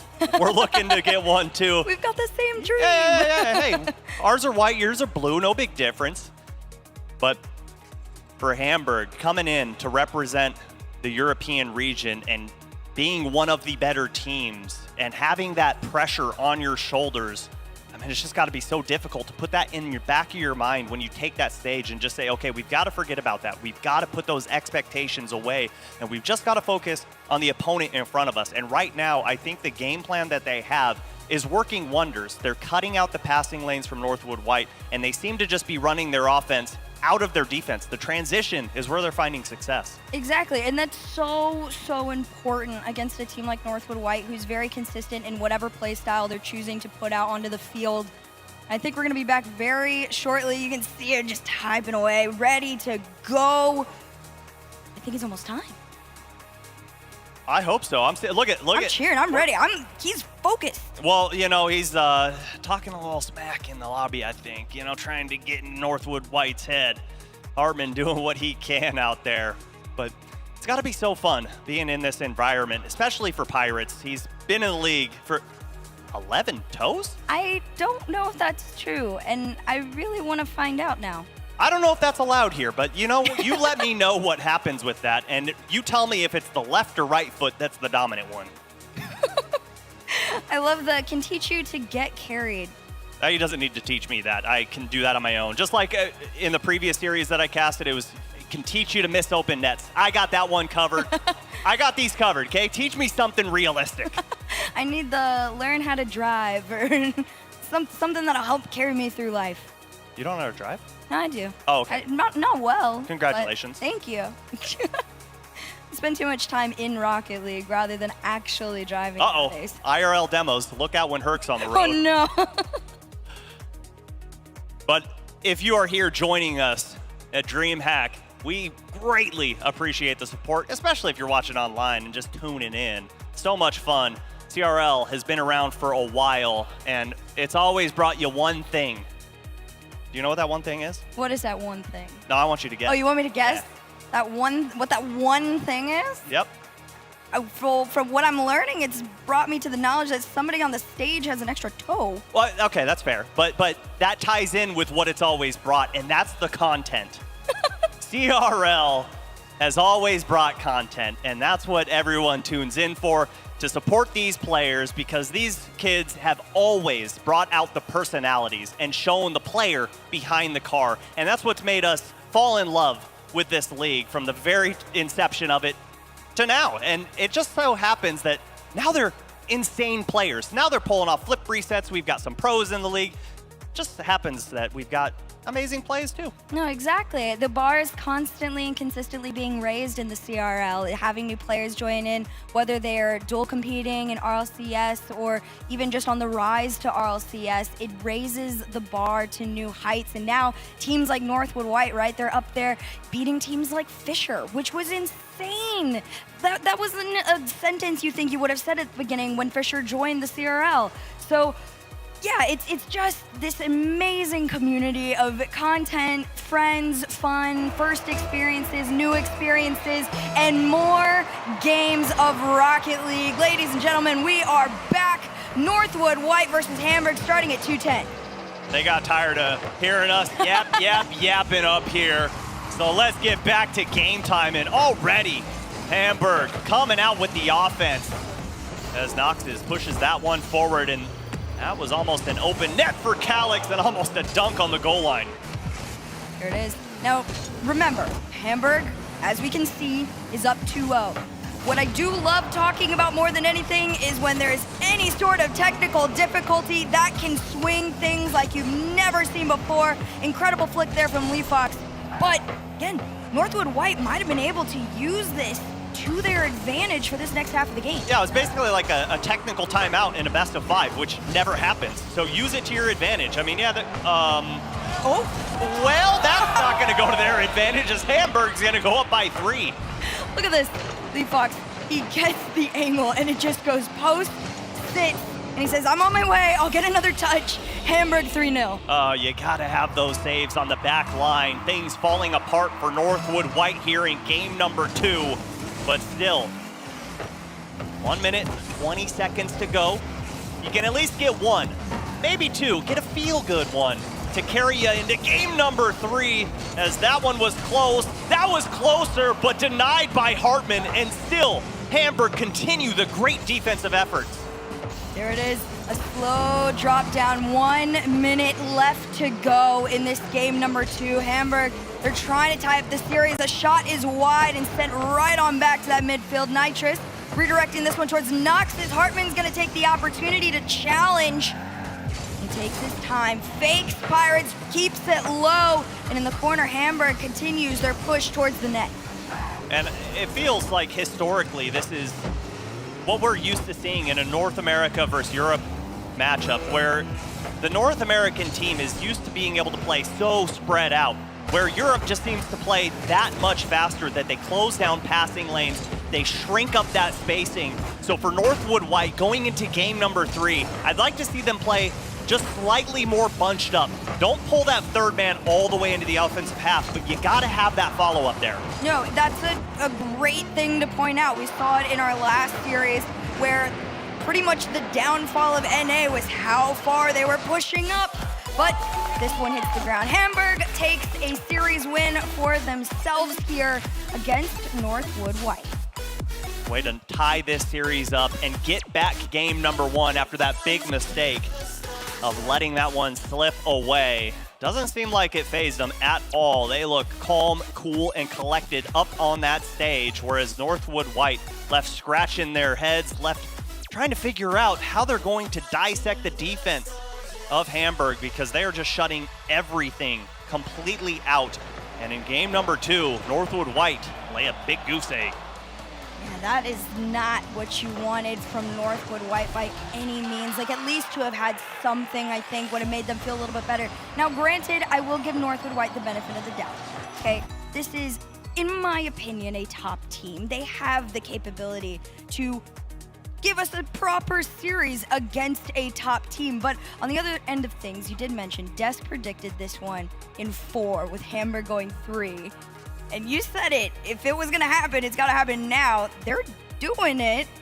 I don't want them to make stacks right. I don't want that at all. Anytime that happens, it just ruins my day. And I have trouble sleeping at night. So for Northwood White, they gotta bring us to a game 5. It can't happen in 4. Well, unless they win in 4, right? Unless Northwood White wins in 4. Yeah, well, let's find out here. In game number 3, Northwood White versus Hamburg. This one dangerously goes back. It's going to be used as a double tap situation for Nitrous to angle it into the net. Northwood White in 6 seconds find a lead. That is just a great kickoff and a great push forward from Noxus. Good vision from Nitrous to recognize that ball's going to roll through the corner, and he splits the defenders to take the early lead. Here we are. He wanted to take his time. He wanted a repeat of what had just happened. Calix has other plans, though. He tries to clear this one into the half, but a counter clear goes all the way into the Hamburg corner. Nitrous up off the ceiling, tries to follow this ball as best as he can. It's going to be Pirates, though, that follows up the touch. And into the midfield, Hamburg break. But already, Hamburg looking at discombobulated on that back line as Nitrous went for the ground pinch. That angle would have been tough to find as Pirates left alone on the defensive half, and good cleanup there from Noxus up to Nitrous, trying to work through the corners. Not going to happen, but that's an errant touch, and that is going to be finished by Pirates. This is the Northwood White I have been watching and casting from the spring to the fall. I am so excited to see them back. You can tell there is that confidence back a little bit, right? I think that game number 2 was a little shaky for Northwood White, for sure. But for them to be starting out not even a minute into this game, up 2-0, is doing wonders for their mind. Just don't let it get you overconfident. Don't start thinking that you're going to be able to clip all over Hamburg, because it's not going to happen.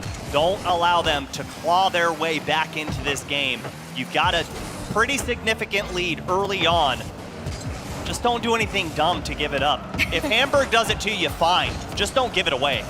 Yeah, you got to be able to hold on to these leads when you have them. That's the difference between these two teams. We've seen both of them give them up before.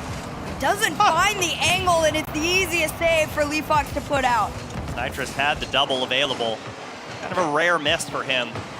So used to seeing him just hammer those home. as Noxus. That's an awkward challenge off that back wall. And Northwood White continue with the offense. And again, it's Hamburg on defense, and they've been looking to just transition these plays as Calix goes up. Hartman's already looking for demos, but not gonna happen. And it puts them slightly out of position, but Leafox with the smart third man positioning to not push forward too far. Exactly. But on the other end of things, I'm looking down and Calix is everywhere, bumping everyone on the back end. So even if you don't want to push up too far, you're getting bumped out of the way. So that's the second thing that Northwood White has to take into consideration when setting up the defensive line. And Leafox, shot on target, gonna cut the lead in half for Hamburg. And Northwood White pushed a little too far. There it is. This one's up. Leafox just right on target and in. And just like you said, Pirates just a little bit too far up, not in a position to make the save. And we've seen it time and time again for those NA playstyles. Pushing up just a bit is so cheeky that EU is aware enough to take advantage. Yeah, they're just so used to having that split second to where they can challenge that ball, where it just seems like there's something different in the water in Europe that just creates so much more speed in these vehicles. As Pirates, good challenge there to pop that one up towards the back wall. And Northwood White would love to get another goal, add a little separation between them and Hamburg. Take the ever important game number 3.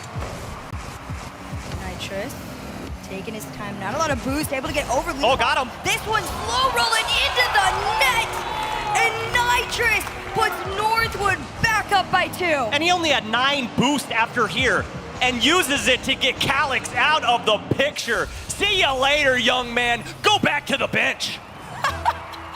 No, the disrespect. This is his last land. First land, last land, don't matter. If you can't step up on that back line, you're gonna get punished. Well, just under 2 minutes are left, and Northwood White have put themselves back into a lead, and a comfortable-ish one at that. I think one more would make them sit nice and easy, but Hamburg, it's not gonna be an easy fight to find 2 more goals in 1 minute and 36 seconds, especially if Northwood White is pushing you into your own half. And there's the demos that we were talking about from the University of Hamburg. Gotta pull those out a little more. I would love to see more aggression from them to shake up Northwood, to just kind of get them back to their own half and question how Hamburg keeps getting them, keeps touching them, keeps demoing them. But here comes Nitrous looking to extend that lead even further. Like you said, a 3-goal lead would feel so good with only 60 seconds to go. I absolutely agree. Pinch into the midfield. It's Nitrous popping this one up. Enough boost in the tank to carry it on in, but a challenge makes it difficult to break in and stay in. This one gets popped up high. Noxus beats up in the air, but it's Leafox who takes it out. But for some reason, it looks like there is almost an invisible wall at the midfield, slowing this ball down every time it finds its way there. A follow-up might find a goal, but nothing to come of it. It's not an invisible wall. It's a big Northwood White wall that they built at midfield as the demo came through on the back line, or a bump, I'm sorry, but it didn't matter. Northwood White playing as a team, continuing to have each other's backs. And it is almost impossible right now for Hamburg to break through and even break out of their own half. I absolutely agree, and at this point, 10 seconds is just too little, too late. Calix couldn't even find a double to try and get this one in. This one's gonna float. Hartman unable to follow it up, and well, that's it. Northwood White, they're gonna claim game number 3. Maybe Hamburg could take one for the road home. This one hits the ground, but Northwood White take game number 3. And put themselves on match point in doing so. This team so used to success, and Hamburg looking to climb out of this hole. Now they've got to win 2 in a row if they want to take this series. But regardless, Stacks isn't going to be right. And it feels so good up here. I don't care who wins at this point. Nothing but beef between everybody. I gotta learn all of this now and keep myself safe. As we get a look at the replays here, Hamburg did what they could, but it was just chaos from Northwood White. Just bumps, demos, and just uncharacteristic play. You love to see that as the fist bumps come out. But when you look at the scoreboard, I'm sorry, Nitrous just took over. Oh man. I mean, again, we've talked about it before, right?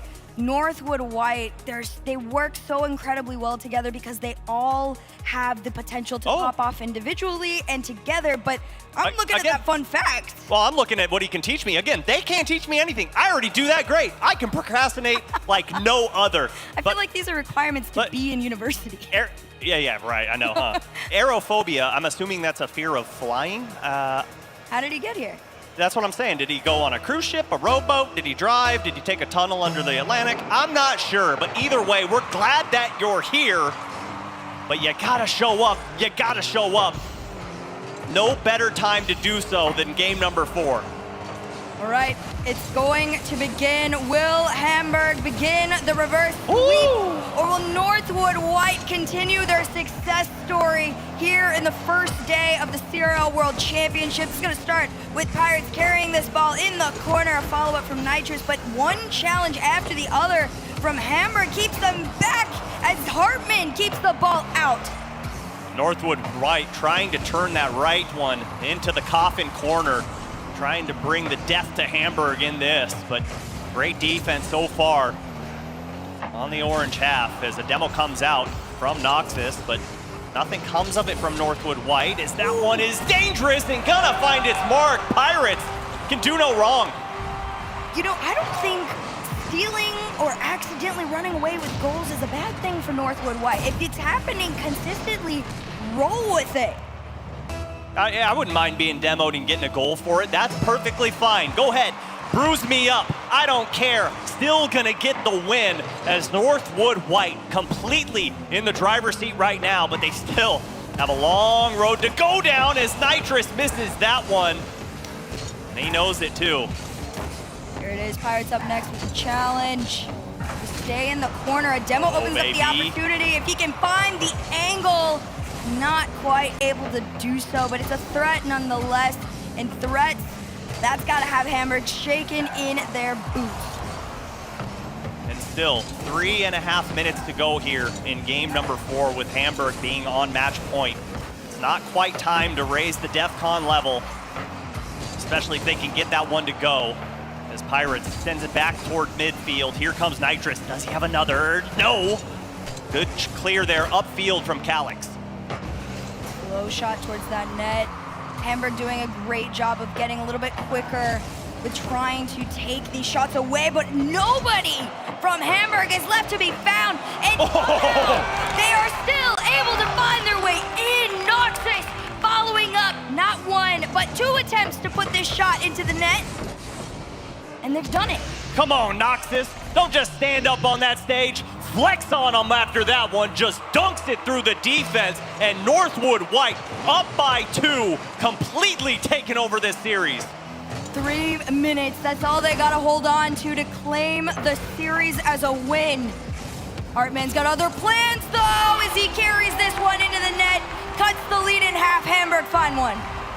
Big mistake there from Nitrous. Didn't go.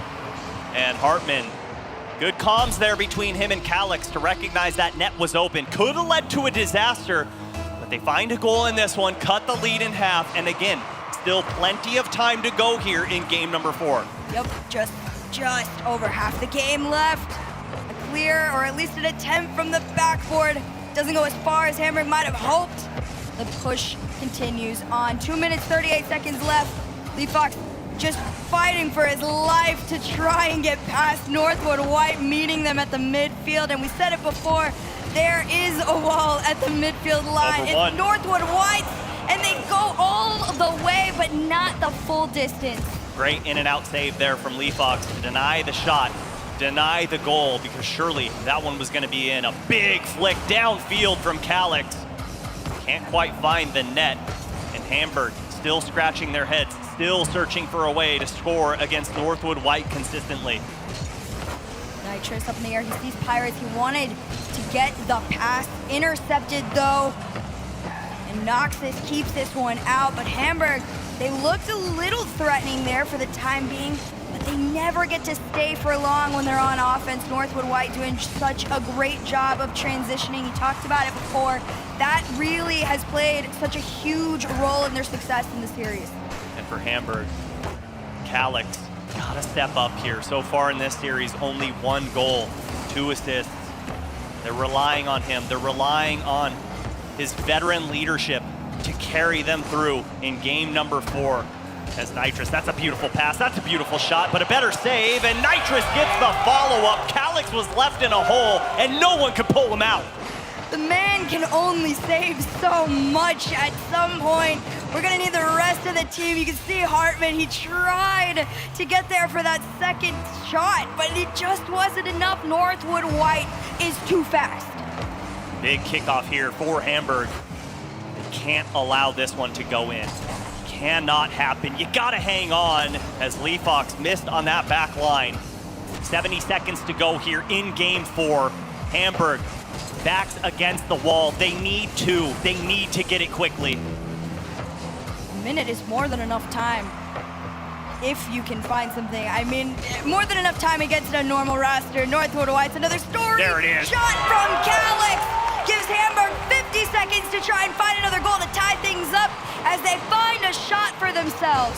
Beautiful infield pass from Lee Fox there to put that one right on the hood of Calix, and Calix cuts the lead down to 1. 50 seconds to go. All eyes on this kickoff. Let's keep it going, Hamburg.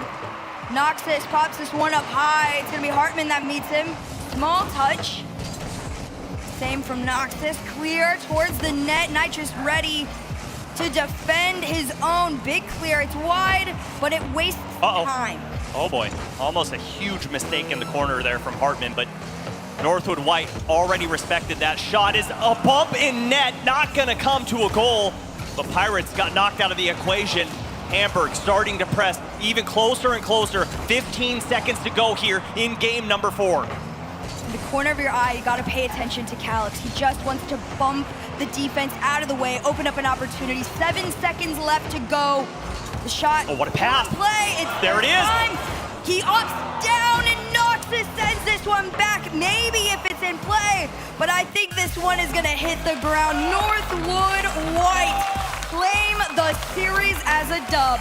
Northwood White take the series in 4. Stacks was almost right. He just had to flip-flop that one, but he seems to flip-flop on every single pick that he makes. But Northwood White comes in and shows you why that they are one of the best teams in all of North America. Game 1 looked a little dicey. Game 2, even scarier.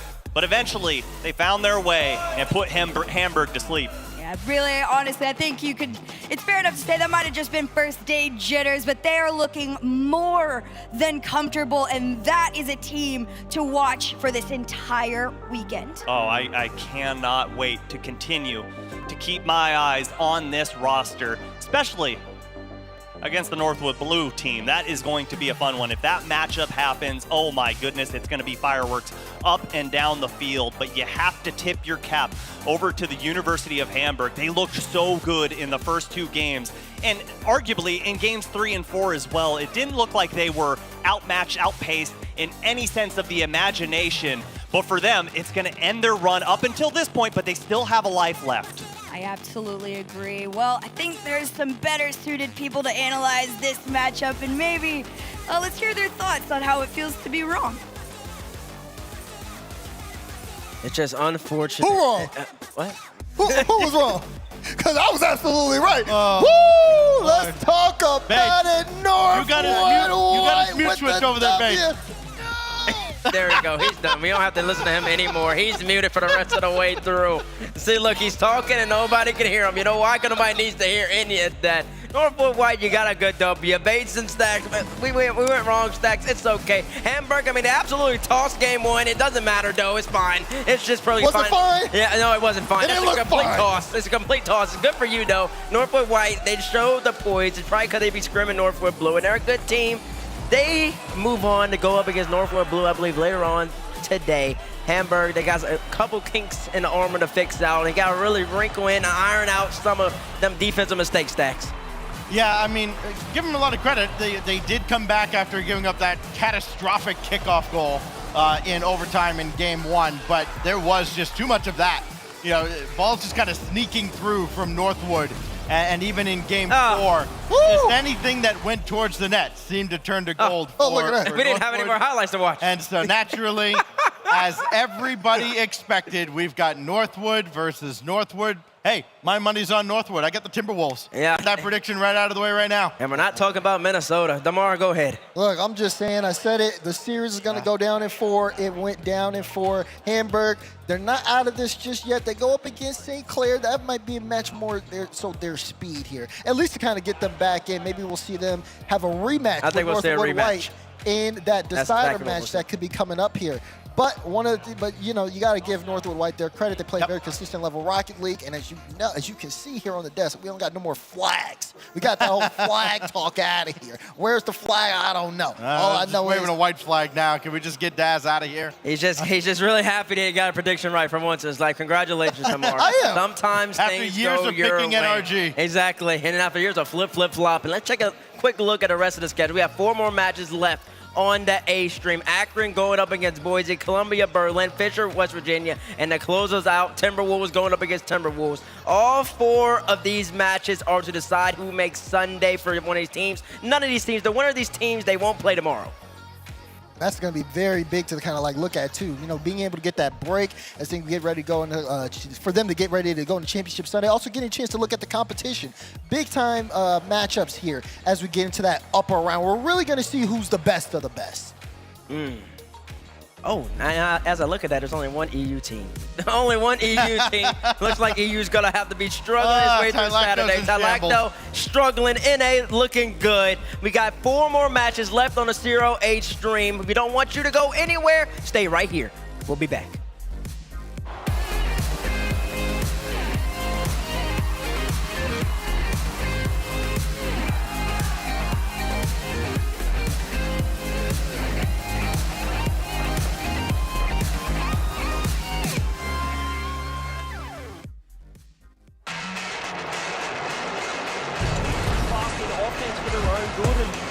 Leading to opportunities like this. Ahmad off the ceiling. Ahmad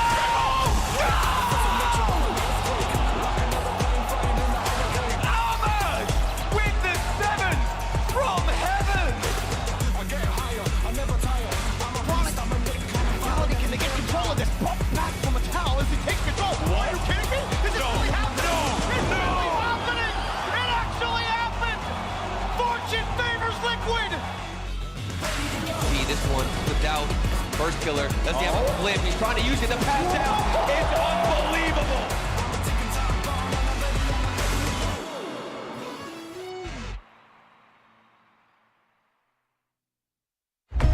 Game 5. Double match point on the line. Fury and Boys 5 minutes away from discovering who will have all of that on their side.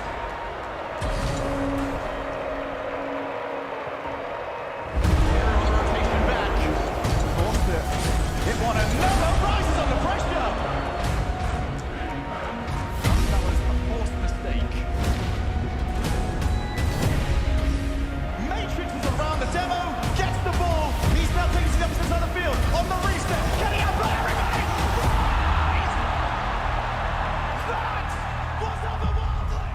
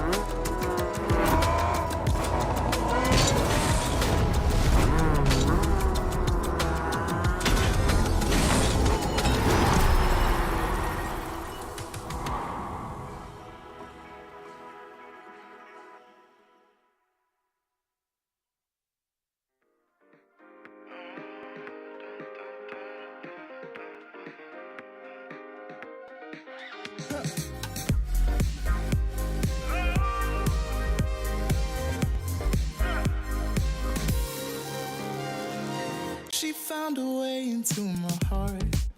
Oh, she don't make up, no, she make art. And I need a way to treat it, 'cause I keep getting high off of her. Off of her. I know that you'd be bad from the minute I saw you. But somehow I keep running back to you. Back to you. Back to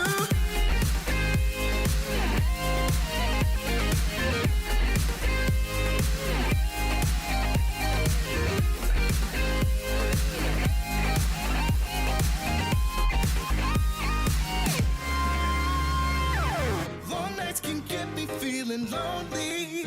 Hey. And hearing music that can make me smile. But the way I feel with her cannot be explained. But one thing still remains on my mind. I know that you'd be bad from the minute I saw you. But somehow I keep running back to you. Back to you.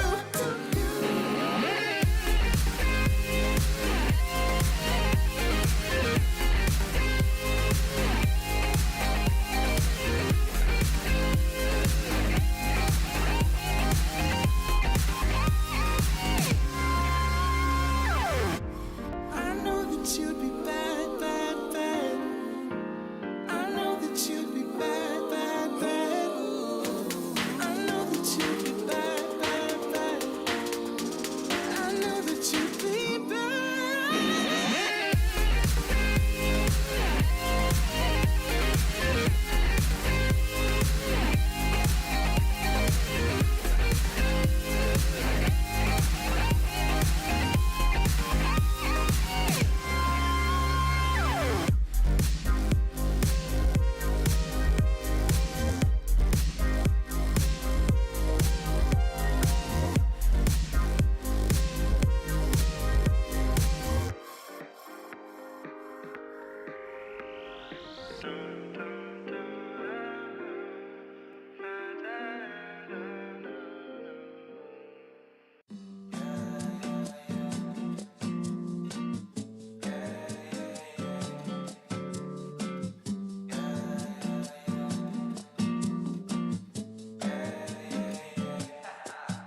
We on the top and we ain't gonna fall. It's an obsession, a habit you call. We hitting automatic, never stall. Only got one tack to do it all. I'm from the bottom, I hate what I saw. I couldn't walk, so I learned how to crawl. They wanna talk when you're back to the wall. So I say later, my aim moving small.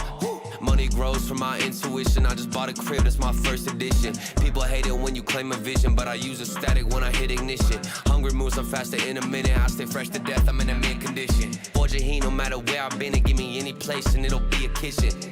This how we flow to the top. I'm on a wave and it never gon' stop. I hit a 3, now we running the clock. 24 seconds, I still block your shot. I'm making this an eternal spot. Permanent stain in the flow, ink blot. Don't step to me when I get too hot. I'ma end your life and it's all you got. We on the top and we ain't gonna fall. It's an obsession, a habit you call. We hitting automatic, never stall. Only got one tack to do it all. I'm from the bottom, I hate what I saw. I couldn't walk, so I learned how to crawl. They wanna talk when you're back to the wall. So I say later, my aim moving small. Homemade flow, I'm a PVC. There ain't one player out doing just like me. Heart rate froze, check the EKG. I hate wasting time, no eventually. Routine work when nobody see it, but I ain't feel the stress, I know it's meant to be. 30 beats, I'm on a killing spree. I made every song in my discography. Yeah, that's every cent, every dollar. I ain't tryna listen to a broke scholar. Making moves to make the money taller. To the cash topping on the Eiffel Tower. Labels calling, I won't wear their collar. With my own drive, I can take it farther. Do it myself, don't ever bother. Been self-made now, shout out to my father. We on the top and we ain't gonna fall. It's an obsession, a habit you call. We hitting automatic, never stall. Only got one tack to do it all. I'm from the bottom, I hate what I saw. I couldn't walk, so I learned how to crawl. They wanna talk when you're back to the wall. So I say later, my aim moving small.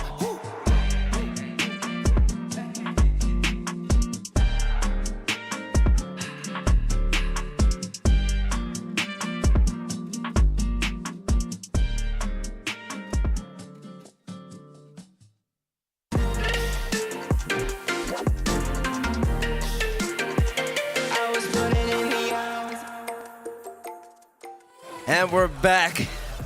we're back. I didn't know what to say. Northwood Esports. I was still got DeMar here on the deck. You didn't have to say that. You just threw yourself in there. I got zoned out for a second. Northwood White ended up catching a W over Hamburg. That was a good dub for Northwood White. They're all smiles. They're going to play all the way to the end of the stream, of course, going up against their A team, their blue team. It's going to be a very great matchup. It's really going to be really exciting to see. Yeah, I think so too. You know, watching Northwood, the way they were coming out there, I mean, Subi, you got a first-hand look at that. It does seem like they're kind of up to the task you're playing at the World Championship. I feel like it'll be a good series playing against Northwood. Yeah, it felt like there were a little bit of nerves there when they opened up the game. It felt like, you know, in game number 1, obviously they stole that one away. In game number 2, I don't know what happened. I don't know where they were. But games 3 and 4, that's when their offense really started to develop. We saw those passing plays. We saw the takeover. Just seemed like their confidence just built throughout that series. Yeah, I agree, Subi. You know what I just thought about? What? One, you're a very smart man, and also you're a very beautiful man. You also know what else is beautiful? The groups. Let's take a look at them. Let's take a look at the groups here. Subi just looks so good. Everybody in the group has played at least once. Look at this so far. Subi, I'm going to come right back to you. Is this what you would have expected at the beginning of the day? I think I would have, other than, and this is going to sound crazy, I know, I wouldn't have picked Berlin winning. Just the amount of pressure that was on them, being one of the best teams, and UNLV falling. I just didn't see that one happening. But other than that, it seems like everything's going according to plan. Yeah, it's going pretty according to plan if you're a North American fan. European, I think y'all have improved. I think y'all will have a couple teams make it to Sunday. Of course, there is a Saturday in between. As we take a look at Group C, we got Akron Blue about to go up against Boise State. Akron handled set 2 earlier. Boise, they had the reverse sweep. Amsterdam tomorrow. Yeah, and that thing, you know, not really the best look for Boise coming into this matchup here. Obviously, a lot of us were kind of concerned in the Akron match initially, but again, they locked in and they were the Akron that we know that they can be. Now they get a chance to go against Boise here, and my goodness gracious, it's going to be a good match, but the biggest thing is to see whether or not Boise can bounce back, because Akron Blue kind of looking on fire. Yeah, they are looking on fire, and they're starting to figure it out. According to in the words of the great Jack Collier, he said they had to recalibrate. They had to get used to playing back on the land stage. Not this young man, of course. Bullseye, this is his first time being this far into the CRL, but he's playing with 2 legends, Subi. I mean, it's got to feel really good when you're looking next to you and you see Tristan, and then you also see Buzz, one of the most illustrious players in all of CRL history, and there is the man himself. We have seen this guy grow before our very eyes. He has helped this club get 4 world championships. It's just incredible what this kid has done for the esports program. I just want to put in perspective, this man's been playing CRL since he was 16. He's now 22 years of age. Crazy. He's not that man's playing for a long time. 6 years in CRL. Woo! It's crazy tomorrow. It is. It's so crazy to see him, and then of course we have Tristan here. I mean, this man. Shout out world. He's a great interview. If you haven't heard a Tristan interview, you haven't been watching CRL. It's been fantastic to see him. He's obviously a very mechanical player. Him and Buzz have been playing together a very, very long time. And we've seen the level of dominance, and also we've seen that confidence come out of all of them because they just know how things have gone here. I was talking to Buzz last night. I'm sure a lot of people were speaking to Buzz last night. Seeing him be able to radiate that level of confidence going into today, knowing the matches that he had, I mean, he's expected to, or at least he's already set the expectation for his team that they're going to go through. Yeah, and then you've also got to think about all of the pressure that was put on Bullseye coming into this roster, replacing Reticence. I mean, those are some massive shoes to fill, and he's done so greatly. But then we get a look over at Boise State. Durthrow sitting front and center, but first we're gonna get a look at Gil. It's gotta be so fun to be up on that stage for Boise State. It was a shaky season. You didn't know if they were gonna get here, but they were able to punch their ticket. Yeah, Gil fills out this roster. Him and Instinct, they really help it, but it's really all about the man in the middle, like you said, Stubby. Durf, though, I don't know what he spends more time in. Playing Rocket League or sitting in the gym, because this man is an absolute unit on the pitch. He's nervous. He's nervous. Oh, no! Durf, no, he's not nervous. The amount of energy that was surrounding this team when they reverse swept Amsterdam, that's the loudest this whole entire venue has ever felt so far, and I do expect that crowd to be a very Boise State fan. Hey, he's not nervous. He just did a set of curls. So, you know, when you're curling 80-pounders, it's going to make your arms shake afterwards. But Instinct, He's got to be the third man for this roster. He's got to show up huge today. He's been doing great in the offensive end. But it's just, you got to also just bring up the fact that these guys look like friends on and off the pitch. Oh, yeah, they are. And I know how we talked about Dirt, though, is the best player on the team. But Instinct, he's also averaging over 400 points. That's nothing to slide over. That's nothing to look over. That means that he's always performing. It's up to Gil to really fill in, kind of like Hyro did for Berlin, and see if Boise can push Akron to the limit. Yeah, one of the other things you got to point out is they have Wayne there in the back there in that coaching spot. He's been able to join this Boise roster. Definitely has had like an impact, so to speak, here. Really going to be a true test, though, against Akron because the Zips, I mean, they're a machine in their own right. Who do y'all think will win at home? Do hashtag UA-B, hashtag BSU for Boise State. East going up against West. If you're a CRL fan, I think I know where the majority of people are going to be. I mean, if you're thinking history, I think I know who a lot of people will go for. But you got the up-and-comers, their first World Championship, first time up on a stage. I mean, it's always fun to root for underdogs in an environment like this, but for Boise State, I don't think they're as big of underdogs as a lot of people really build up to be. I don't think so either, especially with that big win over Amsterdam. I think also, I would say that it's more than fair that Boise got a better warm-up. You could say that. They did go to a 5-game series. You know, they did put in like that extra work to kind of get that warm-up going. I think that And then the pressure of being down 0-2, right? Right. Having to pull off the reverse sweep as well. Boise definitely warm and ready to go. But Akron's a different level. Akron's a different monster. We know that. This is a tougher matchup for them in general. Who do you think is the best player on the pitch? Tristan.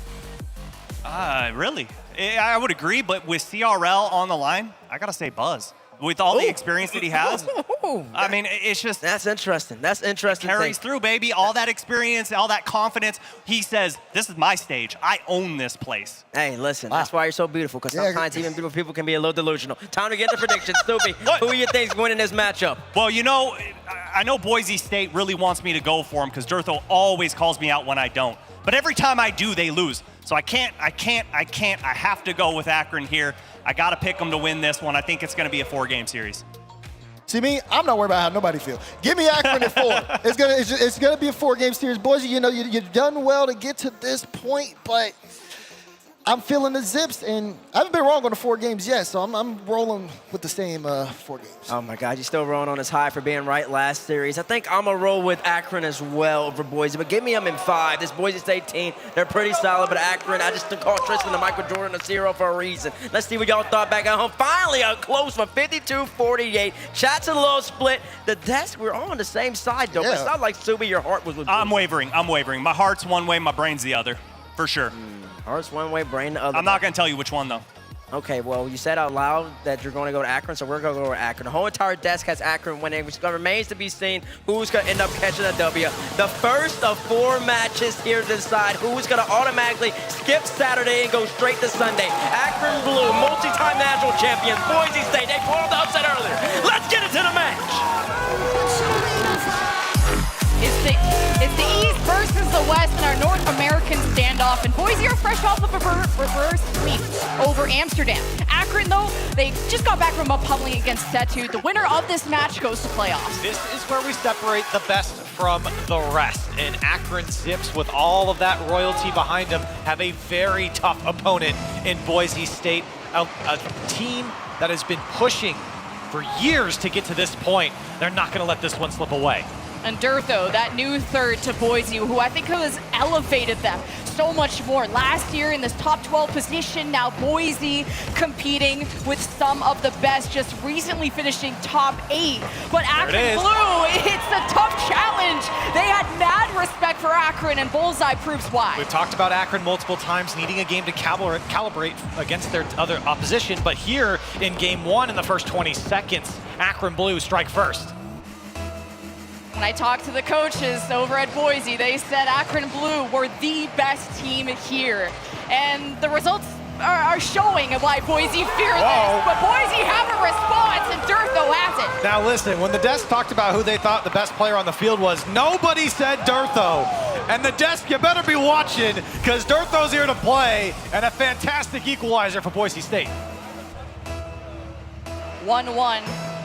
When the last time both these teams met was in the CECC finals, where Akron 3-0'd them twice. So will the script be different? The desk called it in 4 games, but the offense from Boise putting on the pressure, that was something they wanted to learn from that Game 5 reverse sweep. But Akron Blue made easy work of Europe, at least thus far. This is a big match, a lot of stakes. Of course, this is the upper bracket, so if anything goes wrong, you have tomorrow to play for. Good set up by Buzz, but Bullseye couldn't connect. Yeah, the past result certainly says something about this matchup, as you just mentioned. But of course, Boise State coming off of that reverse sweep over Amsterdam. I mean, this place was going wild for that while the A stream was still going. For Boise State, I think this might be a different result for them, just by the way they've had to get to this point off of that reverse sweep. It really settles you in. You get all your nerves out in a series like that. You can go onto the stage and relax. We'll see if that's the case. As Akron are looking to fight, Tristan denied by Instinct, and Boise State trying to move down the field. Here comes Durtho. Dangerous position to the back wall it goes. Needs one more, and Bullseye uncontested. Able to take this one back to the other side and tries to drop it down. Yeah, Bullseye was trying to show him how it's done, and Tristan almost had a winning shot there. Here's the offense. The counterattack from Boise. Instinct from up high. Durtho redirect, but coming from in the net is not going to go the way they wanted. Gill to Instinct. Bullseye 50 challenge. Goes their way, a bit of space as Tristan goes past one defender. Can Gill get there in time? He can't! 2-1 Akron! That boy's balling, and he's moving down the field by himself. Look at the control. He saw the space as he took off, decided to catch it into the control, and then move downfield, beat 2 from Boise State. Akron Blue in the lead. Boise have been able to stay in everyone's shadow and have performed very well thus far. And Akron Blue, though, they have peaked already. Instinct while timing's up. Every time Akron gets one, Boise State is there to respond. And look at the touch from Gill. An awkward roll for the defense of Akron, and Instinct quickly there. The desk talked about him needing to step up, and you saw it there quickly to that one to put it away. 3 minutes, 2-2 game, very high scoring. Mechanics showing off in these teams' second match of Group C. Defense ready for Boise, good clear. Durtho follow-up, Instinct on his trail. Back wall well protected by Tristan. Instinct puts the pressure on for Boise. Gill knows what he's up to. Keeps just stalling and touching the ball forward, but Boise have hit a wall, literally, metaphorically, and this offense ain't gonna work out. Yeah, they're trying to push through that Akron defense, but that corner, Akron Blues put on some great corner defense, is now an open shot for Tristan. And what happened to the Boise State defense? You tell me. He was there. Bullseye, Buzz, and everyone's crossing over each other. You don't know where this shot is gonna come from. And nobody getting a touch there for Boise State. You get into the corner for free and then a tough bounce out. Nobody connecting on the touch. And Akron Blue, you know they're gonna be there to capitalize, to crash the net. And here comes Buzz once again, trying to threaten that back post, and Boise State quickly up to deny. Oh, Tristan couldn't slow down Durtho. Here's Bullseye, third man back. Pushing Instinct off the ball here for a second, steals the corner boost, but pass also denied between Boise as Akron just back pass, maintaining possession. Durtho up high, steals that too. And Akron just inched their way forward. There's a demo in front of the net. Akron have a setup, but Buzz wasn't right on the right side to receive that pass. Boise make a bit of space. Yeah, you gotta watch out for those demos on the Akron side. Tristan averaging basically 2 a game, Bullseye at 1.8 a game, and Buzz also getting a bunch of demos in the mix as well. Akron, they will hunt you down and remove you from play if you're moving too slow.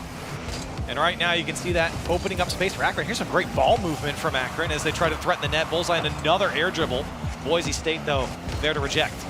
And both teams' defenses have stepped up and slowed down the play a lot. The fact we had a 2-2 game, Tristan almost proved me wrong. Also Buzz taking the corner boost, doing some tricks, reset. Tristan is trying to center that boy out, but Akron just haven't threatened that net yet. Yeah, you're starting to see some vintage Tristan on the ball. Great mechanics from him. And he certainly warmed up after that previous series against Setu. And now Akron on the attack again. Tristan in 1v1. Durtho running back to his corner, trying to run from demos, and Buzz trying to get a piece of him. Bullseye still can keep this attack going from Akron. As it comes off the ceiling, one more touch back out, looking for follow-up, but Buzz and Tristan went all the way back, and now space for Instinct as the flip reset doesn't go, and Boise State have to regroup. 3-on-2 for Akron, and Durtho was like, oh, shoot, I really gotta not go for the corner boost, I gotta go for the net. And being able to ward that storm is huge. Akron becoming a lot more physical, and so have Boise, 3-on-2. Now multiple being removed. Buzz and Tristan just trying to restructure themselves. Shot by Durtho is saved. An Instinct, that's not the 50 I think he wanted. Gil and Durtho can't connect either, and Akron has it clear. Yeah, Gil was there to make a touch on the ball, but it just came out a little too awkward. Now, with 15 seconds left, maybe one chance for Akron. 10 seconds. This one's past the defense. As the last man in Instinct has to make it out. Buzz to pop it up. Akron want one more, but it's Boise State who needs it the most. As this one comes down, Boise State scrambling to keep this one alive, and Buzz just trying to keep it away. It'll drop down, and Akron Blue will take game one. It's a close one. 3-2, and that lead never escaping Akron too much. And I think they can't underestimate any opponent showing up, because I think that's the key here. Everyone has showed up to LAN. I'm seeing some nerves in game one, but Boise, the fact that they kept this really competitive is a sight to see. Now Akron take game one. They're 6-0 in terms of games in the last time they've met Boise. We'll see if that follows the script. I think for Boise State, that's almost the best you can ask from them. I think they played fantastic here. They just weren't able to put away their third to at least find the equalizer. I think Akron Blue certainly took advantage of some mistakes, as you're seeing in some of the replays, but not a bad game one. I just want to talk about Boise State here for a second. I mean, this is a team that has tried to be in this league since at least 2017. They tried to get through some open ladder qualifiers into CRL. They weren't able to make it for years on end. It wasn't really until 2021 where they found more and more success deeper into those qualifier runs. And then finally, especially in 2023, but in the previous split as well, they found some great success with the roster they have now. It has been a long time coming for this Boise State squad, and they got to go up against the big boys if they want to get out of this group. That's the big boys, almost with the double tap, and Tristan with the finish. This goes all the way down, and Buzz scoops it up in time, but Boise tried to give me their Mountain West Championship ring and said maybe for good luck or for a prop on broadcast. And I was like, if Boise lose and I have this ring in my hand, the bad luck charm. I'm gonna forever blame myself. Also, I didn't want to like break it. Yeah. No, that's understandable. As Boise State, they're gonna need all the luck they can get here. And certainly skill in game two. Finding themselves down a game in this best of 5. Certainly competitive. Was a winnable game one. A couple of mistakes plagued them, and that was the big difference. Yeah, for now, Akron getting demoed. 3-on-2 for Boise in that orange end. Ball goes over to Gil. Instinct takes the corner boost, but Bullseye gets in the middle of that pain sandwich. Durtho protects the back wall well, but it only sets up Tristan. But Durtho drops down for the save just in time. Boise have to be careful on defense. Yeah, and Boise, they were set up quite well on defense. It was just a bit of a squirrely shot that came through from Akron. Everyone was sitting in net and perfectly positioned in the end.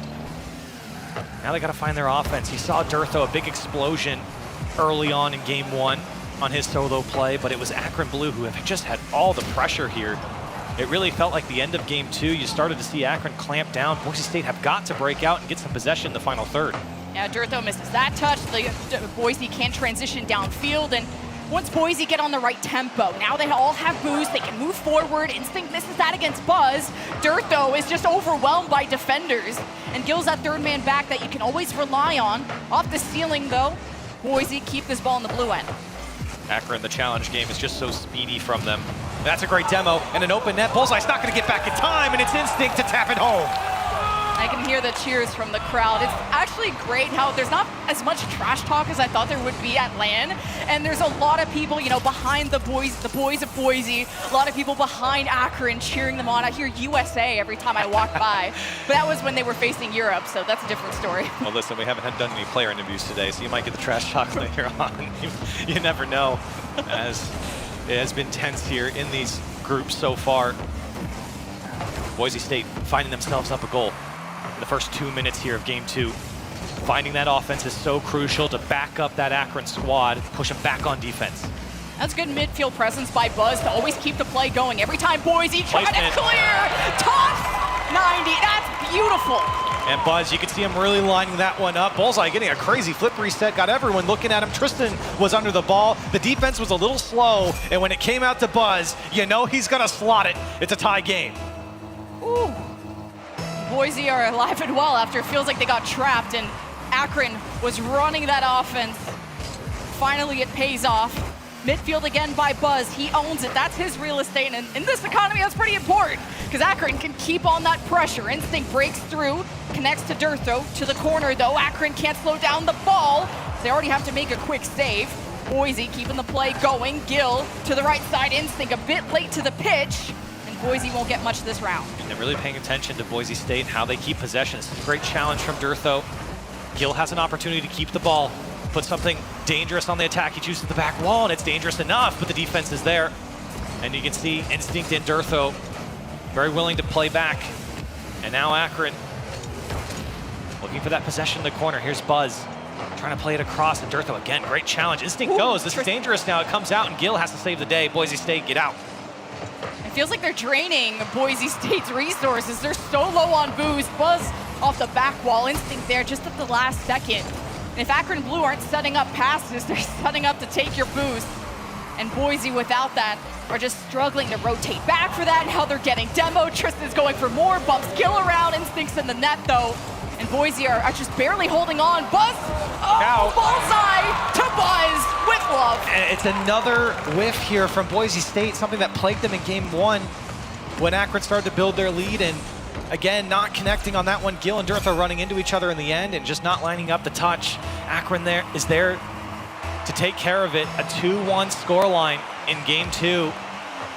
Minor mistakes coming out from Boise State.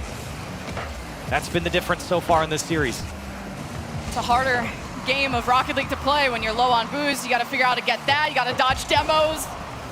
Here's a counterattack from Boise. Now that they have some resources to work with, it's tucked to the left side where Boise are just not there. Bullseye to Buzz. They do it again. They're invited into the Boise State side, and they say, thank you very much. We'll walk through the front door. You can see Gill, the late challenge allowed this to open up. Look at all the space that Akron has, and it's bullseye to Buzz. They put it away, 3-1. The B-boys at the front connecting so well. 3-1 for Akron. 3 unanswered goals. Oh, is he gonna do it again? If you're Boise, you're saying no in the crowd, but Gill goes to the blue end, right into Tristan's lap like Santa. But how do Boise convert and give themselves a gift in this game 2 when it felt like they kept it so close in game 1? Gill has a chance to strike, but Tristan was ready. Durtho off the back wall, bullseye. Dangerous drop here into the box, and Boise weren't there to put on the pressure. Much needed chances here for Boise State in the final 30 seconds, but they've got to put something away. A big clear comes out. Boise State need to hold on to possession.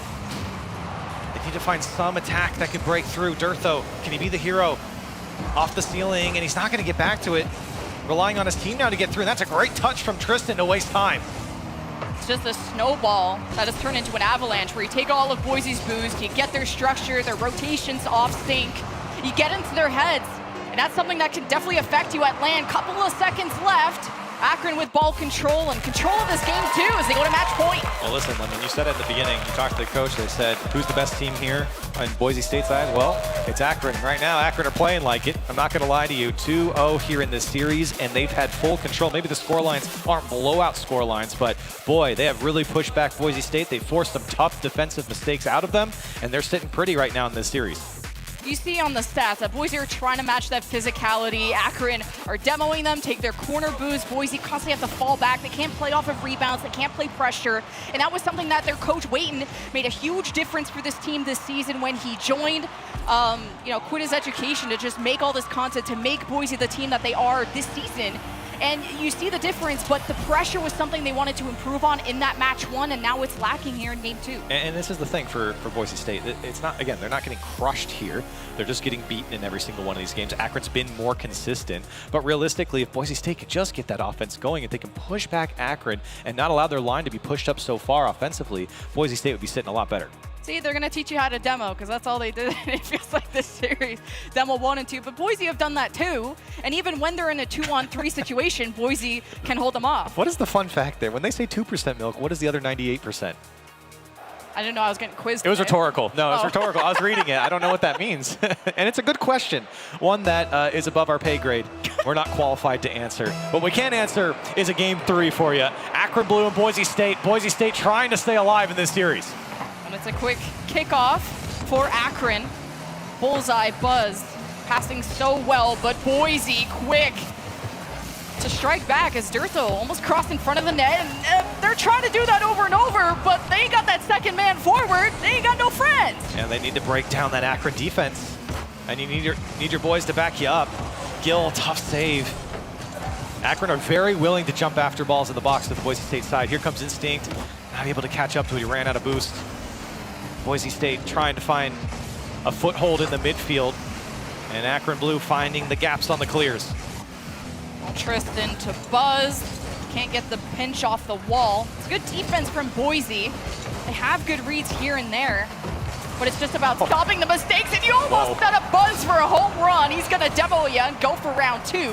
But it's the rebound plays, the pressure that Akron has, 2-on-1. It's the early challenge into Tristan, denies kind of that time he had to think. And every single time a player attacks the net from Akron, it feels so dangerous from Boise, or on the Boise State side defensively. And Akron have been better for it. Here's a chance now. Instinct to the back wall, needs help. Gill up for this one, just trying to keep it in the zone on the Akron side. It was a quality touch, but again, not threatening of the net. Instinct can't get by Tristan. That challenge game again going in favor of the Zips.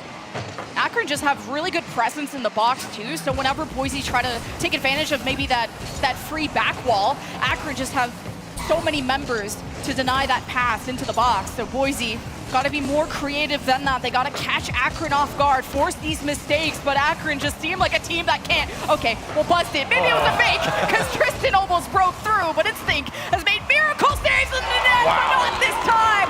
Akron with the first goal. And look how many opportunities Akron gets. That first shot coming out from Gill's missed block, and then another beautiful pass from Buzz, top shelf slot from Bullseye, and Akron Blue, they will not be denied on that chance. Took 2 minutes.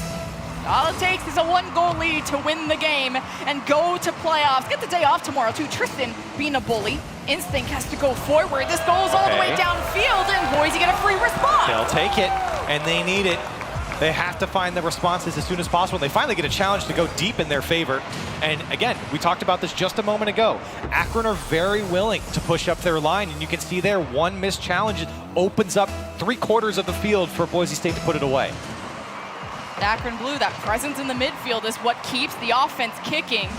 So as long as they don't make any mistakes there, don't concede possession, Boise just don't have a lot of space to work with. Good touch from Instinct as Buzz and Bullseye figure out who wants the ball, and Boise couldn't take advantage of that moment of lapse.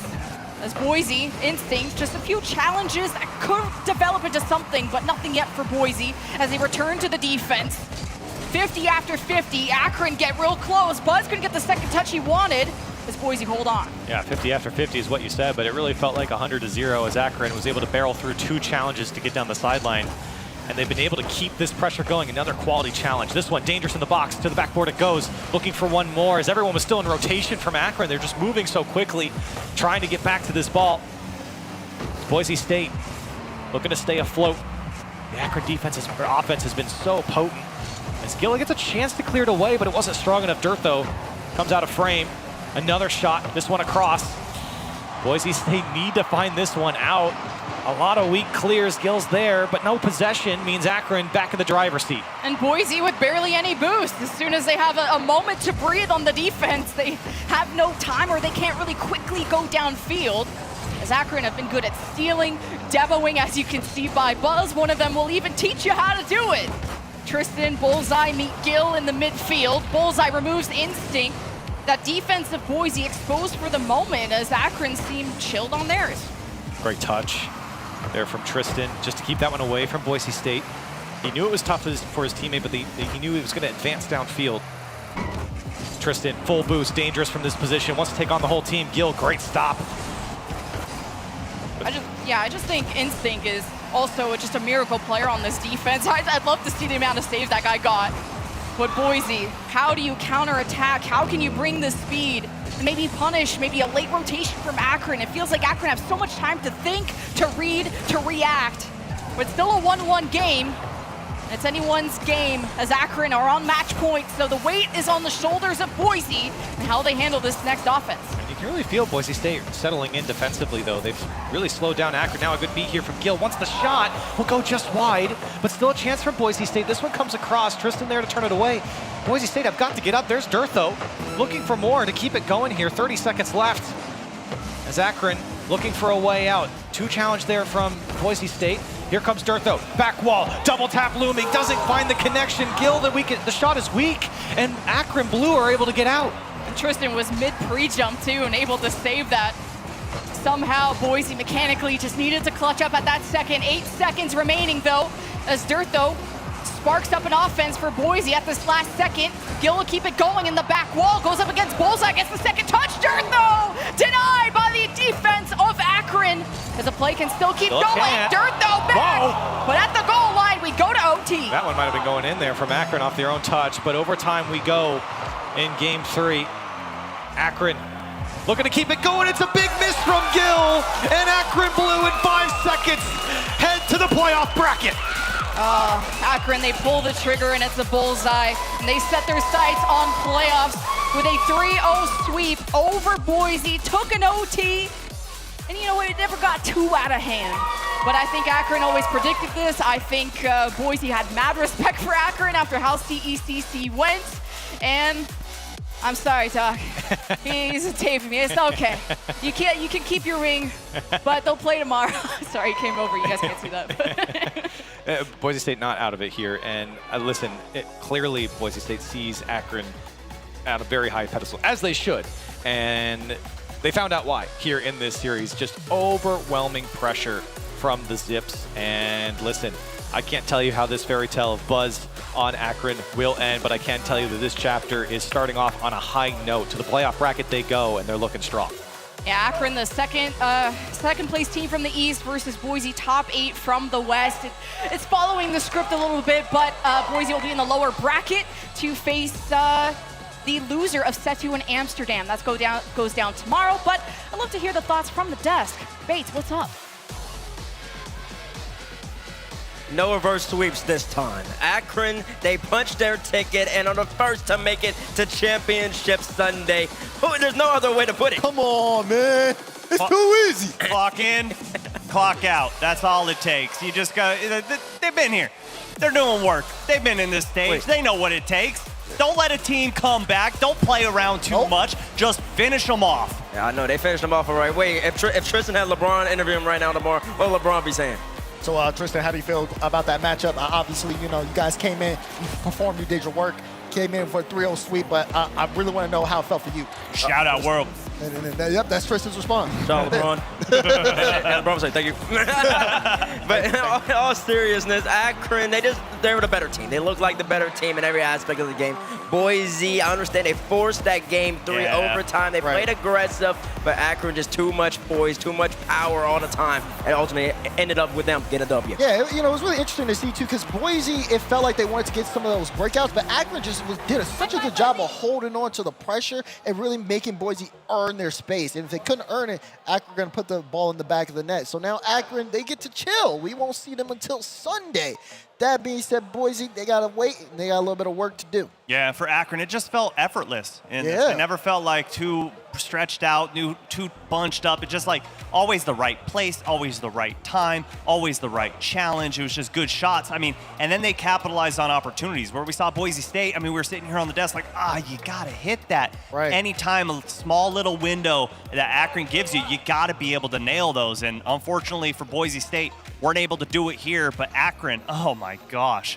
They look like they've won a world championship or two. Maybe a national championship. All right, fair. Okay, all right. Let's make sure now we're splitting hairs. Now we're splitting hairs. It used to be, hey, back in the day, they would have been a multi-time world champion if this did exist back in the heyday when they were absolutely dominating CRL. Let's take a quick look at that schedule, though, because we have 3 more matches left on the A string. Columbia, Berlin, Fisher, West Virginia, Northwood Blue, Northwood White. Are y'all both leaving me?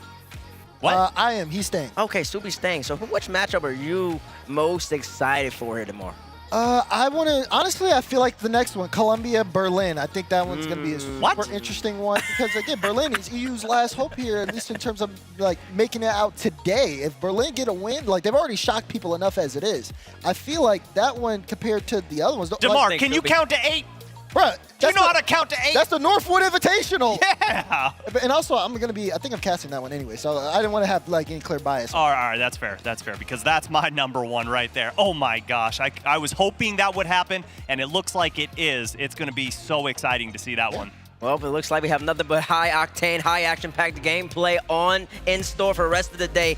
You really need to stay. For one, you need your channel points. For two, you need to realize how accurate Bates is on the predictions. And for number three, we just really love watching Rocket League out here. So make sure you don't go anywhere. 3 more matches left on the CRL 8 stream for Friday after this break.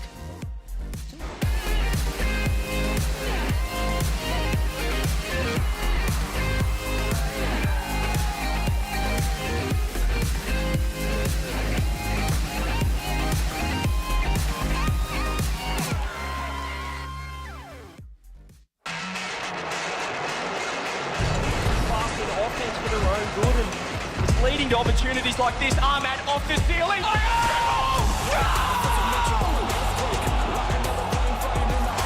Ahmad with the 7 from heaven. I get higher, I never tire. I'm a promise, I'm a mentality. Can they get control of this? Pop back from a towel as he takes control. What? Are you kidding me? This is really happening. It's really happening. It actually happened. Fortune favors Liquid. See this one flipped out. First killer. Does he have a flip? He's trying to use it to pass out. It's unbelievable.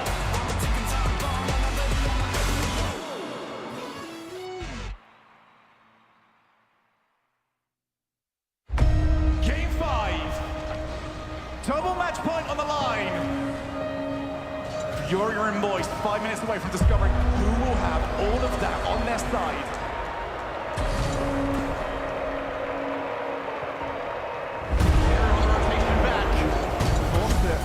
It won another rises under pressure. That was a forced mistake. Matrix is around the demo, gets the ball. He's now taking steps inside the field. On the reset, can he outplay everybody? That was otherworldly.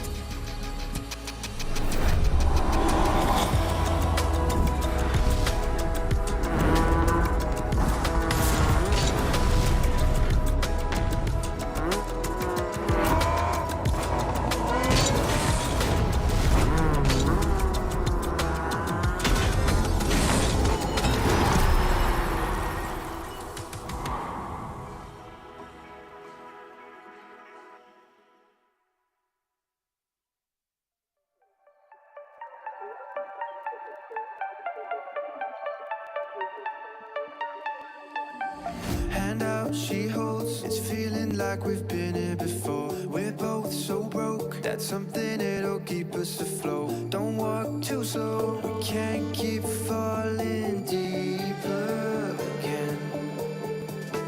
Came too close and the taste so far from pure. A rush of blood, but we search for so much more. We've all been here before.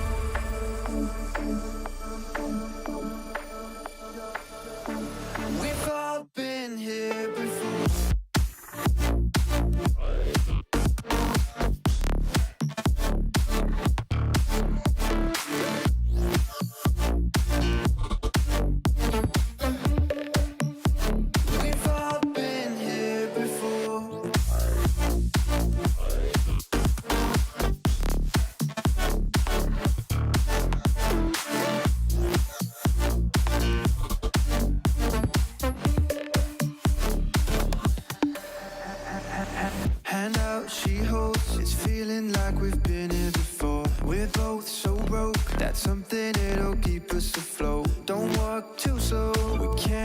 falling deeper again.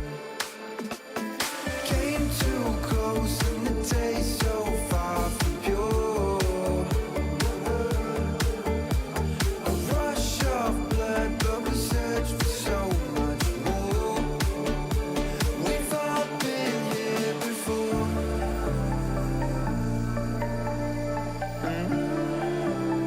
We've all been here before.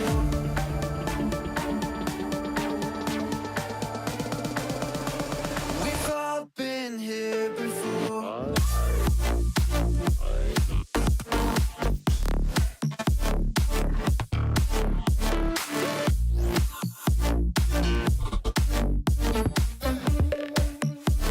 We've all been here before.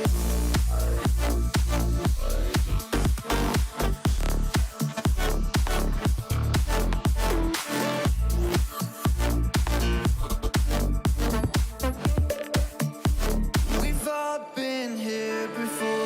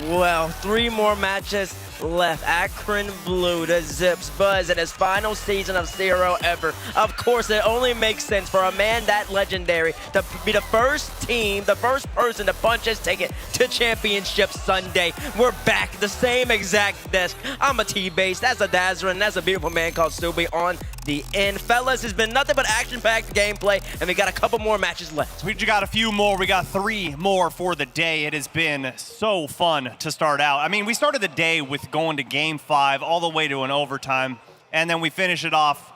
Well, we don't know how we finished it off, but we just finished it off with Akron sweeping. We haven't gotten to the end yet. Don't reveal the script. Don't reveal the script. Oh no, we'll be able to figure it out. And listen, we got nothing but action-packed gameplay here. Of course, you see Akron in Group C. They're 2-0. They're the first team to make it this Sunday. 3 more teams will join them by the conclusion of the day. We're about to move on over to Group B here because we got Columbia going up against Berlin. The 3 C's going up against Berlin tomorrow. Oh man, this is one, like I said, this is the one I'm looking forward to. The 3 Cs get a test against Berlin, who ended up stopping them from losing against, they almost got spaceman swept by UNLV. They had to bring it back to game 5, and they showed up and showed out. You talked about earlier warm-up matches for the day. Berlin definitely had one with UNLV. Can they continue that forward against the 3 Cs? It's going to be tough because that's one of the hottest teams coming out of the West Coast is Columbia College. Made easy, light work out of Stockton. And, you know, Berlin had a little bit of a struggle all the way to game 5. But in the end, Nagflow really showed up for Berlin. Nagflow showed up. He started hitting shots he hasn't hit since 2019. Nagflow, keep it up. We love to see Berlin playing absolutely phenomenal. But this 3 Cs team, man, Columbia, there's a reason that they're the best team in the West. Berlin, they took out UNLV. That's arguably the second best team in the West, but it doesn't matter. Because Columbia, they're a tier above, an upgrade from anybody else. And they're hungry at the same time. Everybody wanted to kind of get back to that spot. You see him right there. That's a bad man. That's a bad man. And then you got Cosmic, Flippy, and Cryptic. I love the fact that they match their C's to their college. They're feeling good. If there's one thing that this team is, it starts with another C, and it's confident. They're coming in looking to make a statement. You talk about confidence, another thing. They're cold. And they're clean. They're ice cold. They're crispy. Look at them. Cosmic Flippy there in the middle seat, definitely good. He's definitely solid in terms of like moving the energy around and things like that. Seeing how things look for Columbia College, I really think it is going to be a tough task here for Berlin. There's Cryptic right there too. Yeah, Cryptic, he is the one that really needs to step up right here. Cam, we know he's the best player on his team, but Cryptic, he started this whole entire, I'm gonna call it a mini dynasty, their little run of being that great in the West. Cosmic Flippy, he provides the comms, he provides the energy. Cryptic, he's just as mechanical as Cam. He can be just as efficient when he's playing the best Rocket League possible. This Columbia squad, they're a World Championship contending team. Yeah, he's got to be the place setter for this team. He's got to set up everyone that's flowing around. But then we get a look over at the Technical University of Berlin. And there's that man. You're not going to see many smiles from him unless they win. That's the only time he shows emotion. There we go. I'm about to say, they look so relieved after that W earlier. That's relief? No, well, not right now. Okay. Right now, they're back in the robot mode. They're back locked in. But they definitely had to get that monkey off their back. They didn't win last year. They were number 2 seed coming out of EU, but everybody expected them to be the best team coming out of Europe. A lot of people had them making all the way to the grand finals last year. It didn't come to fruition. They had to think about that for a whole entire year. So getting that W early on is scary because now I don't know what to expect from this Berlin team. They took what they couldn't do last year, already surpassed that, and now they're one match away from making Sunday. Yeah, and that's going to be very important because for them, they definitely have to make sure that they're like locked in and ready to go. I mean, it makes sense to see them so, not composed. Of course, there was on Twitter, on College Cardboard Twitter, T. Gray had the interview. He talked about how relieved and how happy he was to end up winning that game 5. But now you got to get right back into it if you want to get out of groups, which has been the biggest thing for Europe so far in this event. Who do y'all think will win? If you believe Columbia College will end up getting this W, do #CC. If you believe that Berlin, the European hope, the only European team that get a W so far today, do #BER. Ooh, it's going to be a tight one, I believe. Where y'all think the chat's going to go? I'm going to go with 57 and 43. 57 Columbia? Yeah, Columbia. I think it's going to be Columbia favorite. 7 Columbia. That's what Mr. Beautiful Man over there himself, Super. Stop it. You're making me blush. No, because listen, I just love complimenting my people. All right, I haven't called you beautiful yet, so I'll call you handsome. I'll take it. Subi, who you think's going to end up getting a W here? Well, come on now. Look where we are. We're in Texas. We're in North America. You already know that I rep the West Coast, the best coast, and Columbia is the best to represent the West. And I think they're going to take down Berlin. I think it's going to be 3-1. I know I said that last time. It seems like the easy one. You know what? Actually, we're going 3-0. It's 3-0 Columbia. Oh. Very interesting, very interesting. Give me the 3 C's, baby. I got Columbia College taking this series. They've looked on form. They look unbeatable. It's going to be a tough task for Berlin. I think they could probably push the distance, but I'm going Columbia. Bates? Man, I picked Berlin earlier, and I really do believe in this squad, but unfortunately, they're going to have to do it tomorrow. Because when you're going up against the 3 C's, there's very few things that you can do. When they're all on, Damar knows. It's almost impossible to beat. They're the best in the West. The West Coast is not the best coast. East Coast definitely better, but I will say that Columbia will get this W. Chat, once again, I think you all love Europe in the chat. It's very interesting what's going on here. I don't understand it. Okay, I don't care, but I was right with the numbers. I don't care. Wait, was that 57-43? Let's go, Chad. That's actually kind of crazy. I'm not gonna lie. He's a psychic. He's so much of a psychic indeed. And that means that Columbia's going to end up getting this W. Columbia College, the best team in the West, going up against Berlin, the only European team to get a W so far. Can they finish it off with 2? Let's get into the match.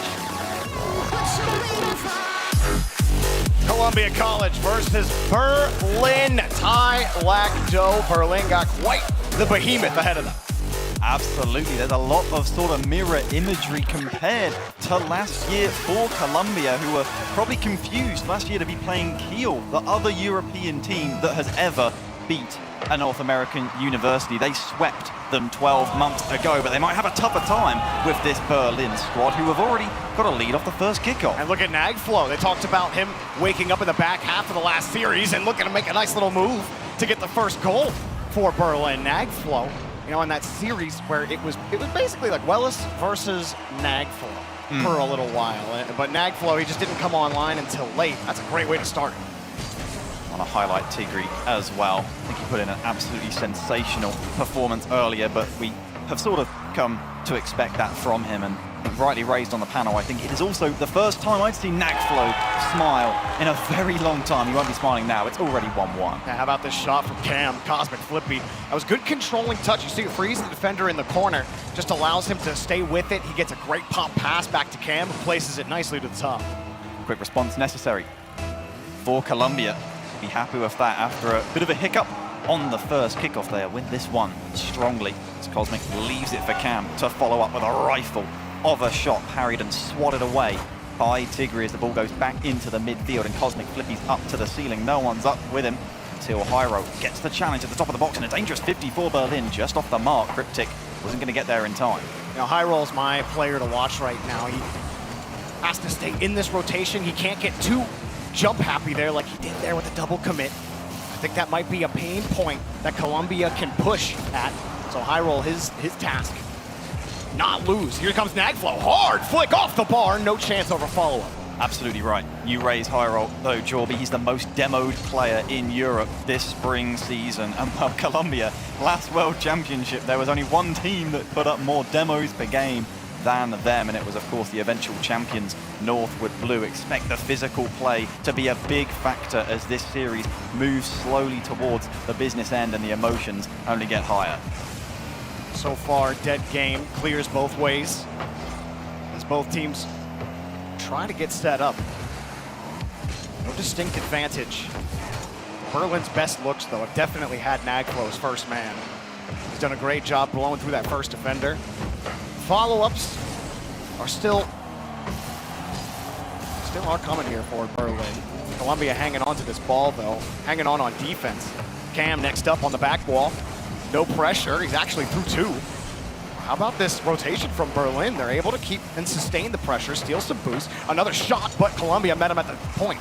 I do feel like Berlin really do want to make the most of this offensive press and especially get off to a strong start in this series, not just because that's better than losing the first game, but more importantly, Columbia, this is their first series on the main stage. Of course, they played and swept Stockton from their setups in the practice area. Berlin, they've got that main stage experience and shaken out those nerves already in their first series win, the game 5. Oh, whoa, whoa, whoa, whoa! Whoa, whoa, whoa, no! Okay, first one was a foul. Second one, no Cosmic Flippy, not like this, bro! You can't park there, sir. What's this? Oh, dear. Don't jump there, dear. don't flip, no! I know your name is Cosmic Flippy, but that was not the time to flip. Yeah, I mean, we've been asked to sort of put together a top 5 plays for the day. I don't know if we have top 5 worst plays, but I definitely know that would be probably first on my list. Wait. This one's in as well. Nagflo, he's starting a collection of worst goals at the World Championship. He's getting quite a number up right now. Cosmic Flippy's the guy getting picked on. The post caught his wheel as he air rolled to get into the ball, and the wheel vacuumed his car away from the ball, so he doesn't get the touch. Poor guy's getting picked on. I don't know what we've just seen. I mean, we were mentioning that Colombia, have had less time to shake off the nerves, and they I don't know, that's Exhibit A. I think you're right. We need a top 5 blunders tomorrow. I would like that, personally. That'd be fun. We've had quite a few in and amongst the fantastic plays, which of course you've been catching here on the main channel, as I like to think Colombia will be able to put together some of them, because TU Berlin, I would say they're running away with it, but kind of just walking away with it without any resistance in the past minute or so. They're just kind of standing there as Colombia are just like, you guys can stay here, sure. But here comes another one. Maybe they get a fourth. That one, more Berlin zone. And credit where credit is due. Nagflo, he has been the most effective player in front of the box for Berlin. Colombia getting in front of these challenges. It's Egre, happy to just send it forth, but no follow-up. Both Berlin players rotated the whole way back.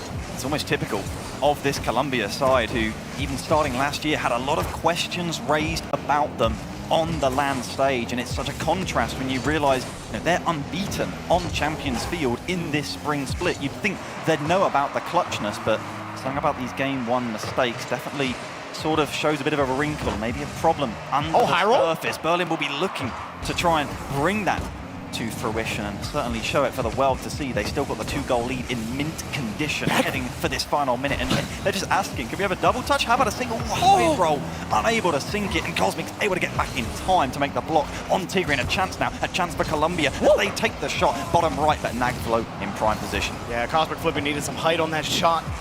Colombia, another chance. That one will go in. Cryptic finds the mark. They pull within one. Yeah, the pass is beautiful. Just pulls the plug and sinks it. Does Cam, realizes the defense too far back on the goal line, and they're just spread back within one.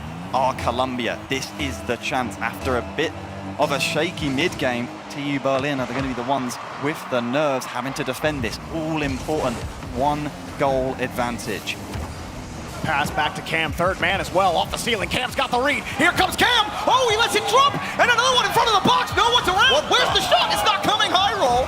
He just jumped and prayed, and the Rocket League gods came and answered. I don't even know, man. He had time to do a Bay Park. He was reversing and everything. They just didn't have the closure of the distance, did Colombia. Probably not expecting him to take that much time on his own goal line, and right now there's not much time left for Colombia to get that all-needed equalizer, and it high rolls the man in the midfield with the ball, but he hands it, serves it off, as though does Cosmic Flippy when he receives it, trying to play it back to himself, but this time it's intercepted. Berlin to the backboard. Cam, the response is there, but high rolls up to put it down. It won't stay down just yet because Cosmic Flippy with the flip. It's not enough. Berlin will take Game 1. And Europe in this competition so far have taken Game 1 almost every single time. Now, for a lot of our European teams, the result at the end did not the way they wanted to go. Now we start here again. Berlin, they get this Game 1 win. But Colombia, like they started to figure things out near the end there. Desperate to get that tying goal. We're going to see that same Colombia at the start of Game 2.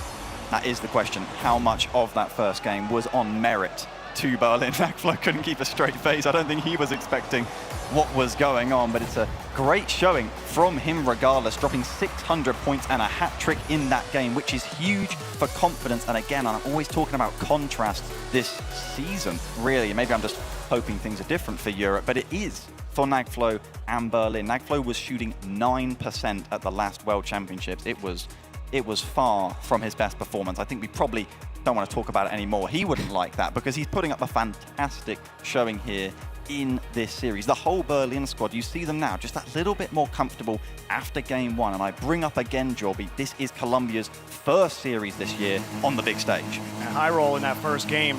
No mistakes. He didn't get demoed. And I gotta say, it's gotta feel pretty bad to have the title of most demoed in the league. I gotta do that to him. I don't know. I mean, the poor guy. Well, I guess he did it to himself, right? And you look at distance to like teammates as well. He's so spaced in the rotation, so apart from Tigri and Nagflo. It's such a duo that goes forward, and he's just expected to fill the gaps. But he certainly does it very well. Berlin still rightly one of the, and perhaps today, the best team in Europe so far looking at results. But they are a long, long way from home in this series, and Colombia will quickly be wanting to right the wrongs of game one. Let's see what Colombia can do with Cosmic Flippy on the point. Air rolls into the touch. Another back pass from Cam. Shot from Cryptic. Missed it wide. What do the best of the West bring after a first game like that? We can always joke that they're right next to the Mississippi and could very easily be in the East Conference. They have dominated the West for some time, certainly in spring splits, but how can they do on the world stage? They comfortably got to playoffs last year, only to drop then in those quarterfinals. They'll be looking to put it right and do better this time around, but right now they need to worry about getting to the playoffs in the first place, and somehow Cryptic gets back to the ball on that occasion. It's sent and sprayed out wide for Cam to get on the end of it. It's very much a stretch though, and the possession's going to be turned over for Tigri to take his time on, try and get back in a commit or two, as Nagflo certainly doesn't wait on that occasion on the challenge. Spills out to high roll. Berlin still probing. Can't really find any data. They get cleared back out to midfield. Cryptic turning wide back in the rotation. A lot of boost here, and sees that it's already defended, knocked away. Tigre, no touch from him. Berlin do get back to the midfield. Cam picking up a demo on the Tigre. Does that give him some space? Cryptic finding the pass to Flippy, and it's denied right in his face. Another rebound denied again. Nagflo gets in the way. First from Tigre. That shot's way wide from Cam. Berlin stop the flurry of attacks. Nagflo back the other way. He splits his way through two. This is a broken Colombia rotation, but Cam finds his way back to the ball. Cam wants to get this ball forward. He's such an offensive powerhouse, been getting 5 goals every 4 games during the regular season. They want him to be on the end of passes, and he's going to be here as he goes up for it, but he's blocked by High Roll, who rises to the occasion as he has been doing so far today. And Cosmic with the back flippy will pick it up in the corner, reset off the ceiling, gets down to the ground pinch, but it's again stopped by High Roll. Oh, the touch from Nagflo sets it up, and Tigre puts them down. Berlin strike first. Incredible finish for Tigre. Already retired from his RLCS career, a decorated career. You look back at those Mouse Sports, Na'Vi, and of course, I guess, Team Secret days, if I may mention those. Yeah, what were those like? I don't really want... I won't let you relive that one, Tylak, though. It's okay. But right now, Berlin, you can live with them. Have a lead halfway through the game. Looking to go 2-0 up on Colombia. The team that got swept out by the surprise stars from Europe last year. Is this going to happen again to Colombia? Can they get onto offense? They've tried to play fast. They've tried to be the faster team. It hasn't worked. They've tried to beat Berlin with mechanics. It hasn't worked. Here comes Nagflo. Cosmic Flippy killing it back to Cam. Cam slowing it down. Here he goes again on the ground pop air dribble. Immediately challenged out. Berlin giving him nothing. Are still making confident plays though. Colombia, you saw that little feint from Cryptic trying to buy the space and sit some defenders down, open up the space to take a shot. Didn't quite work out, but this Berlin defense certainly doesn't look invulnerable so far on the Forbidden Temple, although Tigre somehow just turns on the magnet power up, keeps that ball right next to him, forcing a save now is Nagflo from Cam on the goal line as Cryptic picks up the pass of such, but it's just sent away in a hopeful mistouch, which actually is received, and now off the Berlin backboard. That shot not finding the back of the net, and those half chances for Colombia, they're going to have to take one of those eventually, as up it goes, and it's down and in, off the crossbar, 1-1. Despite having a defender in net, he got a touch on it. Who was it last man? High Roll. Looks like it was High Roll. Trying to get back up, he got the touch, but then it bounced off the bar and in. Cosmic Flippy hitting it with too much power. No chance for High Roll. Critical goal for Colombia. They look to build on this though. No misfortune off the kickoff is something that they importantly need to ensure. Cosmic Flippy up the first man. Always awkward when your teammates are still getting back off those initial kickoff runs. You need to put a challenge in to stop the opponents coming forward. It's Berlin who once again want to do that, but they're dunked by Cosmic Flippy, who's stepping up here. Business end of this game too, and it's going to need to be the case and continue to be so if Colombia are going to tie the series up. Light touch, High Roll already downfield. tried to set up a play, but Tigre getting deleted. Cryptic got another 50 out. Columbia College starting to roll across the box, waiting for their chance. Cosmic Flippy to Cam. Ooh, big whiff. Cam at 44 in the tank. Had a chance at it, but he was just like misread, trying to find the angle. Berlin will get out. Approach the end of regulation. Nagflow got underneath Cryptic. Cryptic gets over the ball. Berlin on defense, trying to get back to the blue half. Cam's not gonna let him. One more boomer from Nagflow. Berlin, do they get a chance here, or are we going to overtime? There we go. There Overtime. It is. Columbia College, they'll be feeling good, Jobby. 15 overtimes this spring split. They've won 12 of them at a very impressive 80% OT win rate.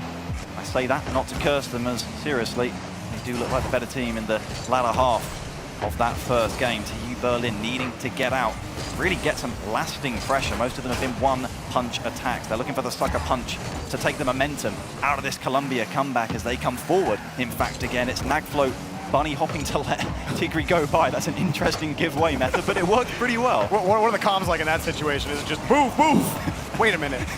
I'm sorry, did he just like push that ball into his defender in the own net? Cam Looking for the bar. He's got it! Gonna get it! Columbia clutching up in OT again, and it's Cam, the main man, doing it again. Great job from Cam on the bounce. Catches the defender, you see him rotate the whole way back to net. Nagflow feeling the pressure of a hard shot coming his way. Cam recognizing where the defense is positioned, slows it down, goes for the air dribble, takes out the last defender. Brilliance there from Cam at the end of the game to tie up the series. It's made the difference. And it does, really, when a team is together for that length of time as well. There's 6 universities returning to this World Championship from last year, but only Columbia and Northwood Blue having the exact same roster of 3. And that chemistry, it's been really tested, but it's passed the test, at least in game 2 there, creating that breakaway chance for Cam to get the space, and you just always knew he was going to produce. He didn't quite get the air dribble that he may have wanted. Could have been some improv, but hey, it doesn't matter. What matters is the ball goes into the net. Cam sitting at the top of the scoreboard for his team, and 7 demos total for Columbia. Like a lot of them kind of happened in transition because it didn't feel like 7 demos, but Columbia... I could eat hibachi every day for the... Sorry, Drobby, I mean, hibachi's pretty good. Why not? I don't think I've ever had it. He can teach you how to zap dash. I have not seen him zap dash once yet. Come on, Cosmic Flippy, what are you doing? Where's your zap dash at? We'll keep our close eye on. Close eye heading into game 3. Will it be another visit to Champions Field for Berlin? Can Columbia even be forced all the way? They got a great record, as I alluded to earlier, even if it goes the distance, as once again the ball back in the Berlin side of the court to respond if they want to stay ahead and making the first move this series. Berlin were able to keep the scoreline close. Do they score first here? Held the lead for a while, for over half the game on Forbidden Temple. Columbia woke up in that second half. Almost feels like the same form as the start of the first 2 games. Columbia another quick clear, getting set up. Berlin forced to rotate along their back wall. Another big clear to give them some space, and the rotation a little slow from Columbia coming out. Do really feel like it's on Berlin to produce at this point in the series. Just those 3 students in orange there of the over 35,000 at TU Berlin. They're a very select and lucky few to be in this position.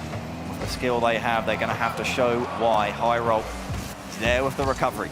All up the wall, but it's Cryptic who is dictating the play right now as he's forcing the challenge, and the backboard patience is there from Columbia, who have got time to pick their spot as Nagflow has to get across again, but the ball is not leaving the orange, and a whifty as it spills outside. Tigre for the challenge, but Cryptic again is there, nearly gets back to the shot indeed, but thankfully for Berlin's sake, they finally get a lasting clearance. That was a good slowdown from Cosmic Flippy as well.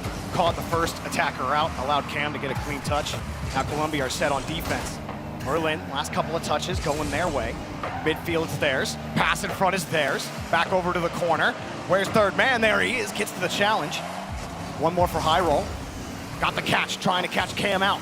Cam flips right on it, and Cam has been pretty hard for Berlin to deal with on both halves of the pitch. There he is winning another 50. Got a full tank of boost. Wins that touch clean. Berlin a little off their line on the last few challenges. They need to move the line up. They're doing it here, which is important. Berlin always so good at keeping the ball pressure all the way downfield, but Cam carries it by himself all the way cross court, and it's forced back across, and Colombia doing such a good job of keeping Berlin in their end. They can't get out, they can't steal the boost, as another shot is answered by a save. Nagflow looking for that block, but it's not to be. Berlin, they usually are stealing about 14, 15 big boosts a game, which is the most of any university in Europe, but they can't get out their own end right now. Cam again in front, got the flip and the 50. Cryptic trying to give himself space. Great speedy challenge from High Roll. Allows Tigre to move forward. 23 boost, hard touch, avoids the bump. For Berlin, they have got obstacles whenever they move downfield. They're having to do it so many times on low boost. Tigre, great touch back to the side, but Nagflow, easy shot defended. Cryptic, no boost. Cosmic flipping now around. Extends the tank. Cam hits the backside. Cam destroys Berlin.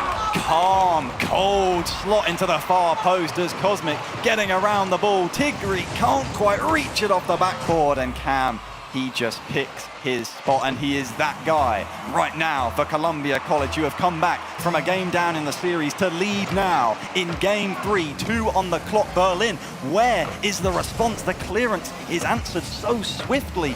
Columbia are clicking. High Roll wins a 50, but everybody is back for Berlin in their own corners. Cam gets a 50 against Tigre. Nagflow breaks out. Cryptic with the first save. Cam, yep, he just sacrificed his High Roll. And now Cosmic Flippy gets his chance. Taken away by Tigre. Nicely done on the defensive by Tigre, but that's not where he wants to be making and having to play across the field. It was the problem he had last World Championship, getting stuck in the defense. Just got the 5 goals across their 10-game tenure. There's a worry that this might be similarly as short, at least in the upper bracket, if Colombia keep up this form. They're controlling the pitch, though that pass of sorts leaving a little to be desired. Is there wiggle room for Tigre to get the ball out under control in the defense? Well, it spills to Nagflow, who takes a light touch underneath the very optimistic pre-jump of Cam, so Cosmic has to be the second man to help him out. It spills out. Cryptic, challenged by High Roll, who gets the second touch for the rebound. For his money, it's Tigre looking for the drop to Nagflow, who has some boost, takes his time, takes the shot, but it's straight down middle. I don't know if that's the catch Nagflow wanted. It kind of skipped off his car a little far. He had to improv and just go for the pot shot. Columbia hanging on to this 1-goal lead. Nagflow at the smart close touch, but the follow-up not forthcoming. Cam gets to turn back around on this, keep the ball neutral. Cryptic pushes it forward. That could have been a transition for Berlin. Now they gotta try again. First up is Nagflow, setting it up high. High Roll going for the bump, but Cam already in the air. Cam winning 50s, back over to the side wall. And Columbia, end of the game, trying to put this one on match point. They've been carpet bombing Berlin's half with high flying aerial play, but 1 goal could split the difference. In fact, it could even the difference. And that one is down on the ground, up in the air. High Roll, no boost, he needs help. And that one will do it. Columbia, 1 to go. Move on. They're going to be very happy with where that play is. They know the job's not done, but Berlin so kept in really just a can. They were canned in their half for too much of that game. It was too little, too late in that final minute, looking for an equalizer, as once again the response and expectation on the Germans to force a champions field here. Columbia College looking to do the back-to-back World Championship smoothly into playoffs. The best form for Berlin continues to be when Nagflow is first behind the ball. High Roll has done his job well enough on defense. I mean, it was a 1-goal game. Columbia, they couldn't get anything else done on offense. Now, granted, I think Columbia were happy to just control the ball back past to Cam and let Cam solo air dribble across the field. I mean, Cam even so confident up 1-0, doing the pre-jump of his life and being nowhere close to the ball. But Cryptic and Cosmic Flippy, he's got so much faith that they're going to back him up there. Columbia, Berlin haven't forced them to do anything else. They haven't gotten the demos. They haven't forced them off their rotation. They need to just start winning some challenges against Cam, because I think they won 1 out of the 20 they maybe had against him. The man was not losing the ball. He just wasn't. In fairness, I think all of Berlin are engineers and studying some sort of engineering at university. It might help I should hope so, in terms of putting together some sort of comeback against a Colombia who cannot be kept quiet, and it's Cryptic immediately on the ball off of the kickoff, and they need to make sure that man is not involved either. Back when Colombia was struggling in the likes of national playoffs this spring split, Cryptic kept so quiet, under 50% goal participation, having to make almost the most saves of anyone in the championship bracket, and Colombia really thrive when he's able to get out on the pitch. It's why I emphasize how important it is, the ball pressure from both teams, as Berlin seem to struggle so much when they're kept back as well. Not just ball pressure, but car pressure. Pyro finally responding with a demo after 3 demos came straight from Colombia. Just demoing the player off the back line. On the goal line, it almost feels like an easy one for Colombia, but a big clear for Berlin. Agflow shut down in the corner. There's Tigre. He's forcing Colombia to stay high for a moment, but High Roll gonna push that ball forward. High Roll might have a chance across. He just threw it as hard as he could. And the rebound almost off the post. That one's going in. Nagflow collects the goal. Exactly what Berlin needed, and it's the pounce of the Tiger. Finally, a quick and early challenge off a mistouch. It's a panic. It's a triple commit from Colombia, and they immediately pay the price. Nagflow right there to tidy up. Now, how do Colombia mix things up? We saw them at the end of game 1. They started throwing a bit more passing into their game on offense. Started trying to force defenders off by, maybe a soft touch to the sidewall, trying to get a defender to trip up. Last game, Colombia didn't really need to do any of that. They were happy to just rinse, repeat, rotate. But for Berlin, now they are the ones in the driver's seat. Colombia have to respond. How will they? It's High Roll to lead the charge off of the defense. Gets past the one if you're looking for a second challenge, but he has to submit to Cam and the boost deficit as he takes the ball corner bound, trying to buy as many challenges as he can. Maybe a double commit. Whoa! Pass, High Roll, crossbar down. That was out of nowhere. Wow, that was a close one. I just want to see what the exit velocity was. But here comes Colombia! Velocity into the net! Cam ties the game. Simply done. 3 touches between the team. It's Cryptic getting the 2 of them, and Cam finishing it off the inside of the post in the narrow margins. They've had the better of them. Berlin getting no luck there. And you talked about Cryptic and his need for this Columbia College team to step up to be that conductor. Beautiful job on the air dribble pass to Cam. Now another pass to Cryptic, that one from Cosmic Flippy. Coming back up, Cryptic trying to get around that ball in an interesting touch. Still, Cosmic Flippy gets there, and all of Berlin have to wait. It's Columbia College fly forward. Nagflow, attempted clear, denied.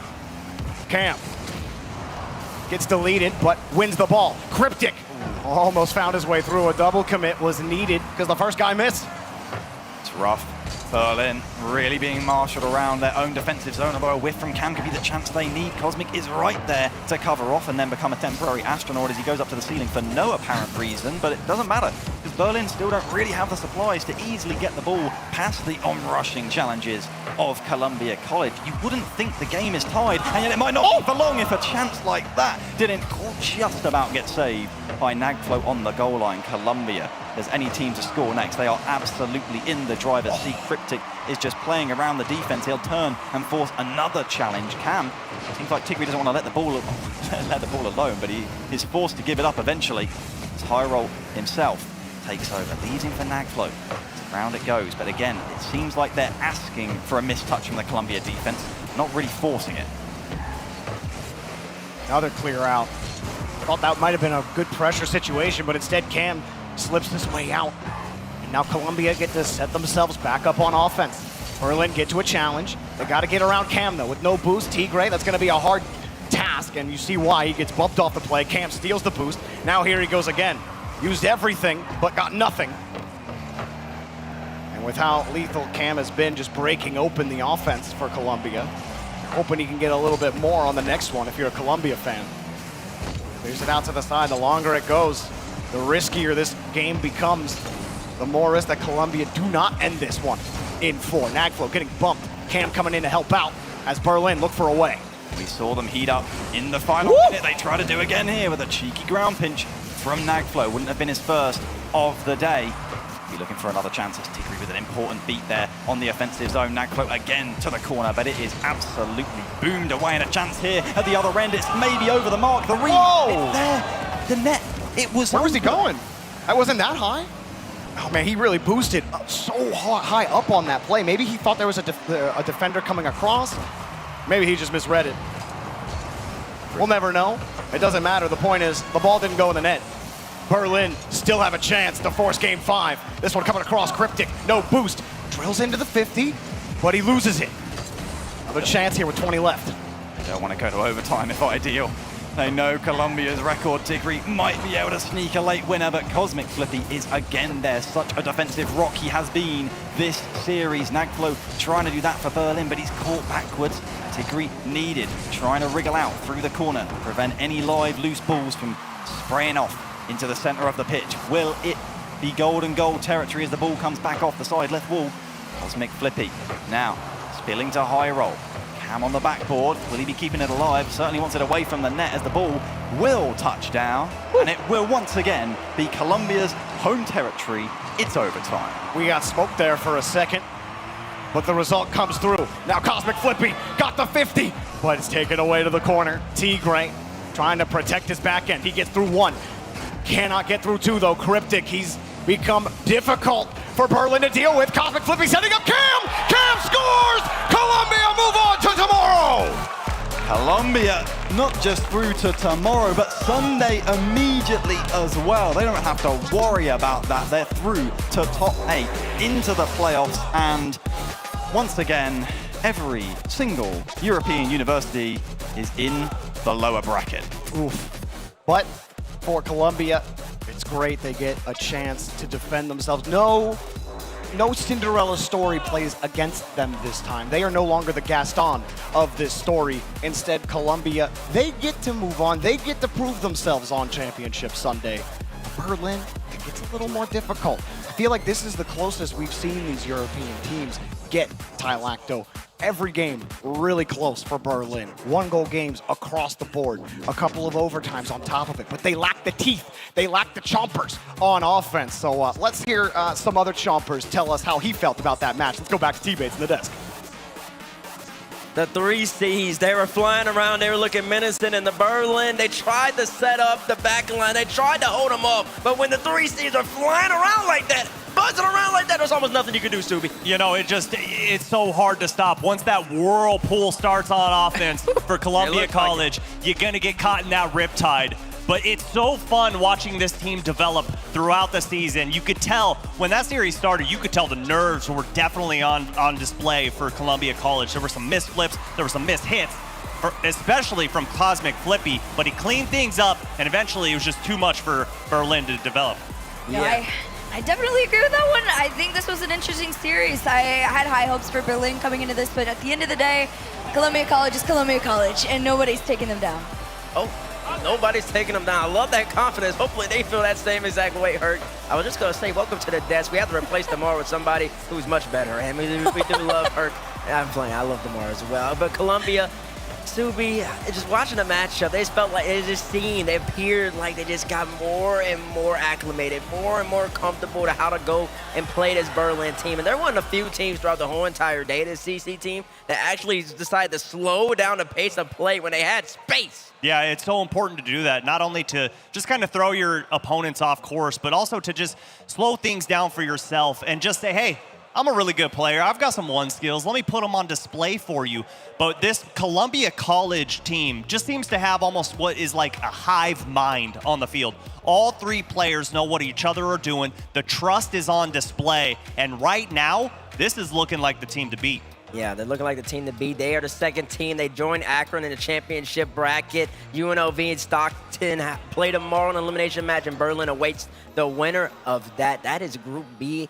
It's CRL. We only have 2 more matches left. It's been good so far, but of course, we have a couple more teams left to play. Hurt, as we look at this schedule, oh man, got 2 games left. I've asked everybody, and of course, you only have 2 games to pick from. Which one are you looking forward to more? Oh my, I have to say the Northwood matchup. No. You cannot say it. They can't not say it. Look at the Northwood. Stupid said the same exact thing. You have a different opinion. Hey, has anyone asked you? Yeah, Chad, what is your opinion? Oh, wow. How are you doing today? I'm doing great. I mean, they're both great matches, so, I mean, you don't have anywhere to go, so you might as well just keep watching the matches in and of themselves. I'm not going to say Subi's trademark line here, but I will say we have two more matches left. WVU going up against Fisher, and, of course, the battle for Northwood. Stay here. 2 more matches. You've been here long enough. Might as well stay for the next 2. We'll be back in about 10. It's close.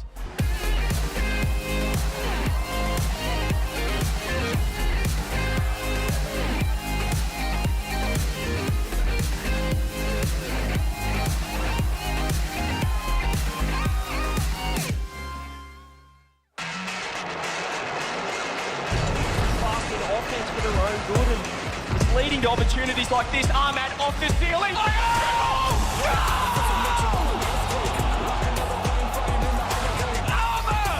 with the 7 from heaven. I get higher, I never tire. I'm a promise, I'm a mentality. Can they get control of this? Pop back from a towel as he takes control. What? Are you kidding me? This is really happening. It's really happening. It actually happened. Fortune favors Liquid.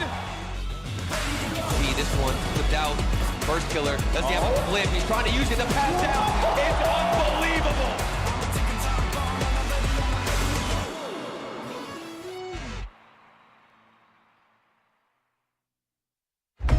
Game 5. Double match point on the line. You're your boys 5 minutes away from discovering who will have all of that on their side.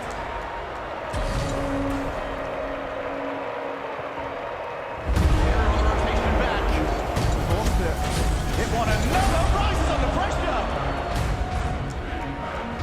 That was a forced mistake. Matrix is around the demo, gets the ball. He's now taking steps inside the field. On the reset, getting out by everybody. That was otherworldly.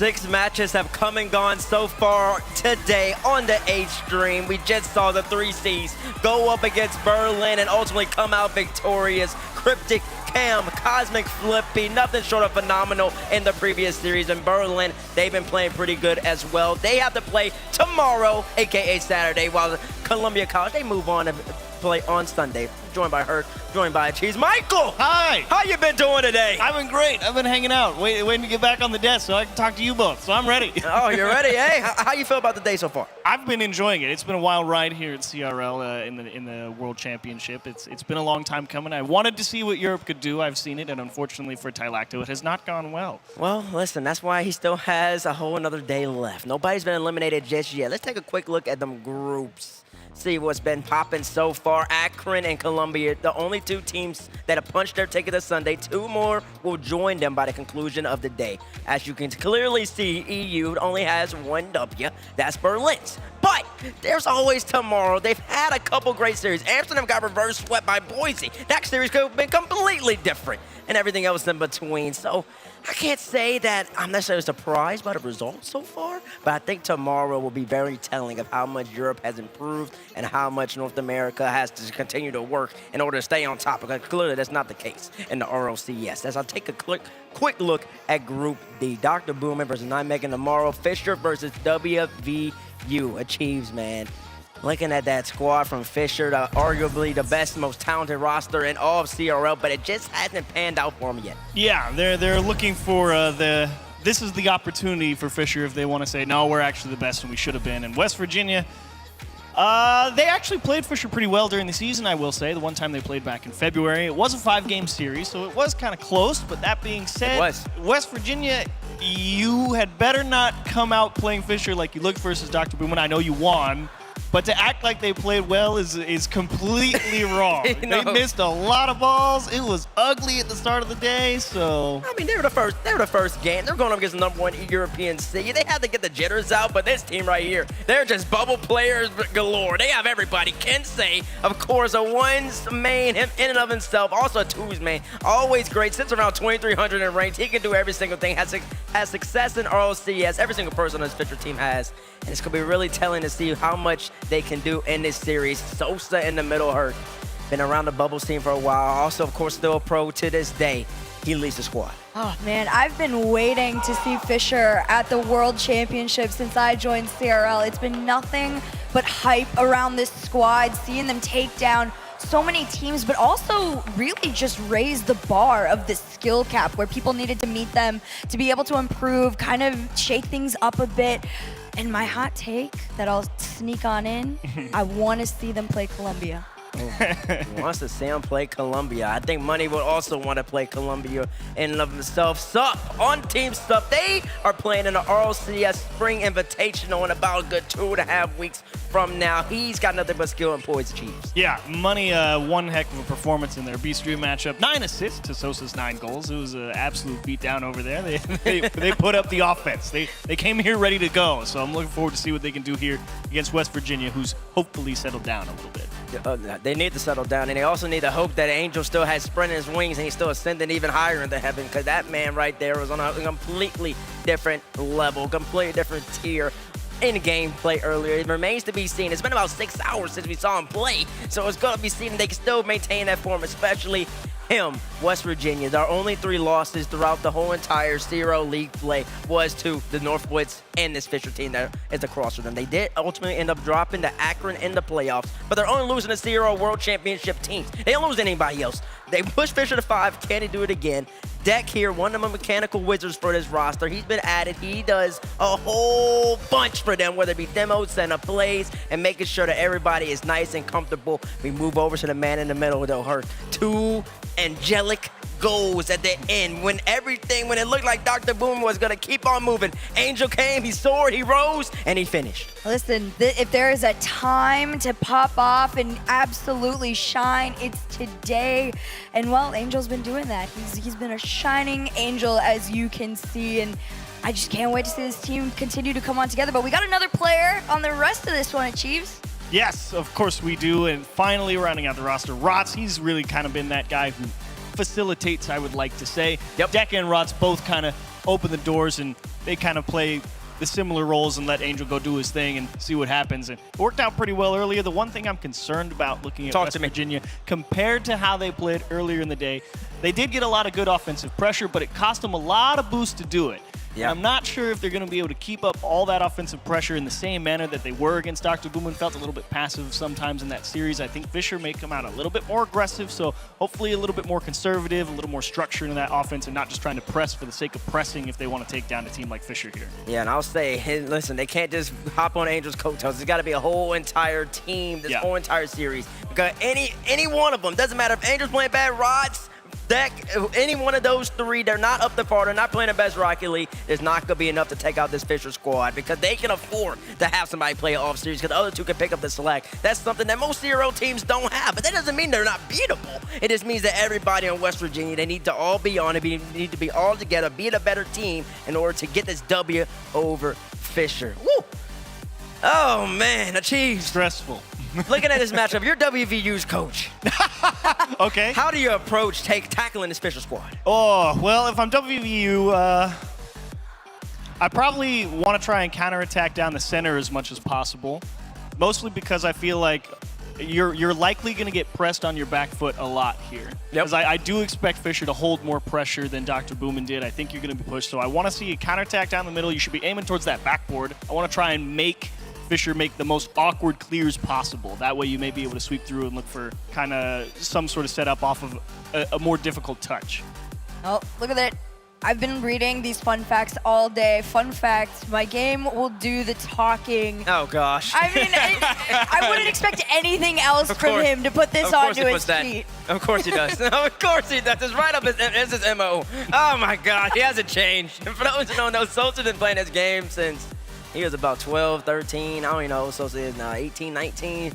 Gion's been playing for a minute now, and he has the same confidence. And listen, it shows. The gameplay has elevated himself all the way to a Koi roster in RLCS. He has been performing. He has been balling out. WVU, though, geez, going back to what you were saying about straight down the middle, you think that's going to be enough? I mean, who's to say if it's enough, right?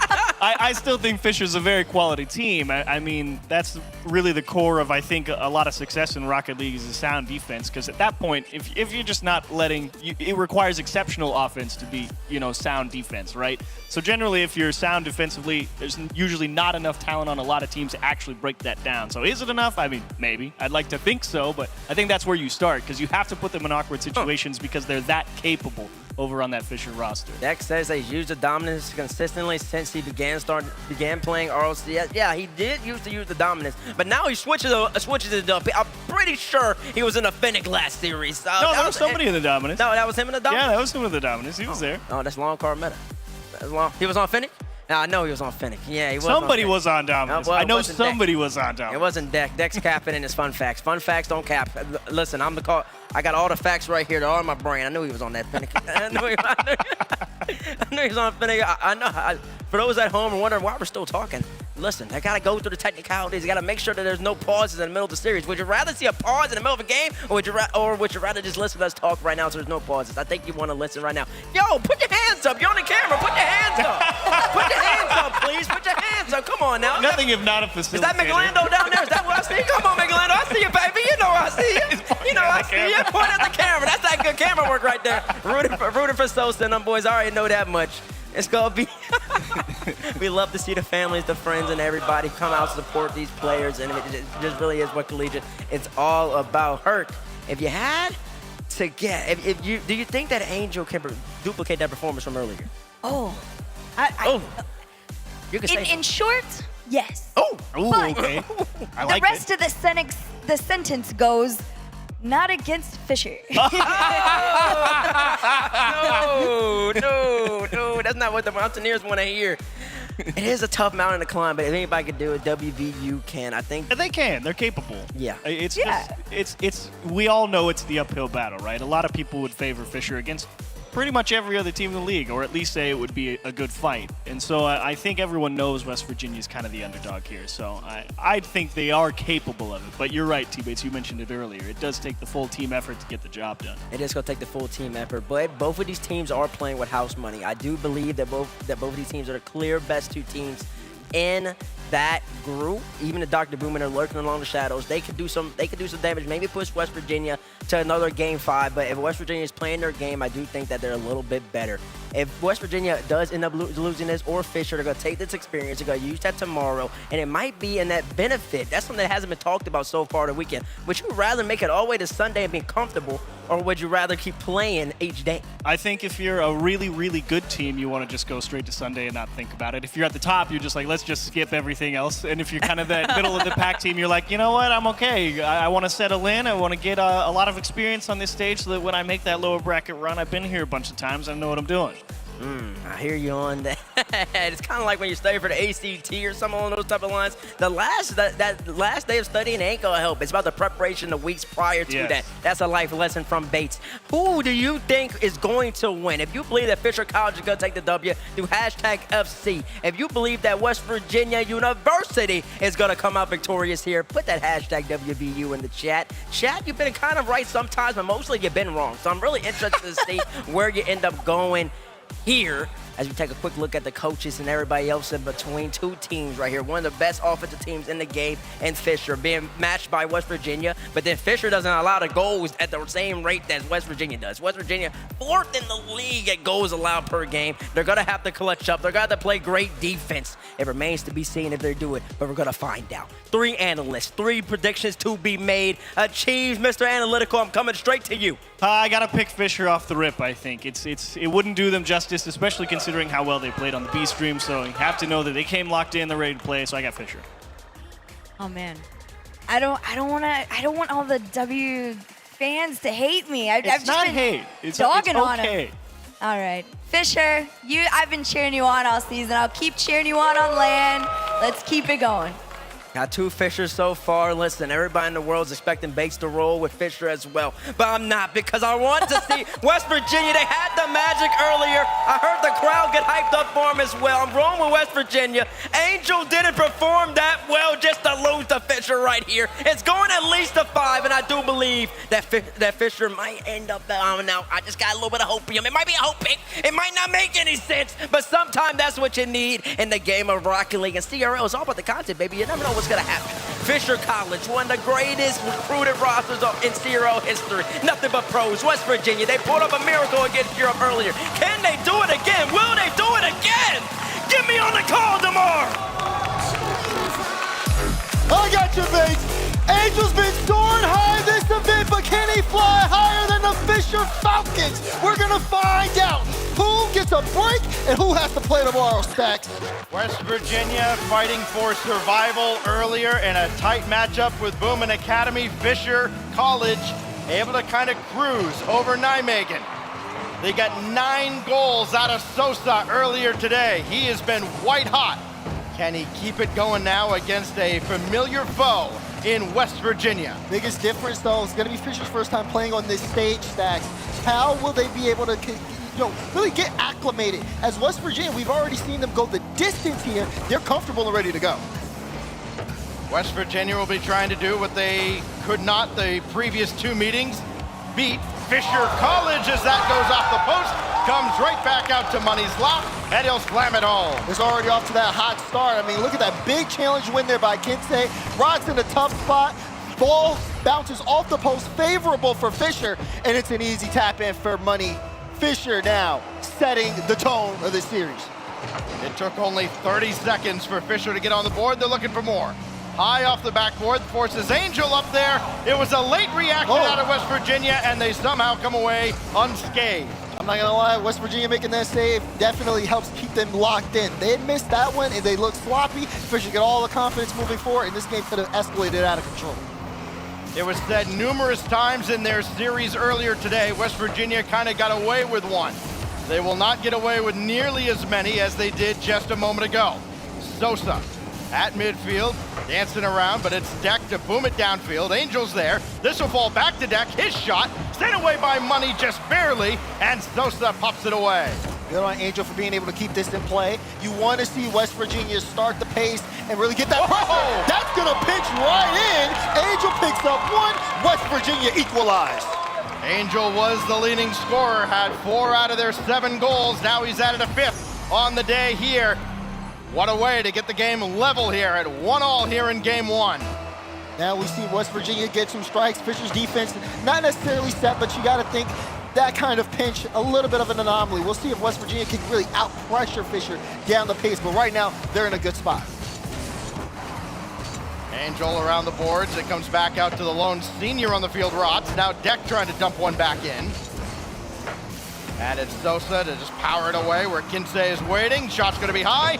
Rebound deflects off of Deck on his way back. And West Virginia just barely escape again. Now Deck indirect for himself. Couldn't get the second touch. Here comes Fisher. The Canes have just been a little off. That's a big take from Angel. Does get a good 50. Rod's a little hesitant. Knew Kinsey had the ball. Just wants to keep this ball on the blue half. But you're seeing Fisher try to pass things out in transition. Going to be an interesting battle here because even though West Virginia are able to get space, they haven't been utilizing it as much as possible, and they've been having to make a lot of saves on their back line. Passes do have to be a little more decisive, have a little more intent behind them. Kind of some in-between touches here. The shot goes a little bit wide.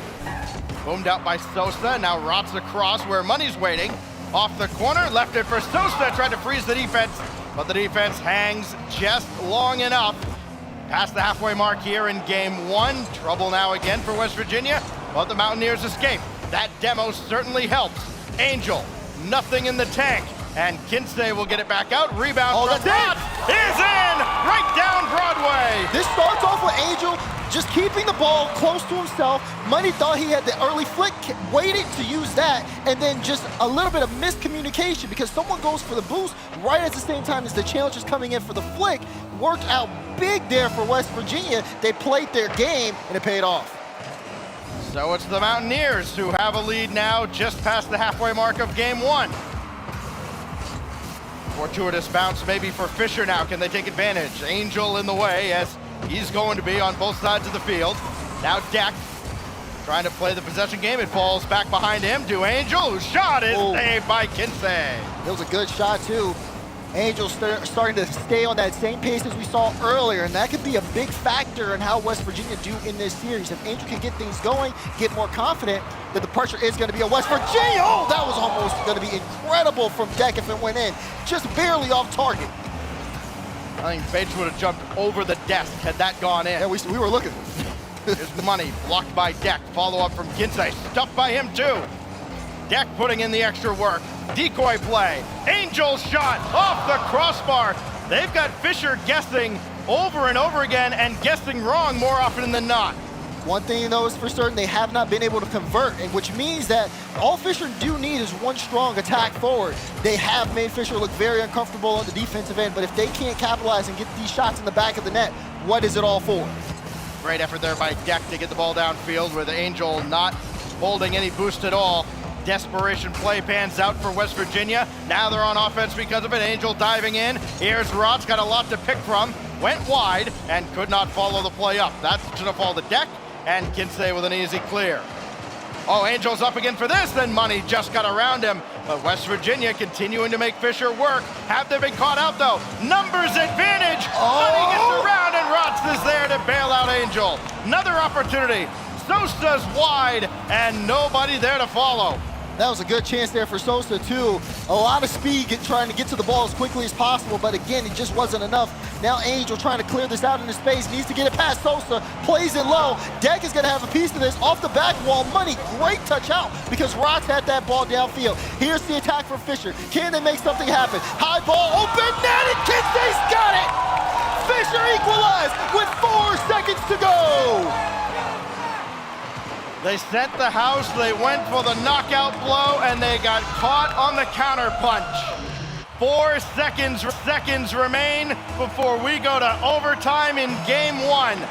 Fisher has dragged it back, and now golden goal territory here. With no time in regulation, we go to OT. And you got to think, if you're looking at the side of West Virginia, they are wishing that they didn't work that aggressive in the final 10 seconds. Because Fisher was able to turn things around with that time, and it was a great attack for it. And all they needed was one. Now they have a chance to completely turn this game around and come up victorious if they can continue to build up off that momentum. Another demo on the play, but Deck's in the back end. To get that boost, he did, and he might be needed here on the defensive end, but wait, no! It's an open net!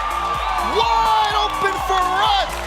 West Virginia is going to be the team to come away with game 1.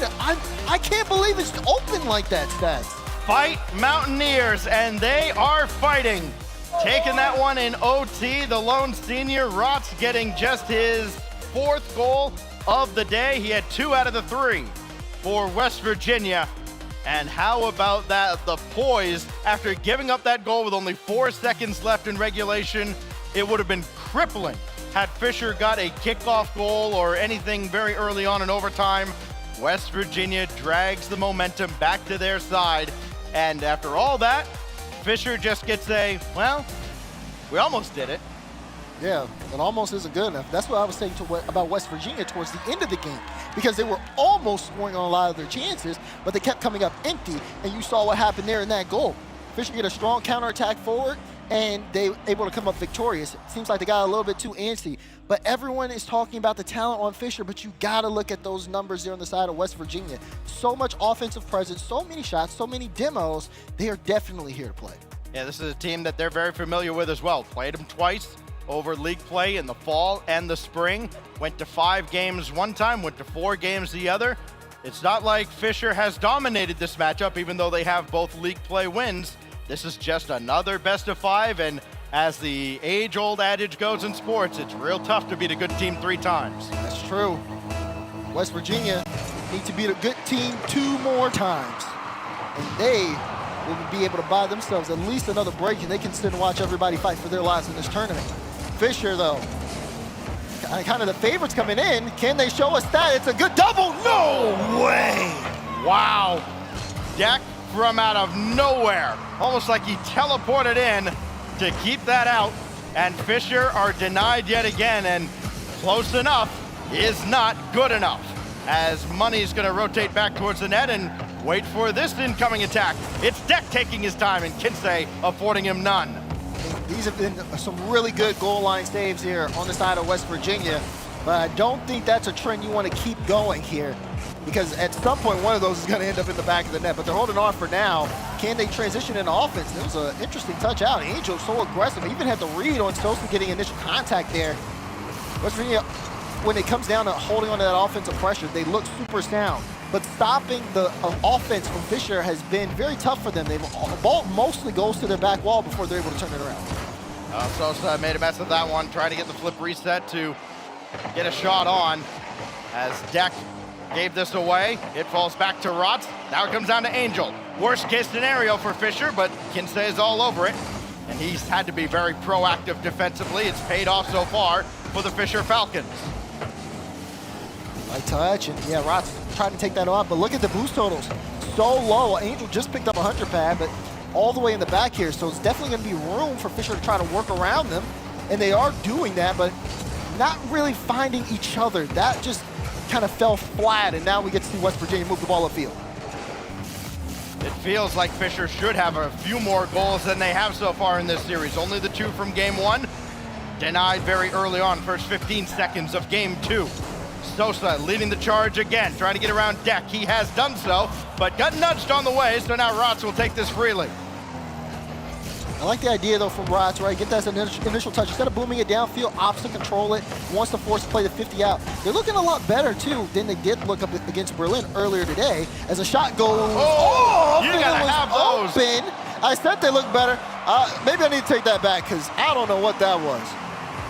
Oh, they missed a few opportunities against Boomin Academy earlier today as well, but they're still here, and they're up 1-0 in the series. In a scoreless deadlock now in the second game. It's Money, lob it downfield. Kinsey is there.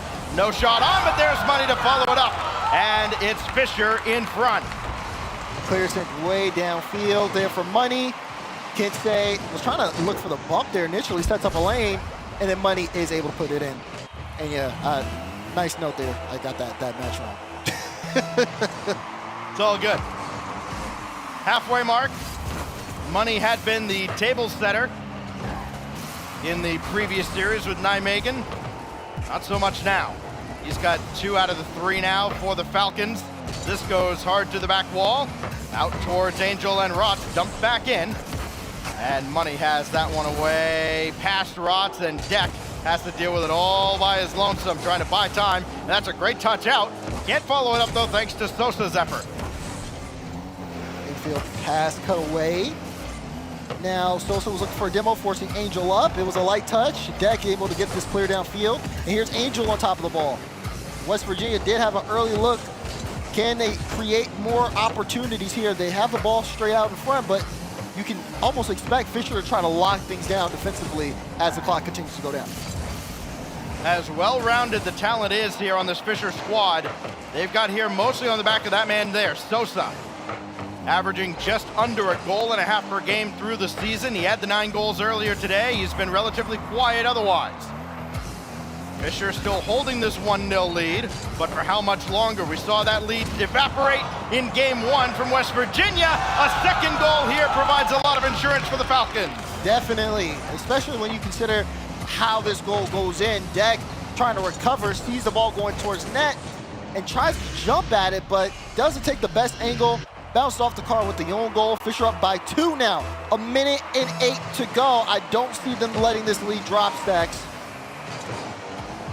It could have even expanded if not for a bump on the kickoff, as that's popped away. Desperation defensive effort. And now Angel rolling this downfield. Fisher not overcommitting at all. They realize that a 2-goal lead can be very dangerous. Sosa to the backboard. Oh, it was left for him as Deck couldn't get there. But it doesn't really matter. They're almost got another one anyways. Kinsey plays it across here. Sosa taking his time. It falls to Money, and right now West Virginia are just locked up in a box right now. They cannot get out of their own zone. Fisher College all over the Mountaineers. That's a good redirect downfield. It will be wide. And with 30 seconds left, they're going to need another miracle here. Deck may be the guy to lead that charge. Angel coming in, but a little too late. Can they surge late? They need something right here, right now. Angel trying to get that out. Deck, oh, you saw the backflip. Too far forward. Now final 10 seconds. And of course, Fisher up by 2. Said it earlier, didn't expect them to drop it. They hold on firm, trying to get one more for the road, but it won't matter. And we have an equalized series. Fisher take game 2. And both teams tied in the series 1-1 apiece. It's going to be a big deciding game 3. You're going to see some numbers in a moment that are going to be very, very alarming on the West Virginia side as the Mountaineers struggle. Wow. With Angel not getting into any kind of rhythm during that game. This series all knotted up at 1 game apiece, as great as Angel's been, and we've talked about him a lot. It was Deck that had to try and get the offense rolling, and it did not happen. Also had to get it done on the defensive end as we look back at a kind of a chaotic second game, and I feel like Fisher is much more acclimated to that kind of style. Right, just being able to kind of manage the chaos. Obviously, there was really some strong preferences for them, strong pushes offensively, but like you said, and you saw it in those stats, 98 points out of Angel, just completely different from game 1. But like I said, going into game 3, deciding whoever wins this puts the series on match point. West Virginia definitely have to come out better than they did in Forbidden Temple, because that was not it at all. One thing you worry about on the mental side now for West Virginia, the tendency to try and do too much and make up for that last game. You can't do anything about what just happened on Forbidden Temple as we go now to game 3. And can West Virginia turn it around organically? It's off the corner here. Money's got it all day. And played across. Angel will turn on it. Chance to get on the board, and Sosa denies him. There's a good turn, though, and a good start there for Angel as well. We'll end up seeing how that looks as the game continues on. Again, they are finding him in transition as well. Setting up more pass opportunities. Biggest thing, though, not allowing Fisher to get so much space when they're on that offensive half. We saw a lot of times West Virginia low on boost, and it was just a Fisher show as they put on dangerous shot opportunity after shot opportunity. Money has that one banked off the ceiling, and Angel, good catch and release as he gets out into space, but then he's gone past the ball, so now Roth's got to come up, and he was coming up from way in the back. Got a demolition instead, so possession remains with the Mountaineers, but it's in their own territory, and a dangerous spot, but Sosa was not forward enough. Look at that big pinch downfield from Angel. Deck wants to get there, does get a piece of it. Will Money get an extra touch? Also leaves a boost there from Angel as Rods. Good communication here on the side of West Virginia. Fisher just kind of waiting for their moment to push upfield, as they're not necessarily giving too much here. There's a chance here for Kinsey if he can get the read. Does roll towards the net, and Sosa just has to guide it in for Fisher to get started in game 3. Almost like they're playing with their food on this play. It goes well wide. Deck just did not have the read on the play. By the time he could turn, way too late. Just didn't seem like he made any kind of commitment on that play. So Fisher on the board first, as they were in the last game. That turned into a shutout. Deck, opportunity, and Rots will have to take this to the side. West Virginia not on the same page on that play. Still get a shot out of it out of Angel, but now Deck's got to scramble back. So too does Rots. Deck with the initial stop, but here comes Fisher looking for more. You saw Sosa try to get that set up too. If he was able to burn past the defense there on the air dribble bump, that probably would have been another goal there for Fisher. Now you're seeing Fisher understand what the situation is like on the field, what they need to do in order to get past defense. They've been playing the ball extremely well this game. What's on the line for these two squads? It's hard-pressed to be more important on this day. You avoid Saturday, Elimination Day, as Angel couldn't get one around the defense. You go directly to the top 8 playoffs on Sunday. The loser has to battle the winner of Boomin Academy in Nijmegen for a shot at Akron if they survive, as Kinsey makes the save here high and wide. Another one sent central, nobody's home, and Sosa will just let Deck go right on by. What does he have? He has enough to be able to get this through. Kinsey got it!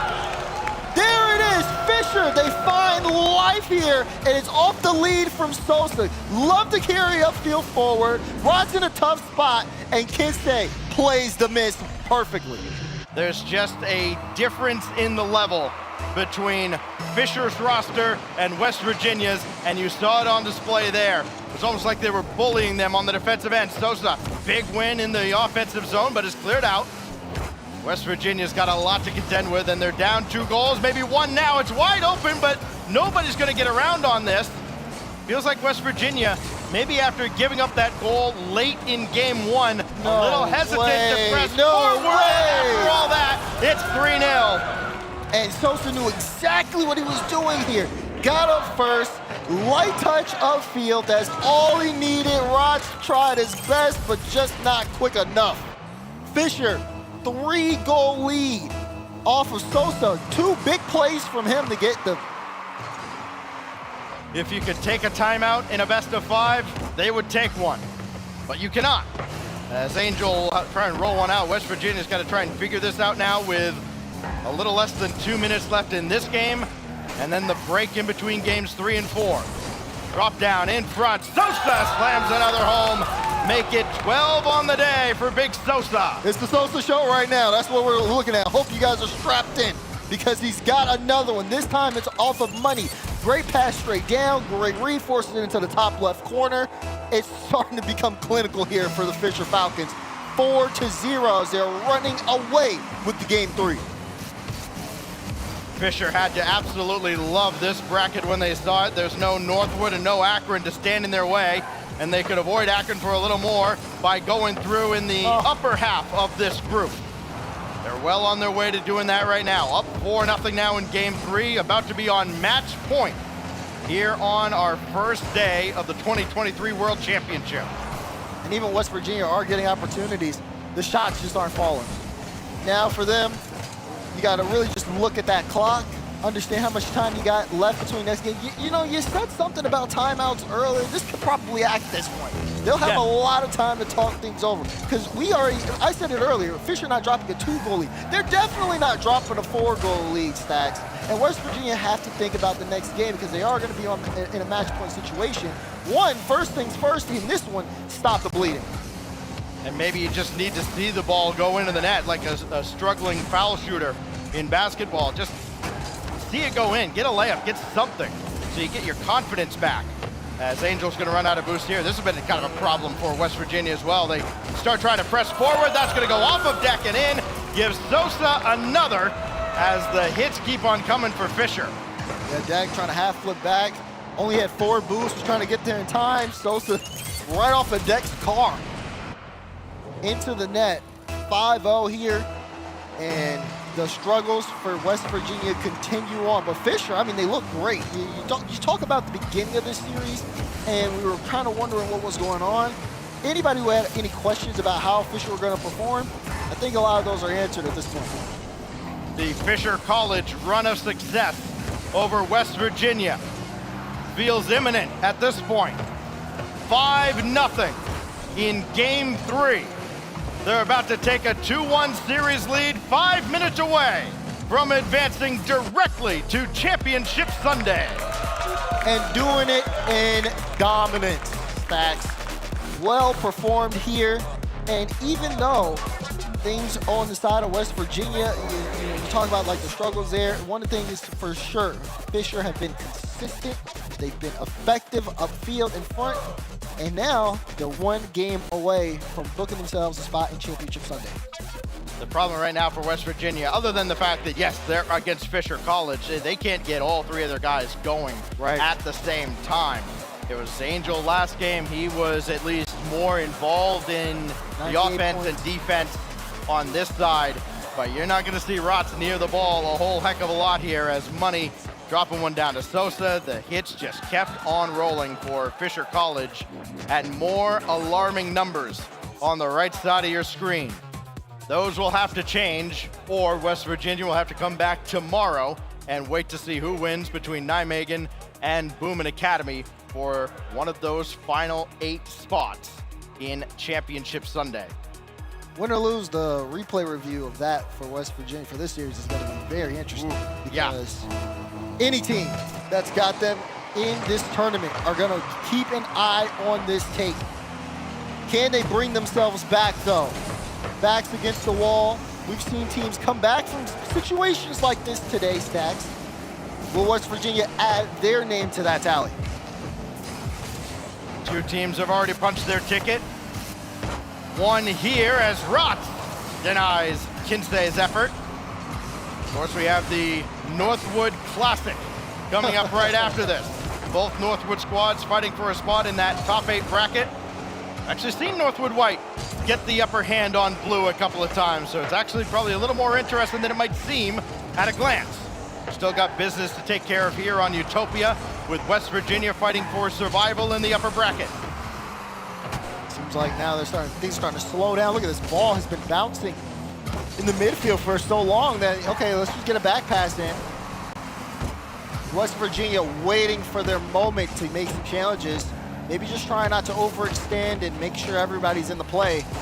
But this one, it feels just like Fisher don't have a lot of pressure against them right now. Obviously, you talk about the difficulty of closing out a series on land, but even in this game in particular, I say that, and the difficulty may be starting to show.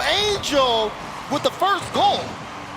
I know this is going to sound a little bit crazy, but imagine what happens when you send bodies forward. You generate opportunities, and sometimes they go through. Angel adds his second of the series, and West Virginia in front of the game they must win. Now, how will Fisher respond? What will they do in the offensive front? You see Sosa trying to set that up, and that'll go straight to Kinsey. Sosa looking for some bumps off field. Kinsey trying to take this all by himself. Is popping this up. You can see West Virginia trying to adjust here. But they haven't also been under pressure. Ball has not really gone towards the net, so they actually are able to get away with that. It had been almost 12 minutes of game time without a goal. Whoa! West Virginia, and it's all for naught with a great passing play downfield. Money goes right side. Love the 3-man counterattack here. 1-2, Money's there, and Angel just couldn't read the play in time. So effective from the Fisher Falcons, they equalize. So after not scoring since that overtime winner in game 1, West Virginia find themselves locked up in a battle again with Fisher. Bump at midfield opens the way. Sosa just denied in front. Loose ball to Sosa, centering pass, nobody there for it. Fisher suffering from what West Virginia had struggled with in the middle of this series. Nobody there in the center for those infield passes. Now West Virginia have to make sure they stay poised here. They were able to, muster up one goal to kind of get them in this driver's seat. Can they get another? Ooh, that's a light touch. Even though Fisher looked awkward here on the play, they're not necessarily being punished by West Virginia. Ball's been closer to the ball, but these saves are solid on the side of Fisher. I think West Virginia, if Angel had dove forward, he'd probably get another goal out of it. There was a little bump on the backboard there that threw off Sosa's defense, but just not enough for West Virginia. So now they're back on the back foot. For how much longer? Money will send one across. Deck needs a second touch to control this. It will fall down to Angel, and they'll clear. We come up on 2 minutes remaining now in regulation. Game 4, Rotz is up, and the senior denied by Kinsey. It was a good shot, too, from Rotz. Great deny from Kinsey, but no one able to stop Fisher from kind of pushing upfield. Finally, there's a touch on the ball. But this one, even a little awkward there. Fisher kind of playing this toward their own back end, but they get it through. Who's going to get their time? It's Angel who kind of saves the day. Boost totals just now starting to get picked up from West Virginia, but they got to rotate back. Well, Fisher unable to starve them out, and Angel dances around Sosa, and West Virginia gets another answered prayer. Angel gets close to the ball. Sosa turns just too late. Angel knew he had that left corner, and he flicked it there perfectly. Great finesse on the side of Angel. West Virginia back in front. Can they force a game 5? Oh, Angel threading the needle there, aggressive on the kickoff. Inside 90. Remember, Fisher scored an equalizer with 4 seconds left in game 1. That set the stage for an overtime winner out of the Mountaineers. Gave them the early advantage in the series. They've since lost that. All hands forward now for West Virginia, trying to starve out Fisher. Rotz interfering with Money. Off the backboard. Oh, Fisher was awkward, but a good defensive clear. Oh, that is not where that needed to go, especially with 2 going. West Virginia starting to play at Fisher's pace. They got to slow it down. Right, they've been going at this high octane speed. You saw them send everybody up front, but they need to slow things down. That's what got them here in the first place, Dax. If they go a little too fast, Fisher is going to take advantage of that opportunity, and then they're going to strike hard. Now things are starting to kind of slow down here. We've got 40 seconds left. Rott's trying to get a piece of the ball. Fisher looking for a way upfield so they can try to get one more play in. West Virginia got scored on when they were looking for one more insurance goal late in game one. One here would certainly do it. Angel just over Kinsey, and Sosa's got a range back for it. Deck is ahead. He's got Rotz waiting, but it's cleared out towards Sosa. Angel's there, so is Rotz, and a good take. Down to the final countdown of game 4. Insurance goal just a little bit wide. Chance now for Fisher. Their last chance in game 4. Can they get the ball in the air? They just barely do. And Sosa then loses it on the corner, and we'll see Champions Field for the Mountaineers again. I think the Death saw this one going 5. And I think a lot of other people kind of saw this one going the distance as well. You talked about it yourself, needing to see all of West Virginia elevate. And they did just that this game. Everybody getting on the board, everyone making sure that they're playing their game, and it worked out. No one doing a little too much. We saw a little bit of signs of, again, playing a little too fast with that double commit late in game. It would have almost given up the lead, but they remained firm, and now you can see them. They're trying to lock in. They're trying to focus because it's going to be a big game 5 between these two. Can they keep up on this pace? Because Fisher are going to go into this one, and they are going to sit. They're going to be, they're going to be like Falcons. They're going to be swarming. They're going to be trying to find a hole in the defense that they can expose. Nerves of steel from the West Virginia Mountaineers facing relegation down to the deciding game tomorrow. Instead, they've still got a shot at advancing directly to the top 8 on Sunday, and the sweat starting to form now on the Fisher side. They realize they missed a closeout opportunity, and they've allowed this to go to Champions Field. West Virginia have persevered. Do they have another miracle left in them? Mountaineers, Falcons, game 5 underway. Here we go. Only one team moves on to Sunday. The next one has to earn their spot tomorrow. Who's it gonna be? Oh, Kinsey starting to creep up there. Got the midfield boost, but there's Angel. His shot denied by Money. Didn't get it fully out as Rotz is able to range for it, and a second touch on the challenge. At least keeps West Virginia on the attack, going after Kinsey, and Kinsey just waits them out. That could be very dangerous. Angel the only one back. Sosa's there, and they just pick West Virginia apart.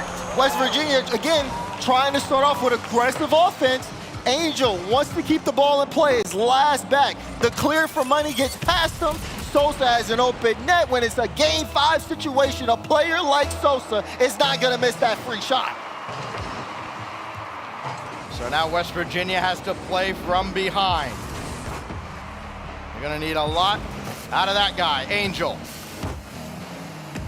Rotz twisting around, getting it over towards Deck. Angel waiting in the middle. Deck got it down towards him, and Sosa recognized the play, cut it out immediately. Still looking for him. Angel's shot gets by the defense, but well wide off to the corner. Rotz was trying to go for bumps there, unable to do so. Deck can even keep it in play for a while. Rotz now has to make another challenge, gets the boost, fighting to buy his team some time, and he does just that. Now Angel wants to lead the charge forward, tries to put the shot on, but Money trying to turn things around. You can kind of see the battle of possession as the ball shifts back and forth on the field. Sometimes you throw the ball at the net and hope something good happens, but there is very clear you're never going to score from that distance. West Virginia got to play the possession game a little bit more, be a little more selective as this is powered away by Sosa. Tough ball out of the corner. It's deflected. Money coming on. Easily beaten by Angel. And now Kinsey. Oh, great indirect play to beat 2 all by himself. But Deck still doing just enough to give his teammates time to get back. And maybe start a counterattack of their own. Yeah, Rotz hit the demo on Sosa, but you can see Sosa off the respawn, comes back, immediately starts to make a play here. Even though West Virginia sometimes overextend, they've been able to manage that a lot better. Still plenty of time left in game for them to get back, as we're under 3 minutes here, and Fisher even are taking their time when they move upfield. We haven't really seen them swarm. They're perfectly comfortable with holding on to things and trying to wait for West Virginia to make a mistake. Oh, Deck almost got that one out to Rotz. Just beaten by the smallest of margins by the defense at the back line. Now Sosa got the boost steal out of the corner. Money went after Angel instead, and this could open things up for West Virginia. Deck towards the back wall, no. Rotz well wide off to the corner. Maybe caught between a pass and a shot. Here goes Money back the other way. He's made his mind up, but the shot easily blocked. Starting to see a little of those mechanics, Money, with that initial flip reset. West Virginia playing this ball low to the ground. We haven't really seen that in the air too much. Deck, though, trying to get something going in the sky. Didn't really work out. Rotz last back, and Angel will try to play a back pass to him. Does work out and getting the ball past Kinsey, but Sosa with the lob up here, forcing Angel to go and clear it away. A minute's gone by. West Virginia have not really been able to get the ball into the blue box or anywhere near a dangerous shot opportunity. That being said, they've kept it a one-goal game for now. West Virginia's got to be looking to make this a little bit more physical. They average over 5 demos a game against Boomin Academy earlier. They've got to get back to that. It's so much tougher, though, when the players are so much faster as they are from Fisher. Kinsey off to the side. Sosa's there to make the stop on Angel. That demo downfield takes Sosa out of the equation temporarily, as Money with a full tank of boost now with 1:20. Still only holding a 1-goal lead. Yeah, but now West Virginia, they got to go. They've been playing the patient game, and you can see it. Fisher are saying, we're not going to make that many mistakes here. You need to do something extra if you want to try to get past us. What will that thing be? Angel, chance there for a shot. It's a good save out. Rotz will try to keep this one in play for the time being, and does get it past Kinsey as we see the 1 minute remaining flash on the screen. Yeah, you're not going to get a mistake out of Fisher. You've got to make a play happen here. That catches a deflection, and that's well done by Rotz to find Deck, but Sosa's all over it. Deck now. That's awkward. Put that in a real dangerous spot. Money couldn't hit the double as it's blocked away by Angel and company. Down to 40 seconds now. Oh, Sosa barely caught up to this one now inside 40. And Money looking ahead for Sosa. He'll take it to the backboard himself, and that's going to go wide. Another missed opportunity, and West Virginia still has a lifeline. They got to go. They have to go. This one pitches downfield. They cannot allow the time to be ran down on the clock that much. Less than 20 to go, and Fisher have been playing the 50 game. They've been doing it for the last 3 minutes. Doesn't matter how many goals you give up at this point if you can't score any of your own. Deck shot, sent away. Angel very patient. And it's denied by Kinsey. 2 seconds remain. Money's got to bring it to ground to secure top 8. Rotz doing all he can, but the Fisher Falcons prevail over West Virginia again. It came down to 1 goal. After that goal, Fisher said, okay, we are going to play a very safe game here. We're gonna bring the ball up. We're gonna send some offense there. But besides that, they put it on West Virginia. Yeah, sure, come to our side of the field. Let's see you guys get aggressive, because every time West Virginia got too aggressive, the counterattacks would come in and Fisher would increase the scoreline. West Virginia were looking for a mistake. They were even trying to force a mistake too, but it just felt kind of like a deadlock here. And when they finally started to get going, it was too late. Final 10 seconds, they counted down, ball hit the ground, and Fisher have secured themselves Sunday. A heroic effort out of the West Virginia Mountaineers. They come oh so close. They bring it all the way back to Champions Field again, but this time they fall to the Fisher Falcons 3-2. And so what that means, Fisher goes into Sunday's top 8. West Virginia has to play tomorrow against either Nijmegen or Boomin Academy. I'm sure the desk has a lot to say. Bates was jumping around all over the place during that series. Let's send it back over to our friends at the desk. I just love it when the casters are somewhere near the desk. They just have so many comments to make every single time they throw. Stacks Dash, you did a great job. Fisher, they did great as well. Ultimately, skipping Saturday, moving straight to Sunday. But WVU dropping that in 5. We're not giving enough credit. That was a great series from them. They did play well. Unfortunately, not quite enough. You were onto something, Hercules. Can Angels do it? Yes, but not against Fisher. And it never quite got there for him. Listen, while we were off the desk, I made a nice little joke, and I feel like it's a nice piece of advice for West Virginia to carry throughout the lower bracket. You take your left hand, put it next to your right hand, you say a prayer, and you hope you can re-meet Fisher later on in the weekend. meet later on in the weekend. And Fisher, they really just showed that they are just level snitch. When they get comfortable, when they start moving, it's kind of really reminiscent of how Columbia College gets grooving. They're swarming. It's a whirlpool out there. Constant offense, constant pressure. It took every single thing that WVU had to even push it to 5. And the moment that goal was open right here, he just knew Fisher was going to park the bus. They were going to sit back there, and it was going to take something special. It was going to take another angel from heaven play in order to get another W. It didn't come to fruition that time. They move on to Saturday. Fisher College, they join the likes of Akron. And who else made it all the way to Sunday already? I don't have it open. Columbia. Thank Akron and you. Columbia. I just talked about them. Akron and Columbia both moved to Sunday alongside Fisher. West Virginia, they're playing on Saturday. We got one more match left. One more match left. There's a battle of the Northwoods. Herc, you were talking about it. You're very hyped. Oh my gosh, I'm so excited for this matchup. I mean, every series today has been absolutely incredible, and I feel like it's really just been building up to this series. Northwood White did so good earlier in today. It was like the debut statement you could have hoped for from them. Granted, they were a little shaky at the beginning, but to go up against your sister school, that is the greatest way I think you could end the day. Yeah. Well, fan-wise, maybe not for them. I mean, Stack said, and I'm rolling with Northwood. I can't lose either way. Yeah, Stack said. and they can't lose either. Northwood Blue going up against Northwood White. It's going to be nothing short of sensational. The defending reigning world champions going up against their sister team. Who comes out victorious? Stay tuned to find out.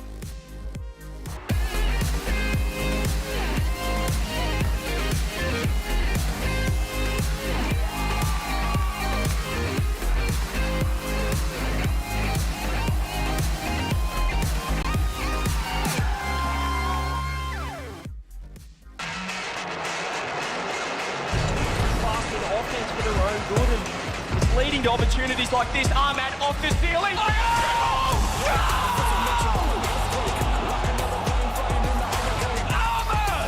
with the 7 from heaven. I get higher, I never tire. I'm a product, I'm a mentality. Can they get control of this? Pop back from a towel as he takes control. What? Are you kidding me? This is really happening. It's really happening. It actually happened. Fortune favors Liquid. See this one without first killer. Does he have a flip? He's trying to use it. The pass down. It's unbelievable.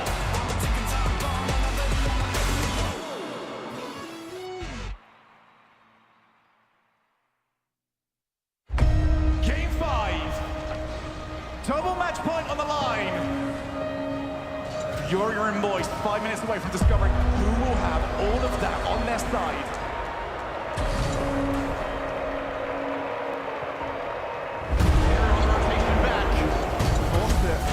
It won another rises under pressure. That was a forced mistake. Matrix is around the demo, gets the ball. He's now taking it up to the side of the field. On the reset, can he outplay everybody? That was otherworldly.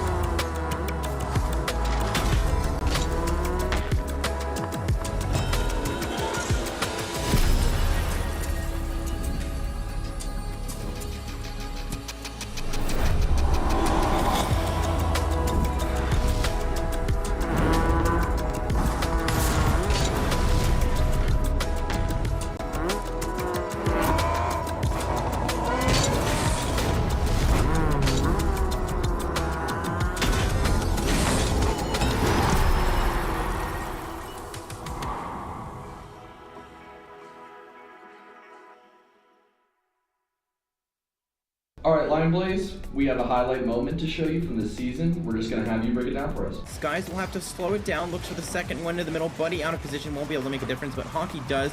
Lion Blaze downfield, uncontested double tap. Shot comes in and buried.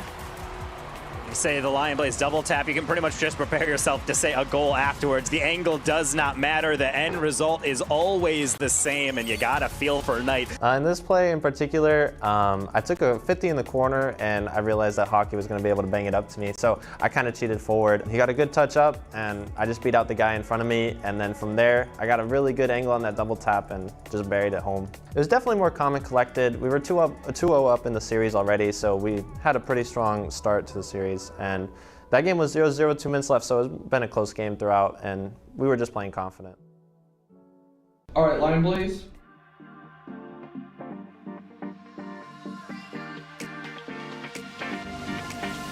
Your vision, when like in my jaw just dropped, can't catch my breath. The sand in the hourglass has stopped. You light up my world in ways I can't explain. Your electricity's running through my veins. Oh, baby, I can't help it. I've never felt like this. Only you can do what you do. Only you give me that deja vu.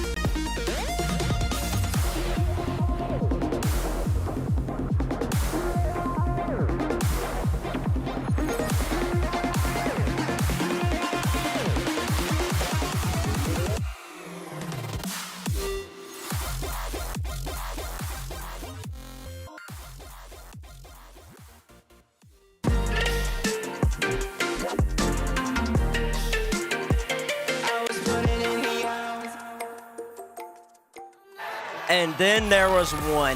Almost about 7 hours ago, the CRL stream started. There was 7 matches that had needed to be played. Only one remains. The Northwood National Championship is now on the line. Northwood Blue, your reigning CRL World Champions, are about to go up against their sister team, Northwood White, a team that has bested the reigning world champions in league play in 5 games of Chiefs. It did happen one time, but you know, that's why we play the games, as Stacks likes to say. The first instance is not always the way it's going to go every time. Sure, it was last time, it went the same, but that's okay. Northwood Blue, there's a lot more on the line here and a lot more to play for, I think. So it's nothing's free. Yeah, just a tiny bit more to play for. Nah, who cares about league play? It's about winning an actual championship. And I don't think that Northwood Blue wants to go and play anybody an extra additional game. They won't even give their sister team that type of benefit. Taking a quick look at the group standings. We got Columbia winning Group B. We got Akron Blue winning Group C, and then we got Group D, Fisher 2-0. We're trying to figure out which one of these 2 Northwood teams is going to join those 3 teams at 2-0 as well. Taking a quick look at Group A, Hamburg, they look pretty good against Northwood White, a cheese, but unfortunately Northwood White just a little bit better. Yep, unfortunately the European woes continued in their round 1 matchups, and it's good that you can put up a decent fight against a team like Northwood White. Obviously, they're probably one of the strongest teams here in this tournament, so not quite out of it yet for Hamburg. Looking forward to seeing how that second round match goes. But Northwood Blue, what is there to say about what has not been said, if that even makes sense? There's so much to talk about for them. Well, it's their first time on the main stage for this CRL World Championship. Northwood White, they've already been on the main stage. Is that a point towards Northwood White, Hurt? I mean, I think it definitely could play in their favor. I would think, you know, being up there already probably helped shake off a couple nerves. And if there's anybody to not be nervous against, in my opinion, if you're Northwood White, it would be Northwood Blue. Because you've played them so many times. Yeah, I've 1v3'd multiple times. Not you. Yeah, I just mean like me though. Okay. No, you know what I'm most interested in this whole entire matchup? Is Evolve going to stand behind Northwood Blue the whole time? That's the real question. That's the real question. It remains to be seen if he's going to walk in over there when we switch the cameras and hype Northwood White as well. Is there clear bias? Yeah, it's the fist bump for whoever scores and the condescension for whoever conceded, and it just flip-flops. It'll be great. Y'all need to be better. Oh, wait, congratulations. Keep going. Northwood, they can't lose right here. The Timberwolves trying to be on top, and here is the best player in CRL currently, Lion Blaze. He's the reigning champ. He's the reigning MVP. He made it look so easy last year. His whole entire family was in the crowd. They all had Lion Blaze jerseys, and I understand why. When you're winning that much in CRL, I'd have a jersey too. I'd support the kid as well. He's doing nothing short of spectacular, not only here, but also in the RLCS, performing in and of itself. This Northwood Blue team, though, they got to go up against Northwood White, and I wonder if there's just a little bit of nerves here. That's something that they didn't have to deal with last year. They didn't have to go up against Northwood White. And Northwood White, they have everything to gain. Northwood Blue has everything to lose. Yes. That's the scary part, right? Because everyone knows, like, Northwood Blue is like, okay, that's the A team. Northwood White is like, everyone, okay, that's the B team. So let's all play nice. And when we play each other, it'll be a lot of fun. But then when you have to do it right now, you already know Northwood White's swinging for the fences. And this young man right here, Pirate's been a part of the NA Bubbles team.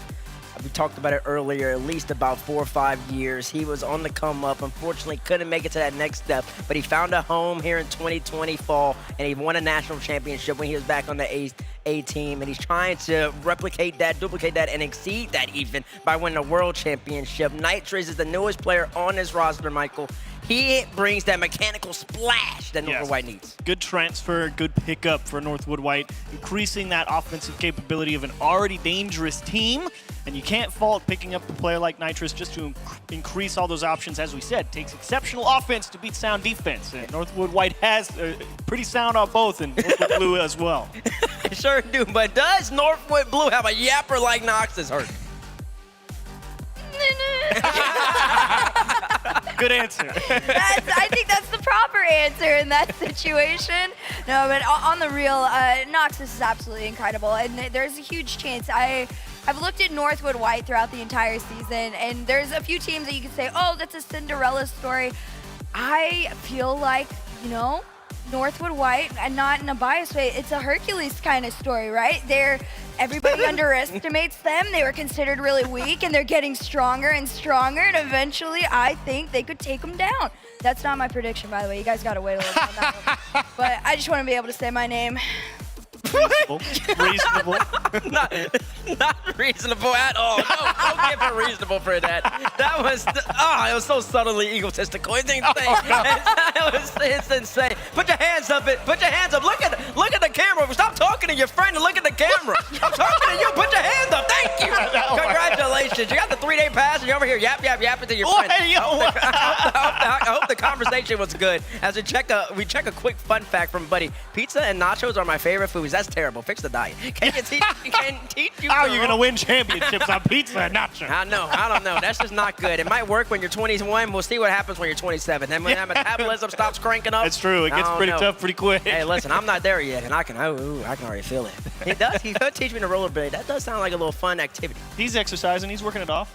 Yeah, it could help with the nachos. No, it doesn't. When you go and rollerblade right when you ate some nachos, doesn't seem like it's gonna sit well. It's not gonna sit well. You get bumped. You try to do a little twirl, and all of a sudden you're in the bathroom. I don't know what else to say.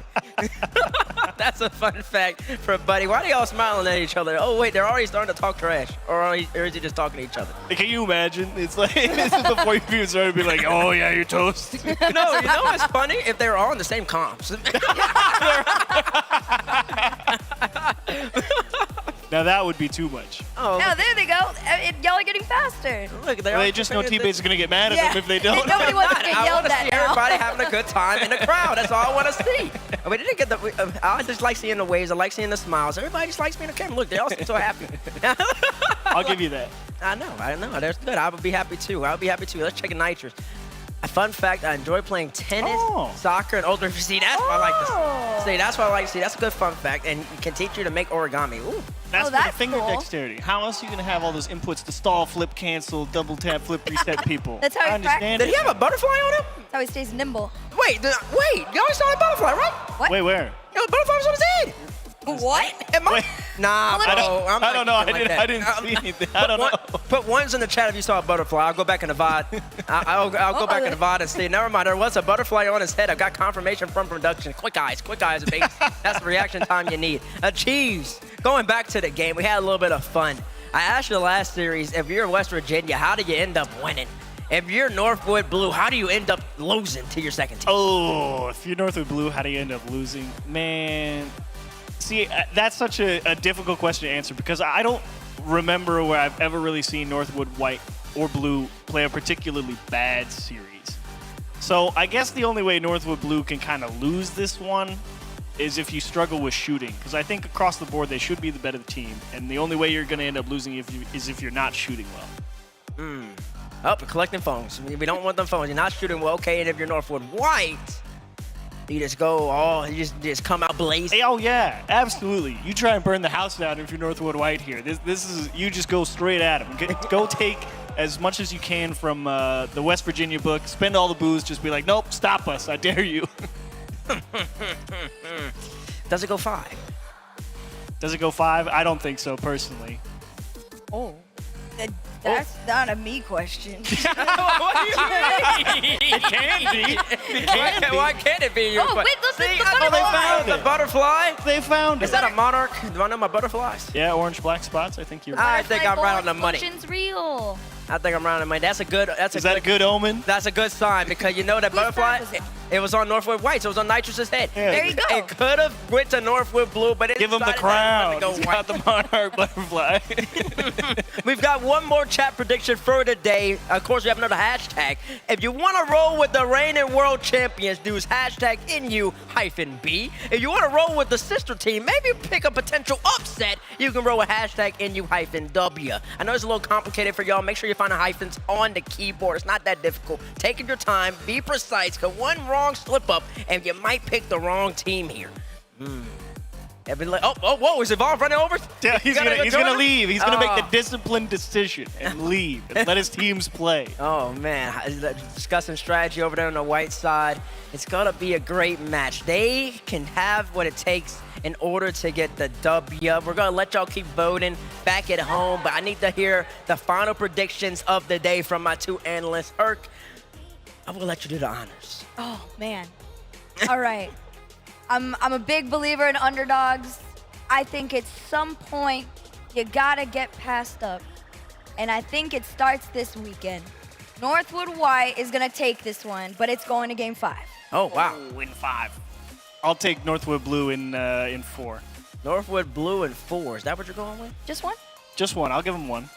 Northwood Blue in 4. Okay, I'm going to go with Northwood Blue in 3. Yo, we're going to move fast. Chat, you've done well. 61% here for a reason. 62% even. Never mind, you went back down. You keep flip-flopping. Stop pulling a Dazzler, please. Northwood versus Northwood. Either way, they're both still winning. Timberwolves versus Timberwolves. Michigan versus Michigan. The reigning world champions. Of course, they have to close out the first day of the CRL World Championship. Can the Sensor team beat them?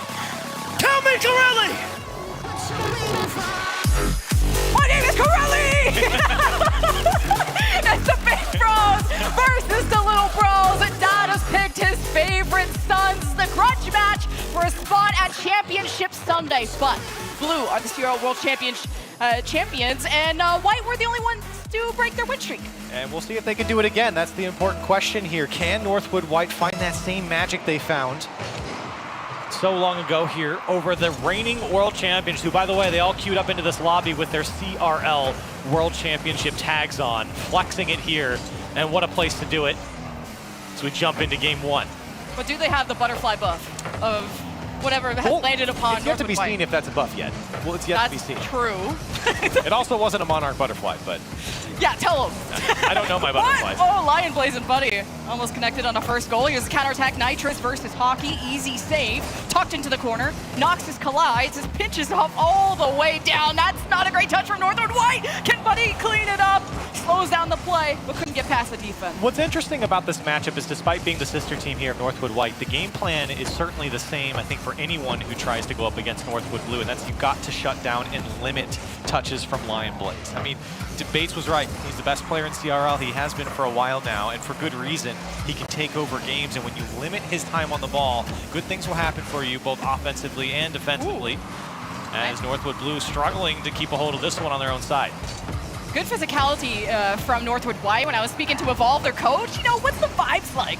Are you scrimming a lot? Do you know each other? And they said the vibes are weird. You know, you don't want to take each other out, but it is the way it is. And well, Northwood White play very unpredictably. They're very aggressive. It's a style that Northwood Blue, quote, don't like playing against. But they're very confident Northwood Blue are the better team, that White are the underdogs, and we'll see how the score settles here. Last time in the regular season, it was White. Buddy with a double tap proves me wrong. Blue up 1. And they like that. I saw Hockey pop up out of his chair on that double tap from Buddy, and great composure here on the touch to see this one roll down and follow through. Northwood White, nobody putting a hand up there, and Northwood Blue into the lead. And Northwood Blue heard from their coach that rotation's very crisp. RLCS level is what they said. And whoever has to drop the series, both of these teams are more worried about Hamburg. I'm worried about that bottom left side, though, as Northwood White will tie it up. And this is great response coming out from Northwood White. You can see this ball gets away from Northwood Blue. Pirates a great pass down the massive gap at the top of the box. Nitrous is there to put it away, slots it bottom left, and Northwood White find an early response. The butterfly effect. Yeah, okay. Oh, okay. Oh, see, yeah. So you got the kickoff for Northwood White. Northwood Blue, no matter how overwhelmed they are, they don't make mistakes. Good protection off the back wall there from Hockey. As Northwood White just passing by. Quick little drive-bys. It's a quick shot. A little too wide, though, as White are getting challenged here and pressured, I should say, moving downfield to the blue side. Up in the air, I was like, Northwood White are gonna get on this, right? You gotta keep the rebounds on. Pirates misses the demo, and you concede possession if you're Northwood White. And great work there from Northwood White to just kind of be annoying. But this is very dicey for him. That's a poor shot from Lion Blaze. Got away from them. And Northwood White didn't get out lucky here. That surely should have been a shot, at least on target from Lion Blaze. Very uncharacteristic for him to miss that. But just a moment ago, Northwood White, they did a great job kind of being annoying on the blue side, keeping this ball in. A couple of bunts came through and opened up some space. Of course, the goal came out from them. And that's going to be how Northwood White's going to win this series, as Lion Blaze, another one goes high. And Northwood White looking to get out. Yeah, Northwood Blue seem a bit shaky on that offense of just mechanically needing things to be more on target, but they're not slipping up too much on the defense despite Northwood White. On their approach, Noxus wins at 50, but running out of boost, ain't got no friends, ain't got no help, but Hockey leads the charge for Northwood Blue up against Nitrous, 50 to the corner. Buddy recovers. Northwood Blue get ready to drop this into the box. Now it's going to be further away. Tries to get away from that defense as Pirates scoops it up for a counterattack. Seeing Northwood Blue have a lot of space in the midfield, and then Northwood White really clamped down defensively. It's been tough for Northwood Blue since their opening goal to find the space, and that's credit to Northwood White. It's been good so far. Now Pirates, well, he'll find the back wall, but only as far as Lion Blaze, as Northwood White trying to put on the attack, but again, it's broken up so quickly. Here comes Hockey looking for space. It's off the crossbar, and they'll drop in for Hockey. With two defenders there, he just bulldozes his way through. Northwood White were low on boost, not low on hope. You're only down by one, but Hockey, mechanics unmatched. You weren't sure if it was on the back wall, the cross. Either way gets the second touch, and Northwood Blue are up by 2. And that pass from Buddy was incredible, just kind of flicking it on downfield, and you could see Northwood White just weren't ready for it. Nobody went up for it until it was too late. So Northwood Blue able to find one back, but a very, very hotly contested game 1 here so far. And Northwood White kind of conceded possession of whatever happened on the wall there for Pirates. You get the demo, you fight for the ball back, but Northwood White are still stuck on the orange end, and the physicality from Northwood Blue almost gets them a free shot on net. But Northwood White's defense slowing down the play, even getting a clear that hits the midfield, but that's all been Northwood Blue territory. But Buddy chased behind Noxus. Northwood Blue getting real nice with it. Just an open net like that, really. And what happened here for Northwood White? The last man, it was Nitrous. He had 38 boost here and just reacted so late. It was just a clever touch from Lion Blaze over the top. And you can see a lot of talking there on the Northwood Blue side. They're very confident right now with plays like that. How can't you be? Northwood Blue has been flawless, it feels like, so far. It's a flawless kickoff for 4-1 at 41-second mark. Northwood Blue took out Sinclair 3-0 and had 2 shutouts there. Northwood White, I thought, did very good against Hamburg. That's the team they're most worried about when it comes to, of course, outside of themselves and this group. Only dropping 1 game there, so both these teams haven't dropped a series yet until now. Northwood White, it was close until it wasn't here in the final minute. But it was a good start. Now you really start to think about, remember, this is the team, Northwood Blue, that won their World Championship 4-0. I mean, it was a crushing victory against Stockton last year. And it seems like so far, they're keeping their foot down on the pedal here against their sister team. Yeah, Northwood White, I feel like are getting demoed or bumped this time. This opens things up, 3-on-2 for Northwood White, but it's a clear that buys time for Blue. And either way, it doesn't really matter.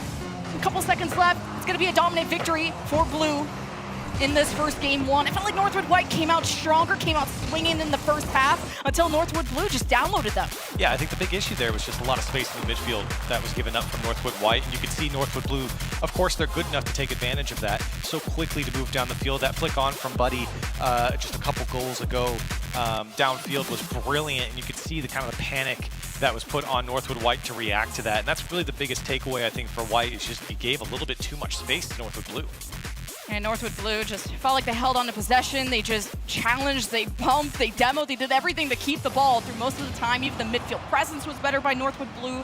I thought it was a bit closer in the first half, where Northwood White had that immediate response, and then it kind of snowballed into this giant avalanche.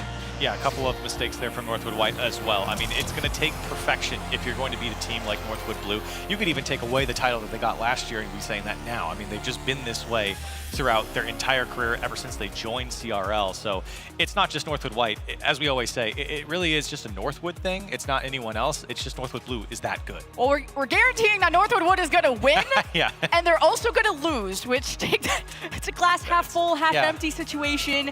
I think everyone's predicting that the Northwoods make it out of this group. Yeah. Although it's not feeling guaranteed with how good Hamburg have played. And can Northwood Blue keep their crown, keep that trophy? They are the champions to defeat. And it would, I mean, in Northwood Blue's eyes, as you'd mentioned from talking to their coach, it would be a big shame to lose their sister team here, right? You drop a league play game, even if you lose in playoffs, fine. You know, they're very familiar with each other. Players have swapped between these teams before. But to do it here would be a disappointment, I think, in Northwood Blue's eyes. As Buddy travels to the end, awkward touch by Noxus, and Hockey just a second too late on the punish. As Northwood White are able to pop it up, send it to the blue side. Nitrous misses that challenge, tries to take the corner. Boost is trying to be productive on the blue end, but the counterattack of Northwood Blue came in quite quick. Nitrous tipping it past. Midfield, very battled right now, and you like to see Northwood White being there a lot more and fighting back against Blue at this stage, but that's Buddy off the back wall. Hockey, there in time off the ground. 1-0 for Blue. And so much possession going over to Northwood Blue. Even when Northwood White is trying to put a hand up, you can see Northwood Blue are just barreling through. They got the read on it. Too much time is given again, and Northwood Blue able to capitalize. Yeah, midfield presence kind of is the thing that Northwood White needs to be better at. Now off the back wall, Noxus goes for the demo. It's an open net. And there's your answer. How easy is that, you know? When there's no one in net, it's easy to score. And right off the kickoff, I mean, Hockey, you know, he's trying to do his best to read this one, but Noxus takes him out of the play. It's a tap-in for Nitrous at that point. Northwood White, again, very similar to game one, get a quick response. Yes, he evolved behind Blue. As soon as White starts winning, he's going to take off the headset, jump over. But of course, Northwood White get the support of their manager, Slew. So there's equal love shared, despite my joke at the start. But Blue aren't really threatened right now. Like, challenges from Northwood White just to shake up that possession a little bit. Nitrous and whoever that was, or Northwood Blue collide, missed the ball. But Northwood White just can't keep up that pressure. Northwood Blue just very unified on the defense off the back wall. Whoa. The double commit from Northwood Blue. Now they have to quickly rotate back. No, White don't even have the ball. White can't even get in rotation to get on top of that ball. Now Buddy off the ceiling, but you're right. A little discombobulated there from both sides as it was a misplay from Northwood Blue. Two players going and no one connecting, and Northwood White not able to capitalize. Now here comes Pirates off the crossbar. He'll put it through, and it's Northwood White's first lead. Beautiful pass, and I mean the synergy is there. These are the teams, or these are the players from Northwood White that wanted to prove that they deserve a starting spot. Being in that Northwood Blue shadow, now getting a team of their own, proving that, hey, they can compete with the big dogs, even their big brothers, who, by the way, I'll mention again, Northwood White gave Northwood Blue their only loss of the regular season. Only up by one. Let's hold on, because Northwood Blue are on an offense. It's a pass to Hockey, and there's no one home! Tie 2-2! Another big offense coming out from Northwood Blue, and with so many opportunities, they're going to find the back of the net again. Space here for Hockey to catch up to this one, and Northwood White just couldn't catch up to the play. Northwood Blue find the response, and we're tied up. Coaches of Northwood said that Blue just have those crisp RLCS level rotations, and you saw it there when there's an open net. There is a big open problem, but it's 2-2, and this can't get really any closer as Lion Blaze battles with three defenders in his way. Here's the charge of White. Noxus not able to connect on that pass. Up in the air though, Blue first control. Hockey reset off the wall. Pirates intercepts the pass in the box. Here's the counterattack from Northwood White. Nitrous trying to pinch this to Noxus, but doesn't work out. Great little double tap there, but now they got to get back. The demo from Nitrous, or the respawn rather, saves the day for Northwood White. And Northwood White definitely gaining more and more of a foothold. Here comes the shot from Noxus, tough save, as Northwood White threatening again. A lot more threatening than game one is Northwood White. We're just kind of getting sealed off the blue end. Pirates gets involved. Northwood White following up with each other a lot more. We just got surrounded at that end. Northwood White just are gonna have to either create the gaps or force mistakes. Now it's an offense from Northwood Blue. Lion Blaze bumped off the ball. Buddy recovers. Maybe an open net. Pirates has the cross just in time to stop. It's definitely a lot more dicey on the Northwood White side, but here comes a shot on an open net. Buddy races back to get there. And Northwood White certainly ramping up their offense, but it's quick, right? They have one opportunity and it's right back on defense. They can't hold that possession. They have to deny Lion Blaze on the air dribble. It's counterattack to counterattack, and one-man save to one-man save. Buddy can't flick it above Pirates. All Northwood White respawned and in the net. Pirates misses that touch. Maybe possession here for Blue off the wall. Pirates denies again. Northwood White building that wall in front of the net in that orange end, but giving up possession time and time again is building up momentum for Blue as even the midfield almost goes to Hockey, but no cigar. Would have been a crazy shot from Hockey, and Northwood White, they're getting outpaced right now. Northwood Blue just holding on to that possession, taking pot shots to the net. And sure, Northwood White not necessarily tested there defensively, but having to stay on defense for an extended amount of time. Northwood Blue certainly controlling the pace of game now. with how good Blue's rotations are, that's how they can keep maintaining possession. Northwood White get these good clears, but Blue are realizing those passes, and they've stopped every single one since kind of that first drive in the first start of the game. And oh my gosh. Crossing everyone in the air. Blue, take a lead. And Lion Blaze, he's just stronger here through this challenge. A great demo from Hockey. Opens up that back wall for the pass. Pirates doesn't get there in time, and Lion Blaze muscles it through. 3-2 with 40 seconds left. Pirates can only handle so much before the ship starts sinking. White have had to make back-to-back passes, but how do they cross comfortably into the blue end?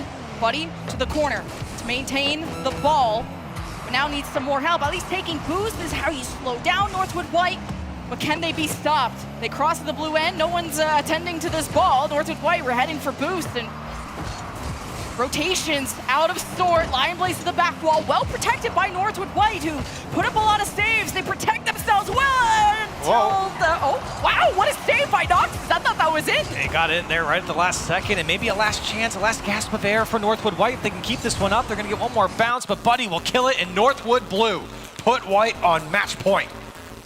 It's been tough. I think if Northwood White's rotations were just a little bit quicker, these counterattacks would follow through. Yeah, I'm thinking about that one too. Yeah. Hey, it's only a 1-goal deficit though, and I think Northwood White, if they were just a second quicker on transitioning to that blue end, they would have these deadly counterattacks like they had in that first half, and then that kind of wisped away. You know, just talking about the storyline, as we've been alluding to, it is kind of funny for Northwood White, talking about, being in the shadow of Northwood Blue and how great Northwood Blue has been. But if you just look at what Northwood White has done, they're 14-1. They were 13-2 between the 2 semesters that we had in league play between fall and spring.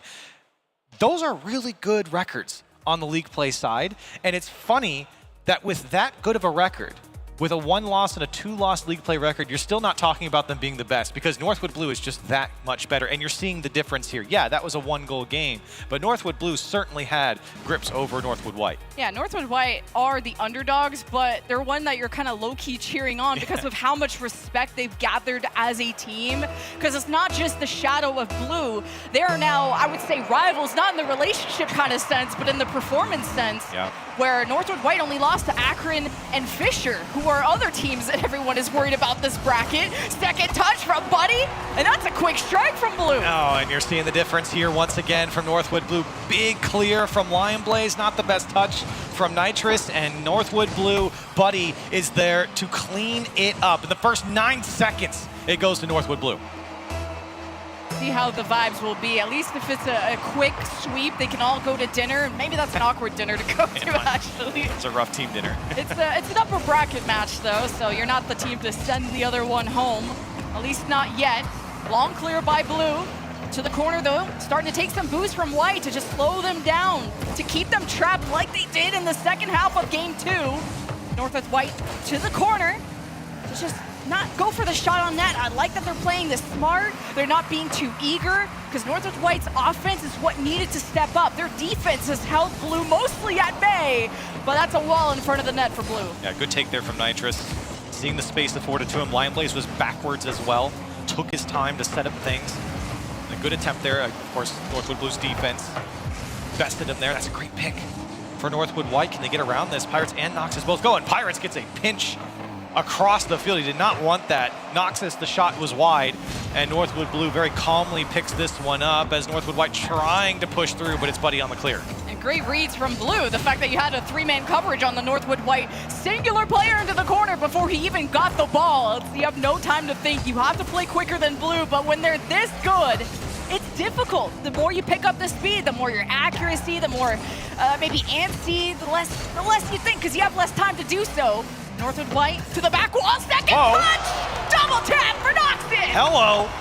And Northwood White returning the favor. You've seen this pass from Northwood Blue 2, 3, 4 times, and finally it connects for Northwood White for the double tap, and Noxus making them pay, making them watch it here in Game 3. Big smiles from Noxus after that one. They needed to just revive the hopes a bit on this match point. Can Northwood White climb back, or do Northwood Blue want to send us to dinner early? It's the last match of the day. Not paid by the hour. Midfield, Lion Blaze waits for the approach. Smart, patient. first one to scoop up the ball. Everyone's 50ing each other. Northwood White just managed to stabilize a bit on the defense after an awkward touch from Nitrous. Northwood Blue can start to put on the pressure as they hunt for mistakes, but it's Northwood White that have found a goal here and there, so you gotta be patient. And this one might be a top angle, but it might be an own goal from Buddy. What happened there? Yeah, I gotta watch the replay too. I'm bent over like, what happened there? What's going on? I mean, Knox is just trying to take the challenge there. It comes off Hockey, and Buddy's rotating back. He accidentally just hits it into his own net. Northwood White, again, finding a lead here, as they did in the previous game, only by 1. But they got 2:52 on the clock to hold on to it. At least you don't mess up the kickoff like you did last time when you were up, and then Northwood Blue were just right back where they were. Buddy moving downfield. Hockey patrols, waits for Nitrous to drop. Here comes the drive from Northwood Blue. At least Pirates is having these earlier challenges, so you're not letting Northwood Blue ramp up too much. It's in the box. Great pop-up by Pirates. You live for now. Lion Blaze with boost, though, as Pirates and Nitrous to deal with. From left to right, back to center. Northwood Blue can't clean it up. And look how overextended Northwood Blue was, and they couldn't even press through. But this one might find the right corner. Lion Blaze takes the challenge, and it slots home. Took a lot of hustle to make this work as Nitrous, yeah, he ran out of boost there and just tried to follow up, and Lion Blaze hunts for those kind of mistakes. It came off the defender as well, because Lion Blaze hit it straight into the last man there. And Northwood White, they give up the lead. Maybe a kickoff goal. That one will sneak in for Nitrous, and right back the other way, Northwood White go. Yeah, you usually don't see those kickoff goals in favor, or at least against Northwood Blue in that sense. Just a late cheat up by Buddy, and Northwood White gets back the lead. So it's kind of like deja vu from Blue doing that. And trying to, extend this series as well with 2 minutes left on the clock. Northwood White, that's great work. And now another kickoff going in their favor heavily. Knox is trying to get up. Lion Blaze been on it, and Buddy will clear it away, but it's straight to Nitrous, and a 2-goal lead for Northwood White. I know, those two names messed me up too. Then you had Buzz and Bullseye, and I messed that one up too. I'm different. But hey, Northwood White got 2 free ones. 2 minutes left, plenty of time for Blue to come back and make this a clean sweep, but Northwood White are stepping up every minute you watch them. That's almost another quick kickoff. That's 3 kickoffs in a row that have gone heavily in Northwood White's favor, and they might get another goal as this one pinches off a Hockey and Lion Blaze. Good save. But that's been, really the only weak point we've been able to kind of pinpoint against Northwood Blue. It's been the kickoffs. At least Hockey was ready there with the pre-jump. Northwood White, even after forcing that double commit from Blue, just kind of couldn't keep up that pressure, needed to go back for boost. Nitrous to the right, Buddy with the clear, but in the midfield is Noxus, ready to go. Pirates pushes up.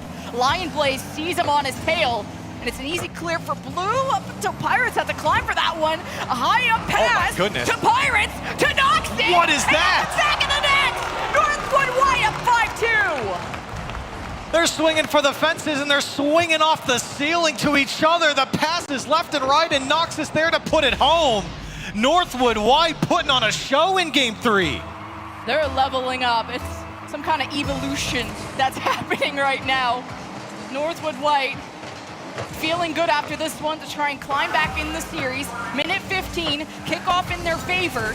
Even if they don't bring that pressure that is relentless, that stays in that blue end, as long as they come back and keep putting in those punches, Northwood Blue are feeling it. They need to just clean up the rotation so you don't have that happen.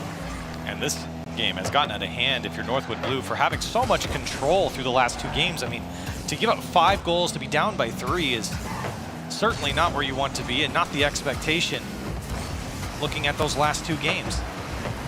Even the reset from Lion Blaze forward gets kind of slowed down. Northwood White have time to think. Knox is a bit locked up in the corner. Pirates waits in the net. Lion Blaze almost resets in. That misses. Nitrous with the save. 30 seconds, and Northwood Blue really haven't scored, it feels like, since that first half. Yeah, and Northwood White really starting to park the bus here. They're sitting deep. They're locking this game down with 20 seconds left. Knox is threatening the net again. There's no one home off the crossbar, and it's 6-2, Northwood White. Yeah, that's maybe Northwood Blue thinking, what are we doing for Game 4? Yeah, what do we got to clean up? It's go next. It's go next for Northwood Blue. It seems to be that way. It's been that way for at least the last couple goals. Most passes from Northwood White, though, are clean. You can't really stop like a 3-man triangle pass in front of your net. And Noxus, at least Blue got to learn from these kickoffs a bit. Even they tried to pull off some of that, but Northwood White took a page out of their book, made them taste their own medicine. Maybe got one for the road, now a couple seconds, and Northwood White will take a game. Well, like you're saying, I mean, for Northwood Blue, you're talking about the kickoffs for sure. Yeah. I mean, that was 3 in a row that they lost. They got scored on 2 of them, basically, or the pressure from the kickoff, losing possession, led to the goal. And so for Northwood Blue, there's a lot to talk about there when it comes to those kickoffs, because the first half of the game, yeah, it went back and forth. And there's some expectation that Northwood White's going to trade some blows with Northwood Blue. It's not a 3-0 or a 4-0 every time Northwood Blue plays their sister squad. But after those first 2 games, it's disappointing to see Northwood Blue kind of fall off here. And Northwood Blue tried to bring the physicality at 5 demos to 2. I think it was like 4 goals from Noxus, more than a hat trick. And it's working out with the boys of Northwood White able to connect. I mean, 13 shots from Northwood White to 4 of Northwood Blue. I mean, that's kind of like a reversal. It's normally Northwood Blue peppering the net. So for Northwood White to be able to put up that many shots, for Noxus to go 4 for 7, it's poor defense from Northwood Blue. Which is very uncharacteristic, because we talk about how clean their play is, especially in game 2. Just they were always there, ready. They were reading every single offense from Northwood White. They had like 2 or 3-man coverage on someone who didn't even have the ball yet. Yeah. It's just Northwood Blue were always a step ahead. But Northwood White had to match that pace just to be competitive in game 3. Still match point for Blue going into game 4. Now it's important for Northwood White to keep going. I mean, it's so crucial for them to get the first goal, to put Northwood Blue right back into that headspace that they were at the end of that game, where they kind of just gave up. And for Northwood White, striking early here will do wonders for this series and keep it going. And it's Northwood Blue trying to put that one on target, but it's just wide.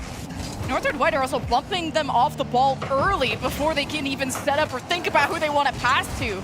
So Northwood Blue, though, off the back wall. That's a mistake, and Blue are going to punish. Yeah, Pirates knew it was done as soon as he backflipped there. It was great passing from Hockey to Buddy, and he lobbed it over the net, and you can see Pirates, he just stopped moving. He knew it was over when he backflipped there, and he couldn't put a hand up. You knew Northwood Blue was going to capitalize on that one. The first 30 seconds go to Blue. Blue always start up with a goal in these games, but it's Kickoff. Northwood White. There it is again. Who still run the kickoffs. And it's been different every single time. It's Noxus going into this one, and he just wins it to the right side, and Nitrous on the hard cheat to follow up. The Northwood Blue have got to figure it out here, because Northwood White, I mean, they won the previous game because of it, and now they find an equalizer again. So I was always assuming that Northwood, maybe one back. Okay, Pirates there in time. But I was assuming they were going to scrim each other a lot, and you know each other's strengths and weaknesses, but I've been hearing that they actually scrim other teams for that diversity, so you don't automatically have each other downloaded in that case. But it's always this unpredictable, scrappy playstyle of Northwood White that catches Blue off guard every now and then. Pirates wanted to receive that close call. Buddy in the net, ready, 1-1. As Northwood White put on the pressure, this almost lands into the box right to Noxus. Northwood White pushed up to try and capitalize, and it's still Northwood Blue not protecting their back wall, and Northwood White just can't find a crack. And Northwood White stealing away those corner boosts. As you can see, they're really taking advantage of Northwood Blue sitting in front of their net. But Northwood Blue were able to break out. It's up to Northwood White now to play a bit of defense. Hockey just wants the direct shot, but again, Northwood White jump in front of it. A save comes out from Noxus, double tap looming there from Lion Blaze, but again, Pirates jumps in front, and Northwood White's defense certainly gaining a couple levels here, as the experience in those last few games have really taught them what they're going up against, as now they're putting on the offense. Noxus out, saved away from Lion Blaze. We're still tied up as Nitrous trying to threaten the net, but again, cleared away. Even Northwood Blue being creative, but Buddy is either bumping people off the ball, he's blocking vision for his teammate's shot, and the fact that Northwood Blue have looked this threatening and it's still 1-1 is very surprising to me. Hockey goes for bumps, gives the ball freely to Nitrous as Northwood White travel to the blue end. At least we have the blue side on the blue end, but Hockey and Buddy, looks like they have free space. Buddy just shoved out of the way, back in the locker he goes, but the midfield all for Blue as they just try to stop and challenge Northwood White before they can develop. Halftime here in Game 4 to Northwood White. This is the biggest foothold they've had, I would say, maybe in the series. The previous game, I think they just came back with kickoff goals and tilted Northwood Blue out, but this time in a close matchup, Northwood White have been knocking on the door, I would say more than Northwood Blue. And Nitrous, he's looking for space. Those mechanics trying to express them here in Game 4, but Northwood Blue have other plans. They go back the other way. Yeah, Northwood White have to fall back for boost. Here comes Blue swinging. This lands in the midfield. You have a triple commit from White just to get this out of here, so free ball for Blue. They got the pinch, and that's all that matters. You know Northwood White, they're just going to take any gap that you give them. They're not super methodical on the attack. You talk about the scrappy play style. It's certainly showing itself. That's a great win from Pirates. Everyone diving through. It was Nitrous trying to get a piece of it. Noxus has to slow down the counterattack. Now to the back wall. Almost a double tap. Here comes Pirates. A drive towards Nen. It's an easy save from Lion Blaze. But all three of Northwood White had to get involved, and Nitrous couldn't get it. So Pirates stepped up, had to be quick with it before Northwood Blue can react. It's quite a threat that Northwood White have generated, but here comes the drive of Blue, met at the midfield by Noxus, who slows down Hockey yet again, but Hockey wins the 50. You tip it to the wall of your Northwood White, but a gap is created. Hockey passes to Buddy, but it's too high. It was perfect there from Hockey, and Lion Blaze's shot just off the mark. A good ball movement here from Northwood Blue, trying to crack the defense of Northwood White. A final minute now in game 4. Top 8 looming for Northwood Blue if they can close out this game and close out this series, but Northwood White, they could extend it. Yeah, I'm getting game 5 vibe. I don't know, I don't want to curse it, but Northwood White are playing so much better than they have before. They're evenly matched with Blue. Maybe stats we'll talk about in a second. Ground pinch from Hockey. Lion Blaze steps up from the corner. I think the whole rest of the team, though, had to retreat for boost. Buddy off the back wall. Pirates protects it. Buddy to the box. No one's stepping up from Northwood Blue. 22 seconds left. And if you're Blue, you're slowing down the offense of Northwood White, who don't even want to go for the approach. That's a dangerous shot. Buddy off the cross and past the goal line. Blue with the lead at 16 seconds. Clutch plays from Buddy, and you could see the selflessness from Hockey to dish it off to Buddy. A double tap to himself, and Pirates just couldn't get a hold of it. Northwood Blue, they're in the lead with 16 seconds. It's a game of inches, and Pirates is going to bite himself for that one. Blue have the lead for now. No flops on the kickoff. Hockey gives it to Buddy, and look how Blue are just running this. Pirates barely with the save before Buddy could tuck it in. This is it. Last play for Northwood White. Nitrous right to Hockey, though, who just stalls out the ball. Noxus is demoed. Northwood White don't have the manpower. They got to buy time and keep this ball in the air. Pirates, he kept it up. He shoved up to the orange end, and the ball's on the ground. Northwood Blue win. Big Brother brings it home, and they move on to Championship Sunday. Our defending world champions will be in a top 8 bracket once again, and I don't think anyone doubted this matchup and their group. They knew that Northwood Blue were going to be on top in the end, and they do it here in 4 over Northwood White. Hey, at least the Cheese was right on that prediction. Did he? Is that what he said? I think he said Northwood Blue in 4. Okay. He's giving us a thumbs up. He's going to take credit. We don't know, but he's going to take credit for it. Just a small butterfly buff Yeah. for Nitrous, who I think has played very well. The fact that Northwood White took a game, and they beat him in a game 5 in the regular season when maybe the stakes were lower, but it's still Northwood Blue that went further and further. National Championship, the Eastern Conference, the CRL World Champions. Northwood Blue are still the team to beat. And I think the only matchup where Northwood White would feel like the underdog, they'll go down here, but Northwood White still very formidable as they move lower into their group, and we'll have to go up later on tomorrow, so it'll be interesting to see how Northwood White get out of this group. Evolve trying to get his brownie points back, like, you know, you guys played well. I was over there, but I was watching. Cool, yeah, we cool, right? I'll get you dinner later. At least it's a quick one. But that's our last match of the day. Let's go check in with the desk. Bates, what's up? Evolve needs to go right back across that stage. You can't come talk to me now. It's too late. I've already lost. You had plenty. You had ample opportunity to come talk to me, see how I was doing. And now you want to come talk to me after I lose. Evolve, you chose your side going with Northwood Blue. And listen, of course you're going to choose that. The big bro always comes out on top. Northwood Blue ends up winning it in 4, like a Chief said. That third game, I thought they could have swept. And all of a sudden, it was 2-7. I don't know how that happened, but we're not going to worry about that. Northwood Blue doing exactly what they usually do. Calm, cool, collected Rocket League. Yeah, excellent pressure overall from Northwood Blue, all things considered. Like you said, exactly what you expect. And I gotta say, watching Lion Blaze, that dude never looks like he is in a hurry. Guy is always in the right position, always ready to make a play, and he just makes it look so easy. T-Bates, you said he was the best in the league. Yes. Gotta agree with you after that series. Looks great. He is. He just makes it look really so effortless. They call it effortless in basketball. I don't know what it'd be called. Blazerless. I don't know. It's just that simple. Blazerless. Ooh, that is kind of. It's kind of simple for him. Northwood White though, Herc. Nitrous, he played okay, played solid. Knox has had a couple big plays in Game 3. Was there ever a doubt? Was there ever a thought in your head that, man, maybe it doesn't go 5, maybe White can pull it off? I did. I thought it could. Oh, yeah, you picked him. I picked him. But then after the first 2 games, did you ever switch up? Yeah. That's okay.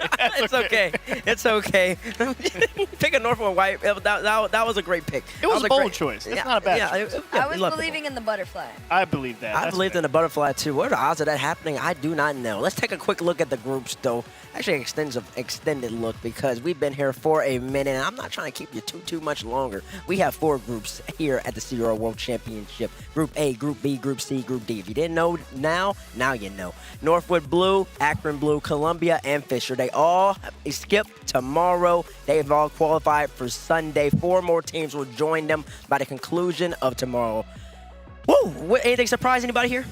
I think it's fairly reasonable across the board. Want to go back and look at that Stockton game on the V stream tonight and see what went down there. So there's a bit of a review to do for me personally because I just want to know. But all things considered, I think it played out pretty well.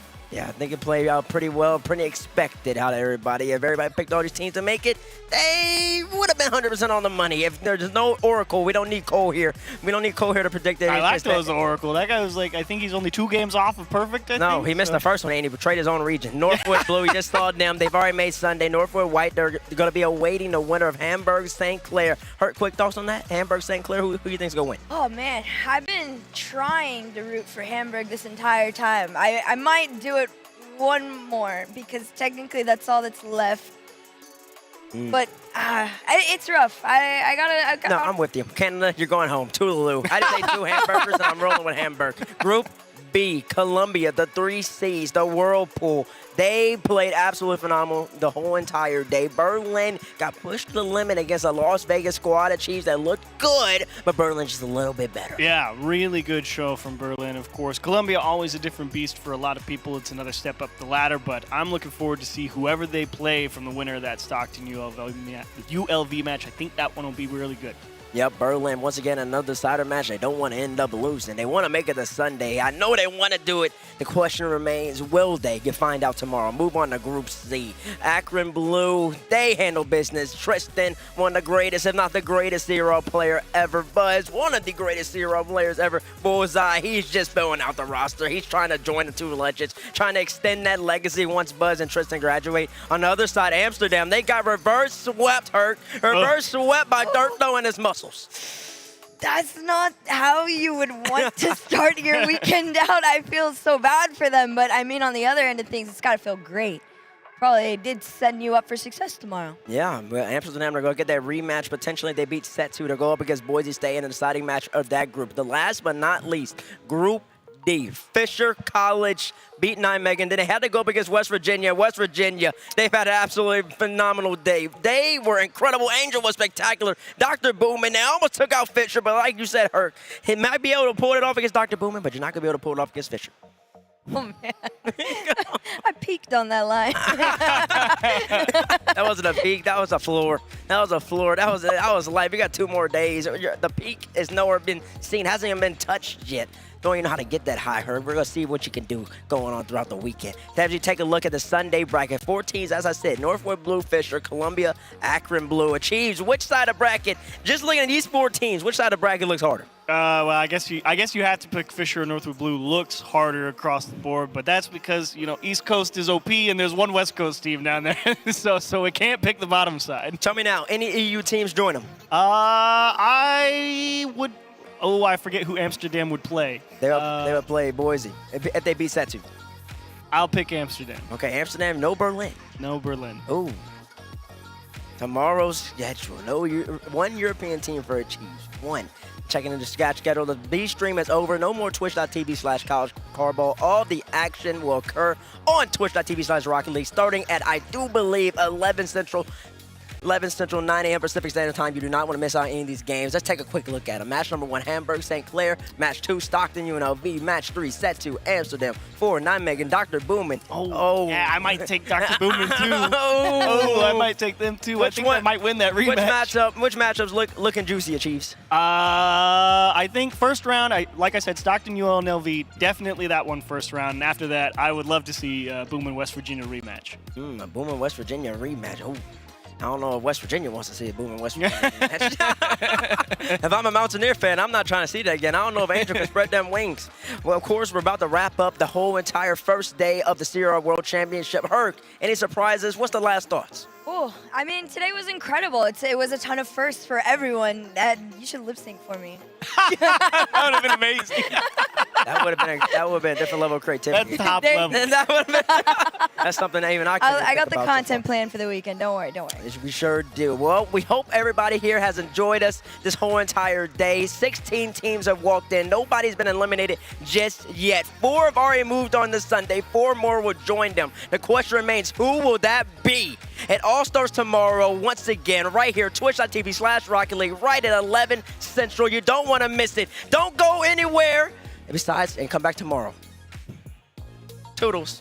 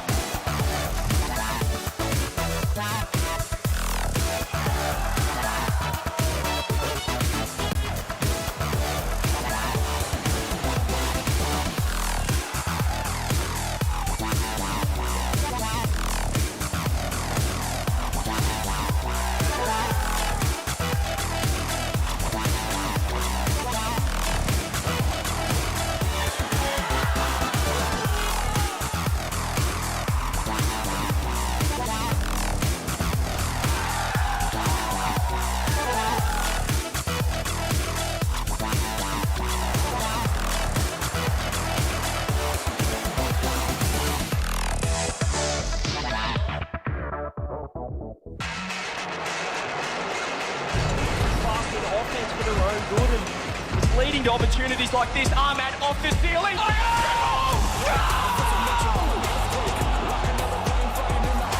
Ahmad with the 7 from heaven. I get higher, I never tire. I'm a product, I'm a mentality. Can they get control of this? Pop back from a towel as he takes control. Are you kidding me? This is really happening. It's really happening. It actually happened. Fortune favors Liquid. See this one without first killer. Does he have a flip? He's trying to use it. The pass down. It's unbelievable.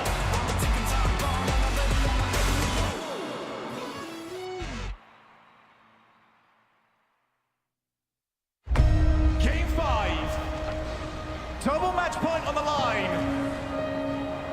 Furior and Moist 5 minutes away from discovering who will have all of that on their side.